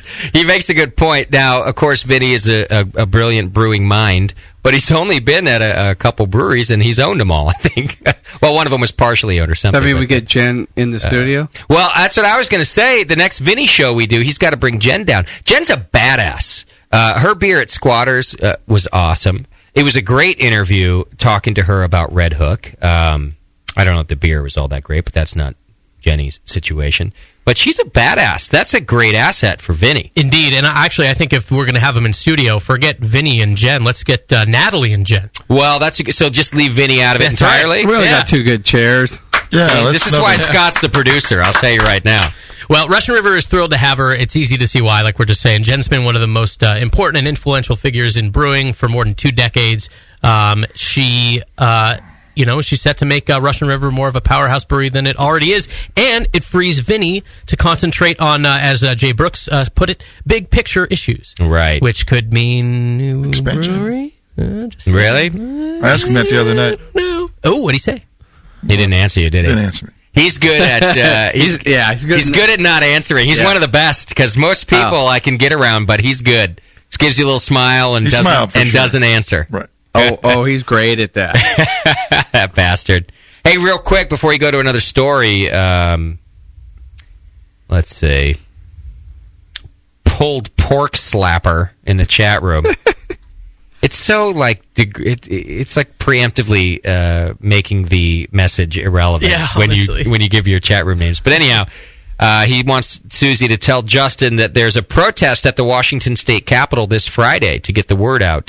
So to get more people involved to protest this stupid tax. Oh, good. So look into that if you're in the Washington, D.C. area and you want to get involved in protesting this. Do it. Wait. He just sent me another message saying he fucked that up. The protest was today. He just found out.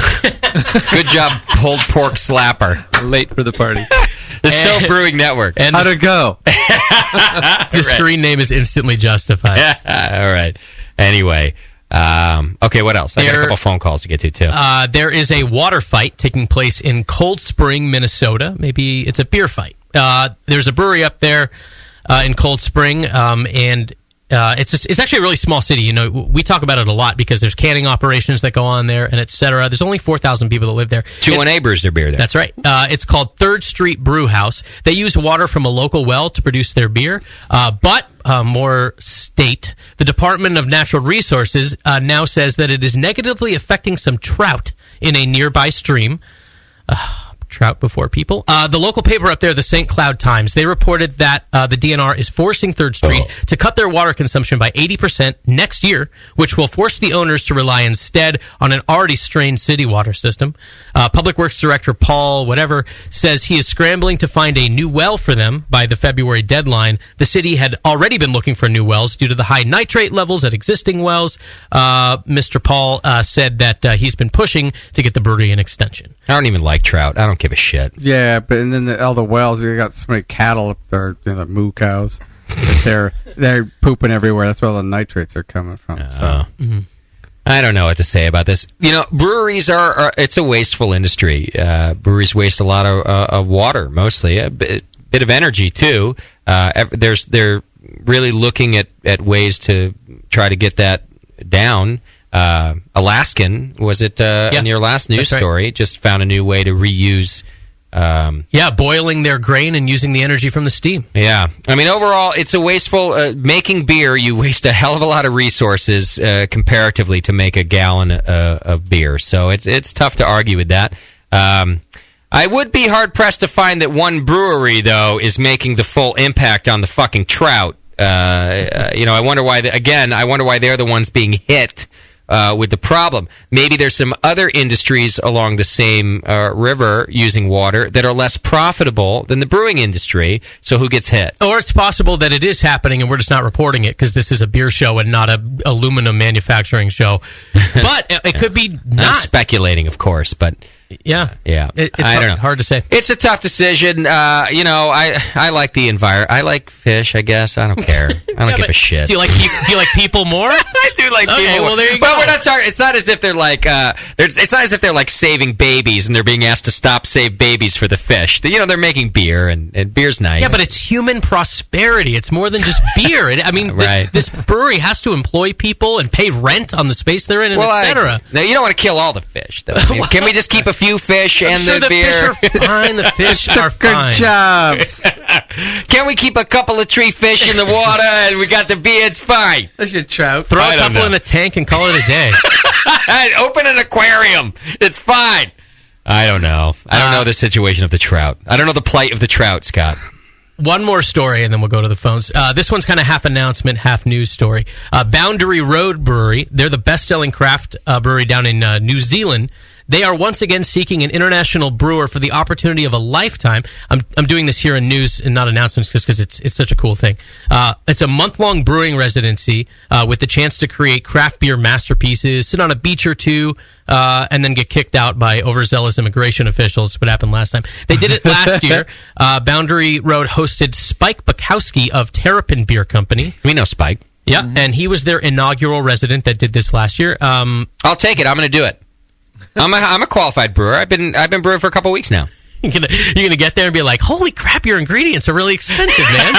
Yeah, you pay this much? You got to ship all the way down here. Let me call More Beer and see if I can help you out. I'll do it. I'm in. Well, the package includes flights to New Zealand. It's in about May or June or so. You can just take off. JP will host, yeah? Yep. It's a travel allowance, accommodations. Those interested or those simply bored at work can email brewmaster@brb.co.nz or just Google all this and you'll find out. I'm emailing right now. It sounds right up my alley. All the sheep you can befriend. Yeah, free airfare, free hotel, all the sheep I can befriend. I probably don't have to kill any trout. There's no trout in New Zealand, wherever they are. I don't care where and they if there were, screw them. I'm in. I'm going to do it. I'm a great brewer. You wait till you taste my... They'll kick you out way before that month. All right. My evil twin milk. That is the news brought to you by Belgian Beer Me and Bamberg Beer Me Beer Tours, offering 8 pleasure-filled tours each year. Treat yourself to the beer tour of a lifetime today. Details at Belgian Beer Me and BambergBeerMe.com. Love it. Tasty, let's get that beer going, and let me go to the phones while we're doing that. We got Casey, we have Ghost on the line, who Susie says on a scale of 1 to 10, he's a 9. What? Ghost, did you pass out that whole time you've been on hold? How you doing, buddy? No, I've been on hold like all day. Not a boy. How you doing? We're doing all right. What are you doing? You hammered? No, I'm fucking hammered. Where are you from? I live in Milwaukee. All right. Well, I'm Joe. I'm the guy who called in earlier and asked Gabe questions early in the interview. Okay. You sound a little drunker, that's for sure. Yeah, you were sober. Yeah, I'm a little drunker. Susie was making fun of me for that. What have you been drinking? Homebrew or commercial beer? All commercial right now. I'm brewing tomorrow. I was supposed to brew today, but I had to go into my new job today, so I couldn't brew. Are you going into your new job tomorrow, too? No, I'm off tomorrow, thank God. What's your new job? I'm a manager at a hotel, and we have a brand new hotel that's being built here in Milwaukee, and I'm going to be a front desk manager there, so I got a couple of weeks left of my old job, and I'm going to start the new job at a brand new place. It'll be cool. You been in the hotel business for a while? Yeah, a long time, probably like 6-7 years. You ever bang any of the maids in the hotel rooms? No, generally maids aren't that hot. It's all about the skanky rich girls that stay there because their parents have a lot of money. You ever banged any of the skanky rich girls in the hotels you've been working at? I signed a lot of confidentiality agreements in my hotels, so no comment, but I've had a good time. Well, I guess he called him skanky for a reason. Right. You married now?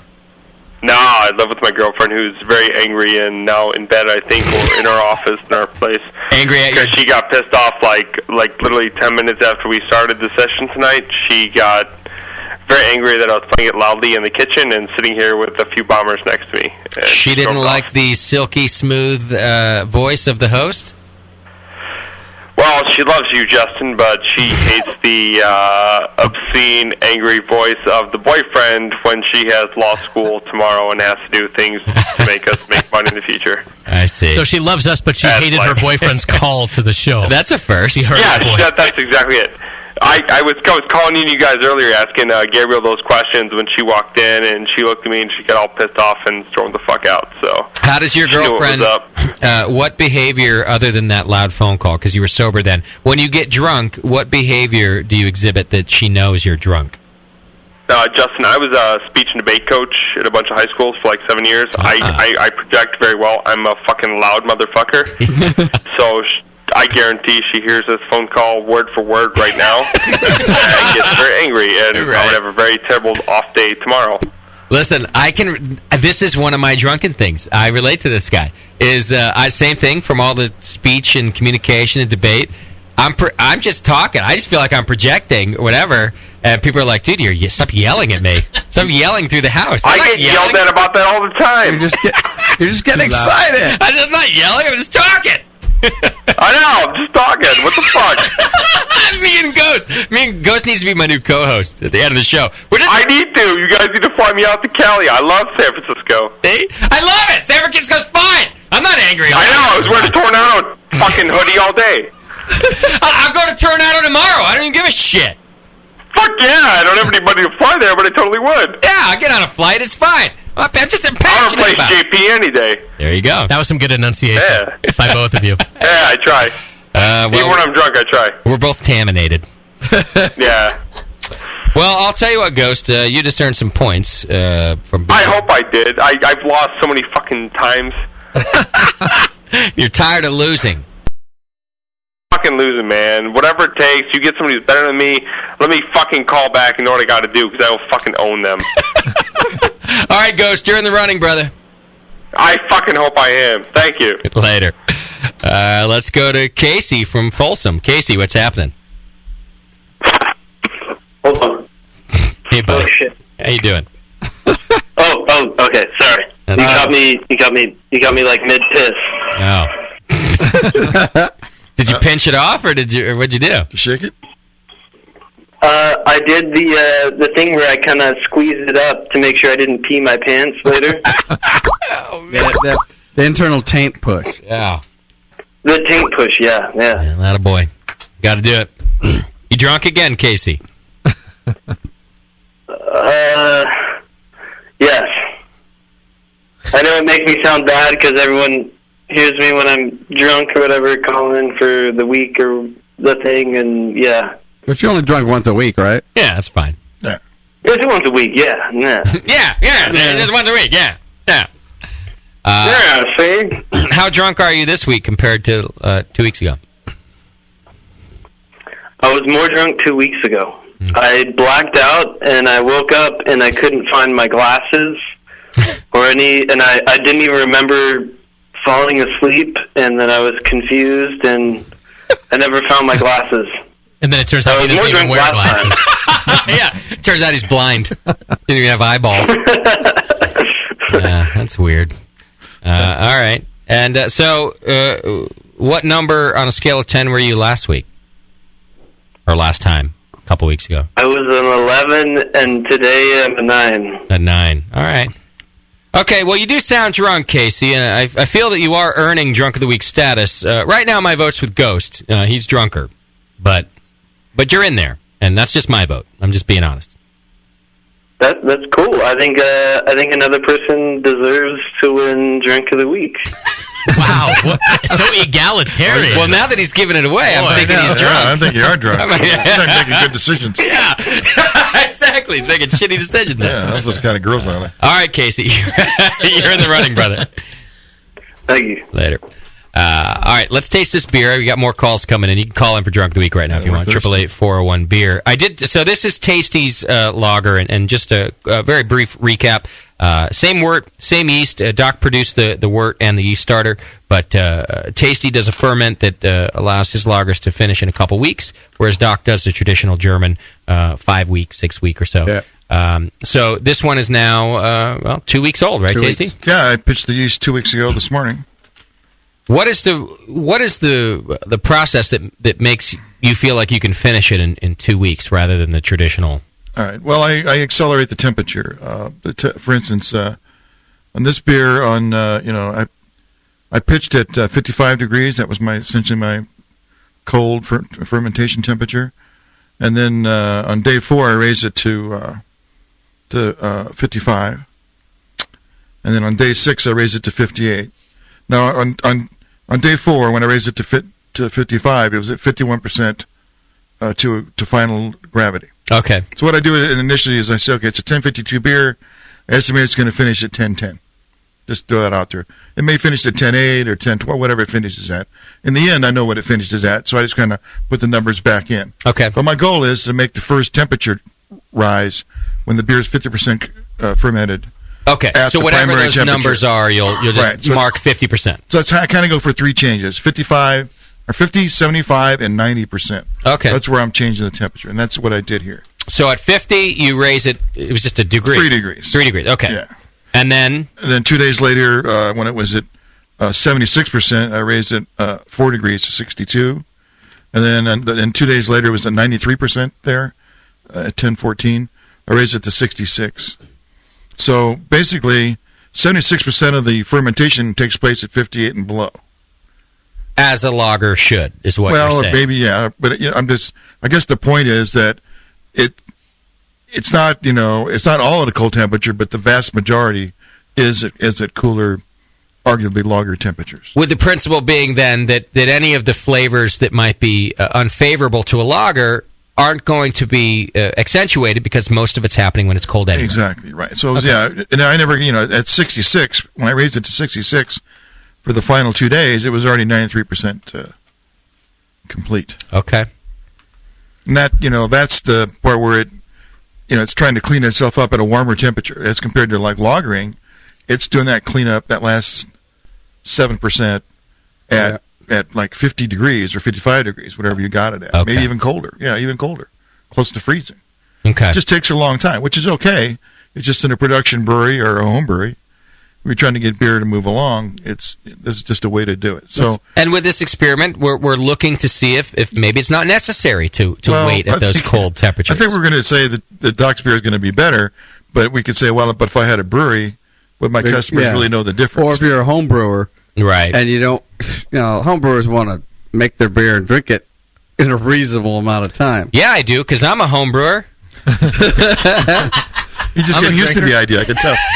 And you want to drink it all up, right? But it's a lot of home brewers don't. They don't want to even start a lager knowing it's going to take them 6 or 8 weeks.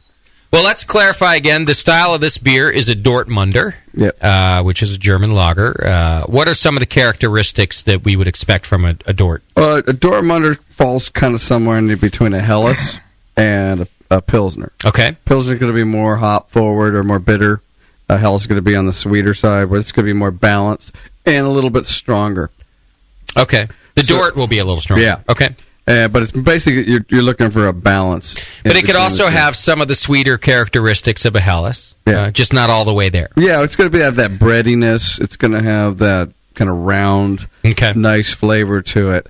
This one I designed to be not a high gravity beer, because I wanted it to ferment out fairly fast. So if I would usually do one of these at a 1057. But I wanted this one to be about a 1052. But I also did a lower mash at a longer temperature, or a longer time, lower temperature. I also, instead of using what I normally would, was all German Pilsner, I used about of the main grist, about 60% of it is going to be the German Pilsner, but then I used American two-row for the other 30%. Okay. That way, because it's got a lot of higher diastatic, it's gonna basically make it a drier beer, just because it's going to convert more. Okay. And I wanted to convert it at a lower temperature. So I mashed this thing at 144, maybe. Okay. And then it went straight up to the mash out at that point. So. Tasty, did this version ferment all the way out in my glass right here, where you want it to be? Well, it stopped fermenting, so it's at 1011. I think Doc said his is at 1010 right now. 1010 now. But I was in a carboy, he's in a conical, and there could be. So there's some variables. Okay. In that all the way around. Just in the the vessel geometry. Yeah, it's going to make a considerable difference. So one of the things here is with a lager, and most of the off flavors, or if you do a lager at a warmer temperature, all the fruity flavors are going to come out at a higher temperature. But what he's doing most of the ferment at a colder temperature, which is where the off flavors come out, and then it just starts mowing through. Yeah. And you're not going to throw as many of the fruitier flavors off. Well, let me start with the easy part, and that is that this beer is fantastic. It's a very nice beer. 2 weeks is I'm enjoying fantastic it. beer. It's a really good beer. And in fact, it doesn't taste young. It doesn't, whether it was an ale or a lager. It doesn't have like, you just finished this yesterday flavor. So I'll start. That's the easy part. I guess where it gets more complex now is where we're going to talk about some of the other subtle differences. A Dortmunder, in my experience, and I'll tell you, my experience is actually with the two of you. Each of Doc's made his own Dortmunder, and Tasty's made his. I love them both. They tend to be they can have a little bit of a fruity flavor to them compared to, say, a Pilsner. All right, so I can expect a little bit, just a little bit of that, and I think that's the sweetness that you're talking about, where it leans toward the Helles. This one, it definitely does have some fruity characteristics that are, I think, I recognize as a Dortmunder, but maybe they're going past it just a little bit too. Just a little, but I really mean a little bit, Tasty. And I'm not being nice. I mean it's just a little. The beer is not quite clear. My normal process when I used this technique in the past was to filter the beer. Well, if I can get the yeast out of it, it's not going to taste as so one thing I get out of this is it's got that, still got a yeast bite to it. Okay. Yeah. So it's not cloudy by any means. It's pretty dang clear. Not, yeah. Right. But you can smell it and you can taste it. It's just got that sharp tartness of the yeast bite to it. So that's an interesting point, because if you do the 6-week process, you don't necessarily have to filter. It's going to drop out. Oh, yeah, mechanic. Yeah, physics. So maybe with your process, it could still work and get to where the 6-week one would have done if you had filtered this beer. Well, except the thing I'm validating is that you could actually make it and consume it in 2 weeks. Yeah. But by filtering. So I think that's why it's good we taste it now, so we can say, okay, this is what our trade-off would be. It's going to be sort of estery and, kind of a more yeast character. Just for a 2-week beer. Just out of curiosity, if you were to filter it now for the side-by-side tasting, it'll be as well filtered. It's going to clear up. Well, but I guess what I mean is, if you filtered it now and we tasted it now, would it be a more accurate depiction as a side-by-side? Oh, yeah. Rather than let it happen naturally, because that's really what Doc's doing, too, although his is still fermenting, of course. But if you just let it sit until Doc's is ready, well, that's the natural lagering process, and the experiment isn't really the natural lagering process. I'll be lagering. So I wonder, there's yeast in it. I wonder if you should filter it this week. Well, I've already carbonated. And under the plate filter, it's hard to carbon. Yeah, I don't like just a carbon. But that is a good point. That would have been a better thing to do, is to get the yeast out so they stop the lagering side of it. Yeah.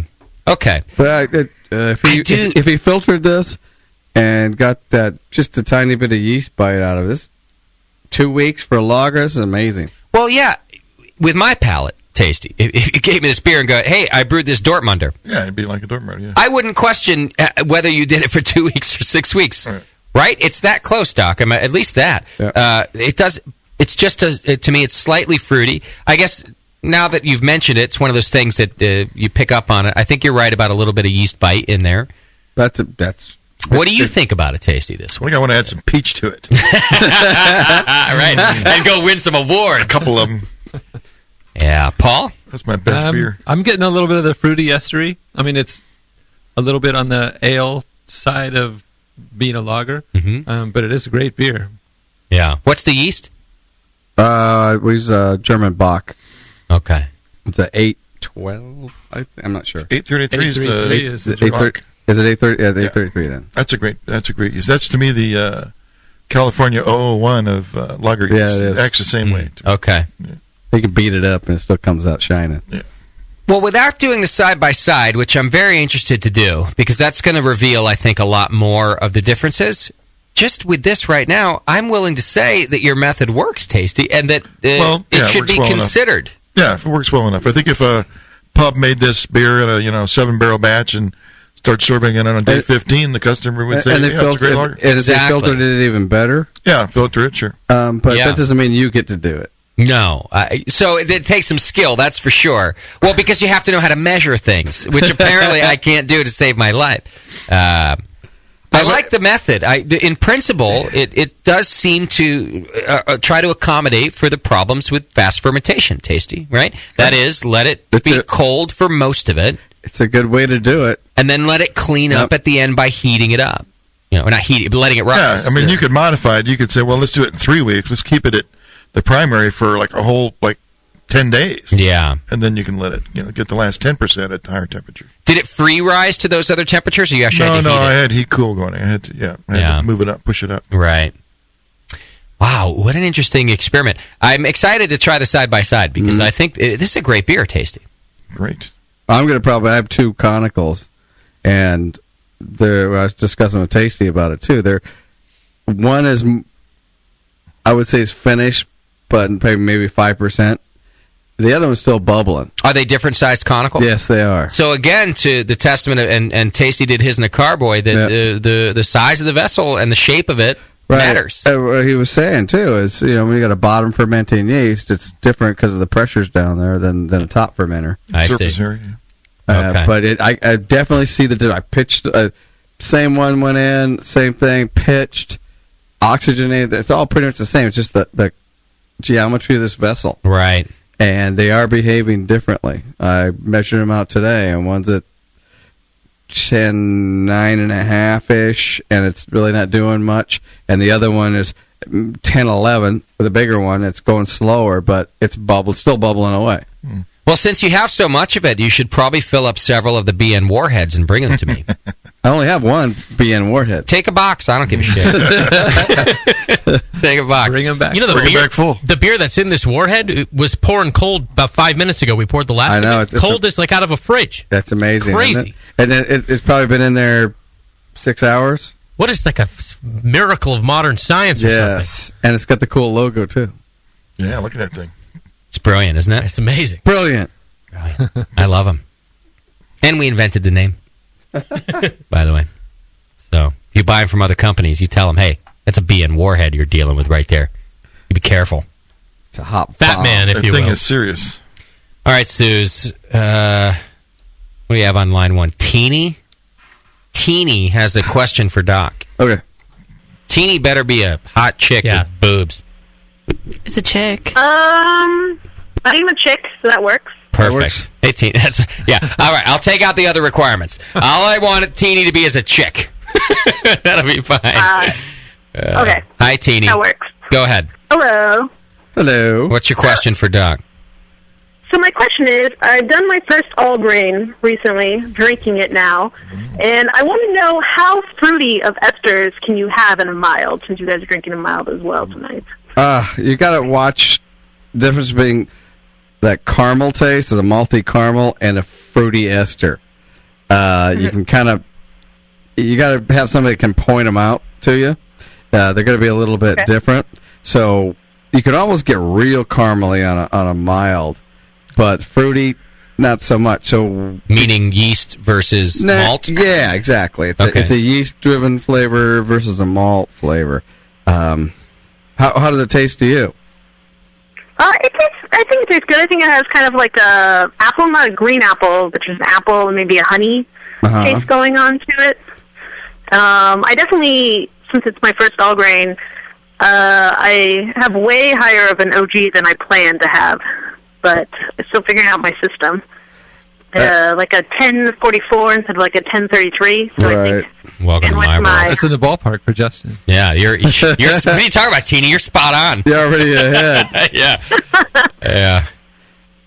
Okay. It's a little tough to judge it when I'm not actually tasting it, because you're tasting what you think is something, which and if you're really not, your palate's not educated, you don't know what you're tasting yet. You know something's there. But it might be educated. You know, she might be picking it up. I think your first assessment was correct. She's picking it up for sure. Is it fruity or is it malty? Well, she's picking it up for sure. Yeah. It's just, what is that she's picking up? And most people can tell if there's something different, wrong, out of the ballpark for their beer. Yeah. But nobody's pointed it out to them exactly what that is yet. What temperature did you ferment at?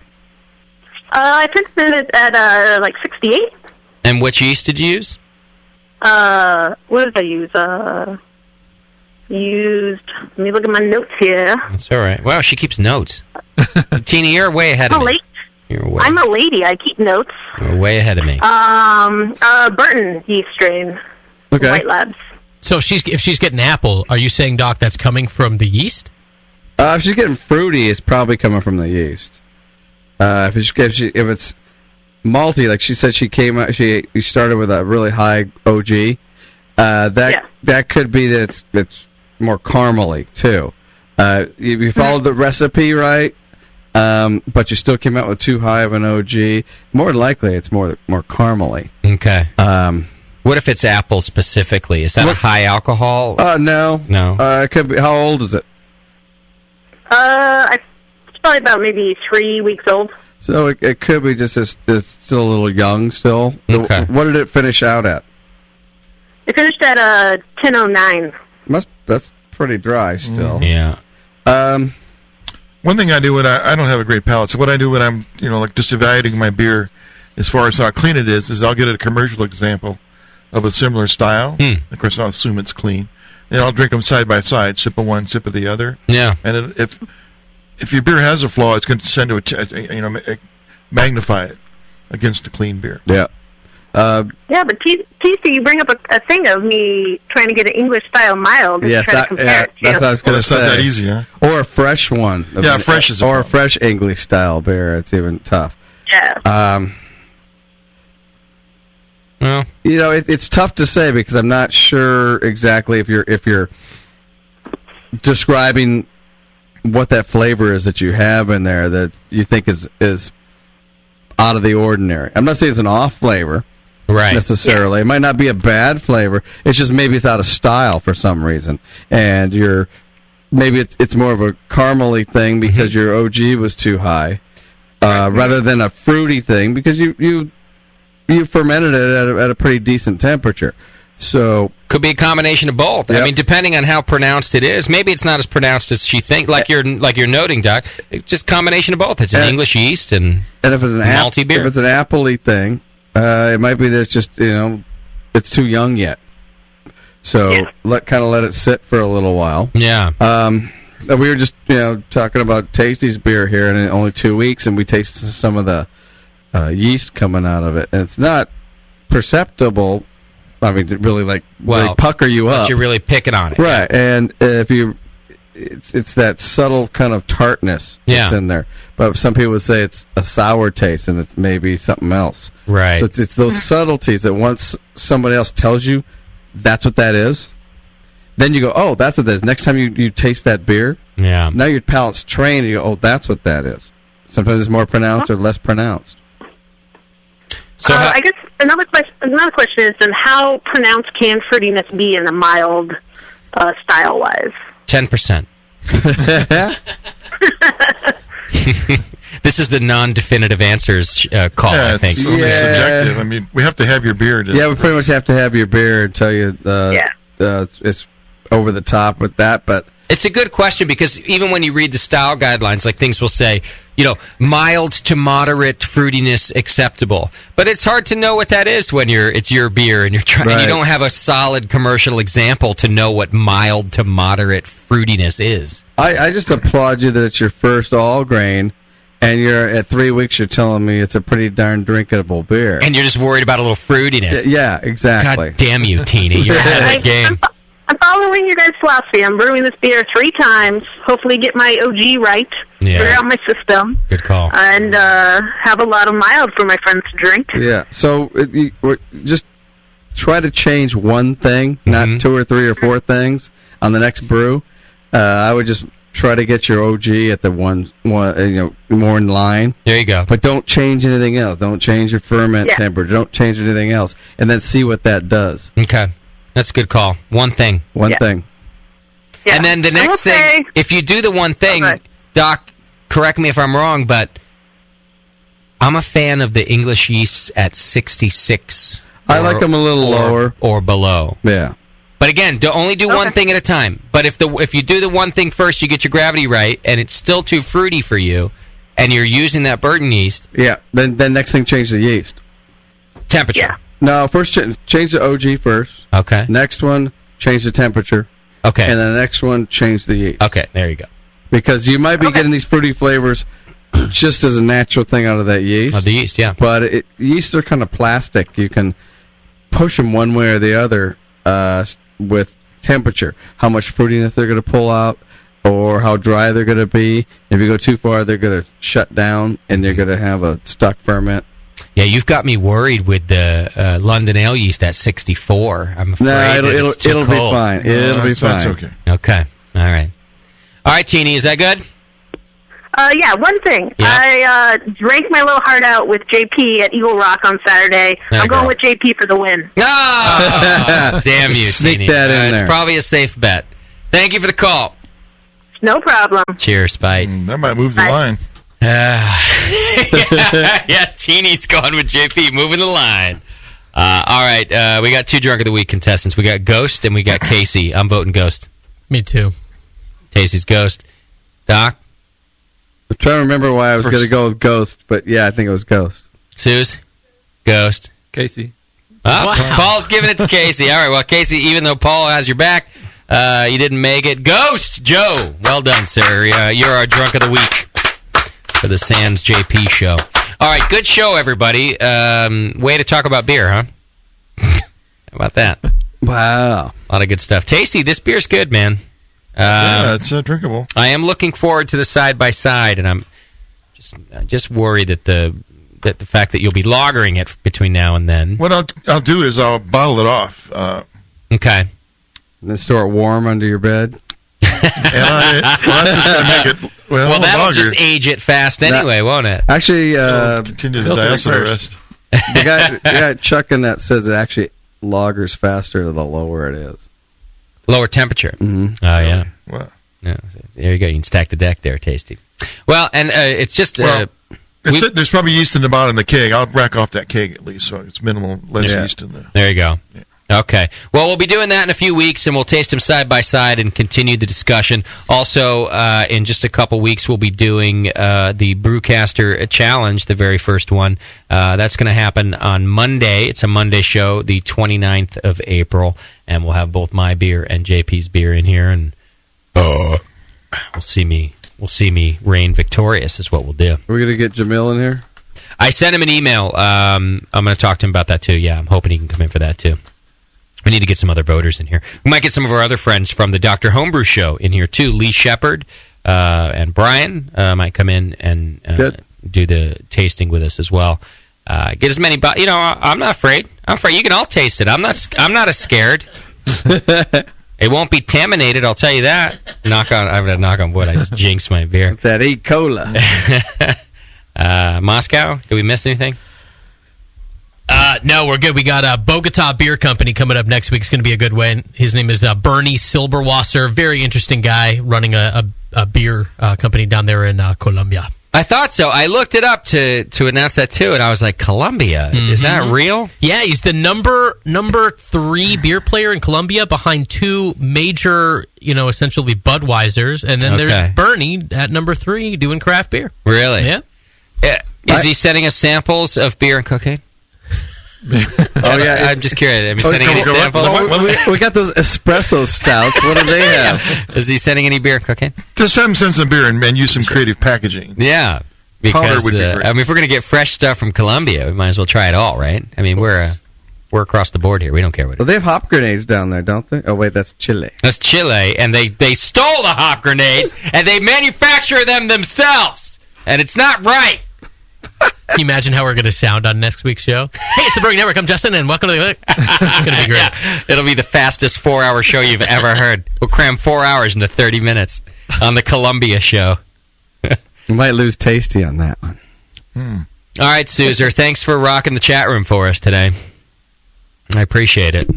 Woohoo! Didn't you drive down JP's old Volkswagen to get here? I did. It's no longer JP's. I know. I love the way you tried to rub it in his face and drive it down here all running good with a new engine. I sent him a message like 90% chance you're going to see Delilah. And he's like, 0% chance I'm out of town. I'm like, oh. Yeah, JP had this Volkswagen for a long time. When he drove it, the wheel fell off like while he was driving it down the road. Holy shit, really? Oh, yeah. Just one. Did he roll it? No, he he was going slow. He was looking at his rear view, and this wheel goes like passing by, and he's like, "I'm pretty sure that's my wheel." Yeah, JP's not the. Listen, I am not the best mechanic on earth, and I can mechanic my way in circles around JP. And so, I think all he did was like. I don't even know if he just changed the tire or did the brakes or something, and then the wheel fell off. You don't have to be a mechanic to tighten a lug nut. He had it over at my house. We were working on it for a while. Yeah. The poor guy had this. It's his dream car. He's had this Volkswagen for a long time, and he just could never do anything with it. And he sold it, and Susie's had it for like a month, and it's got a new engine, a new transmission. It's fantastic now. Yeah. Poor bastard. I saw it parked out there, Susan. I was like, ooh, she's looking good. Got the roof rack going. Yep. Well, but she's banging a mechanic, so now JP, it all makes sense. JP could start banging a mechanic. I'm sure, he not my mechanic. He might try if he gets him a good Volkswagen. Get his Volkswagen back. You know what JP keeps asking me? Is it Shane or is it Shayna or Shiny? It's Shane. It's just spelled Cheyne. Oh, that's what I keep telling him. Is it really? I'm pretty sure it's Shane. He didn't choose that. I'm calling him. Yeah, he did. His name is now Cheyenne. Shiny. What is he? An Indian? Call him Shiny. He's Brazilian. China. Is he Brazilian? Like born in? He's not born in. He's half Brazilian. His mom's from Brazil. She hot? Most chicks from Brazil are hot. Yeah. No, we only see the ones that are hot. Have him bring her to a fest one of these times. Let me have a look. She lives up in Oregon, so we'll have to do something up there. OBF? Something like that. What's her name? Like Jane? It'll be funny. It's Lenny. Lenny? But there's a Y in there, isn't there? No. Cheyenne. Please. All right. We'll still go out with our tribute to the great JP. Thanks, everybody. Good show. Next week, we'll talk to the Colombians, Bogota Beer Company. Bogota. Whatever. Bogota. Probably still say it wrong next week. It's the name of a city. Bogota. Whatever. Just send the cocaine. See you next week. Yayo. Night. Cheers, everybody. JP's an asshole. Sometimes he's real funny. We laugh at his wit. The young just wishes he could brew worth a shit.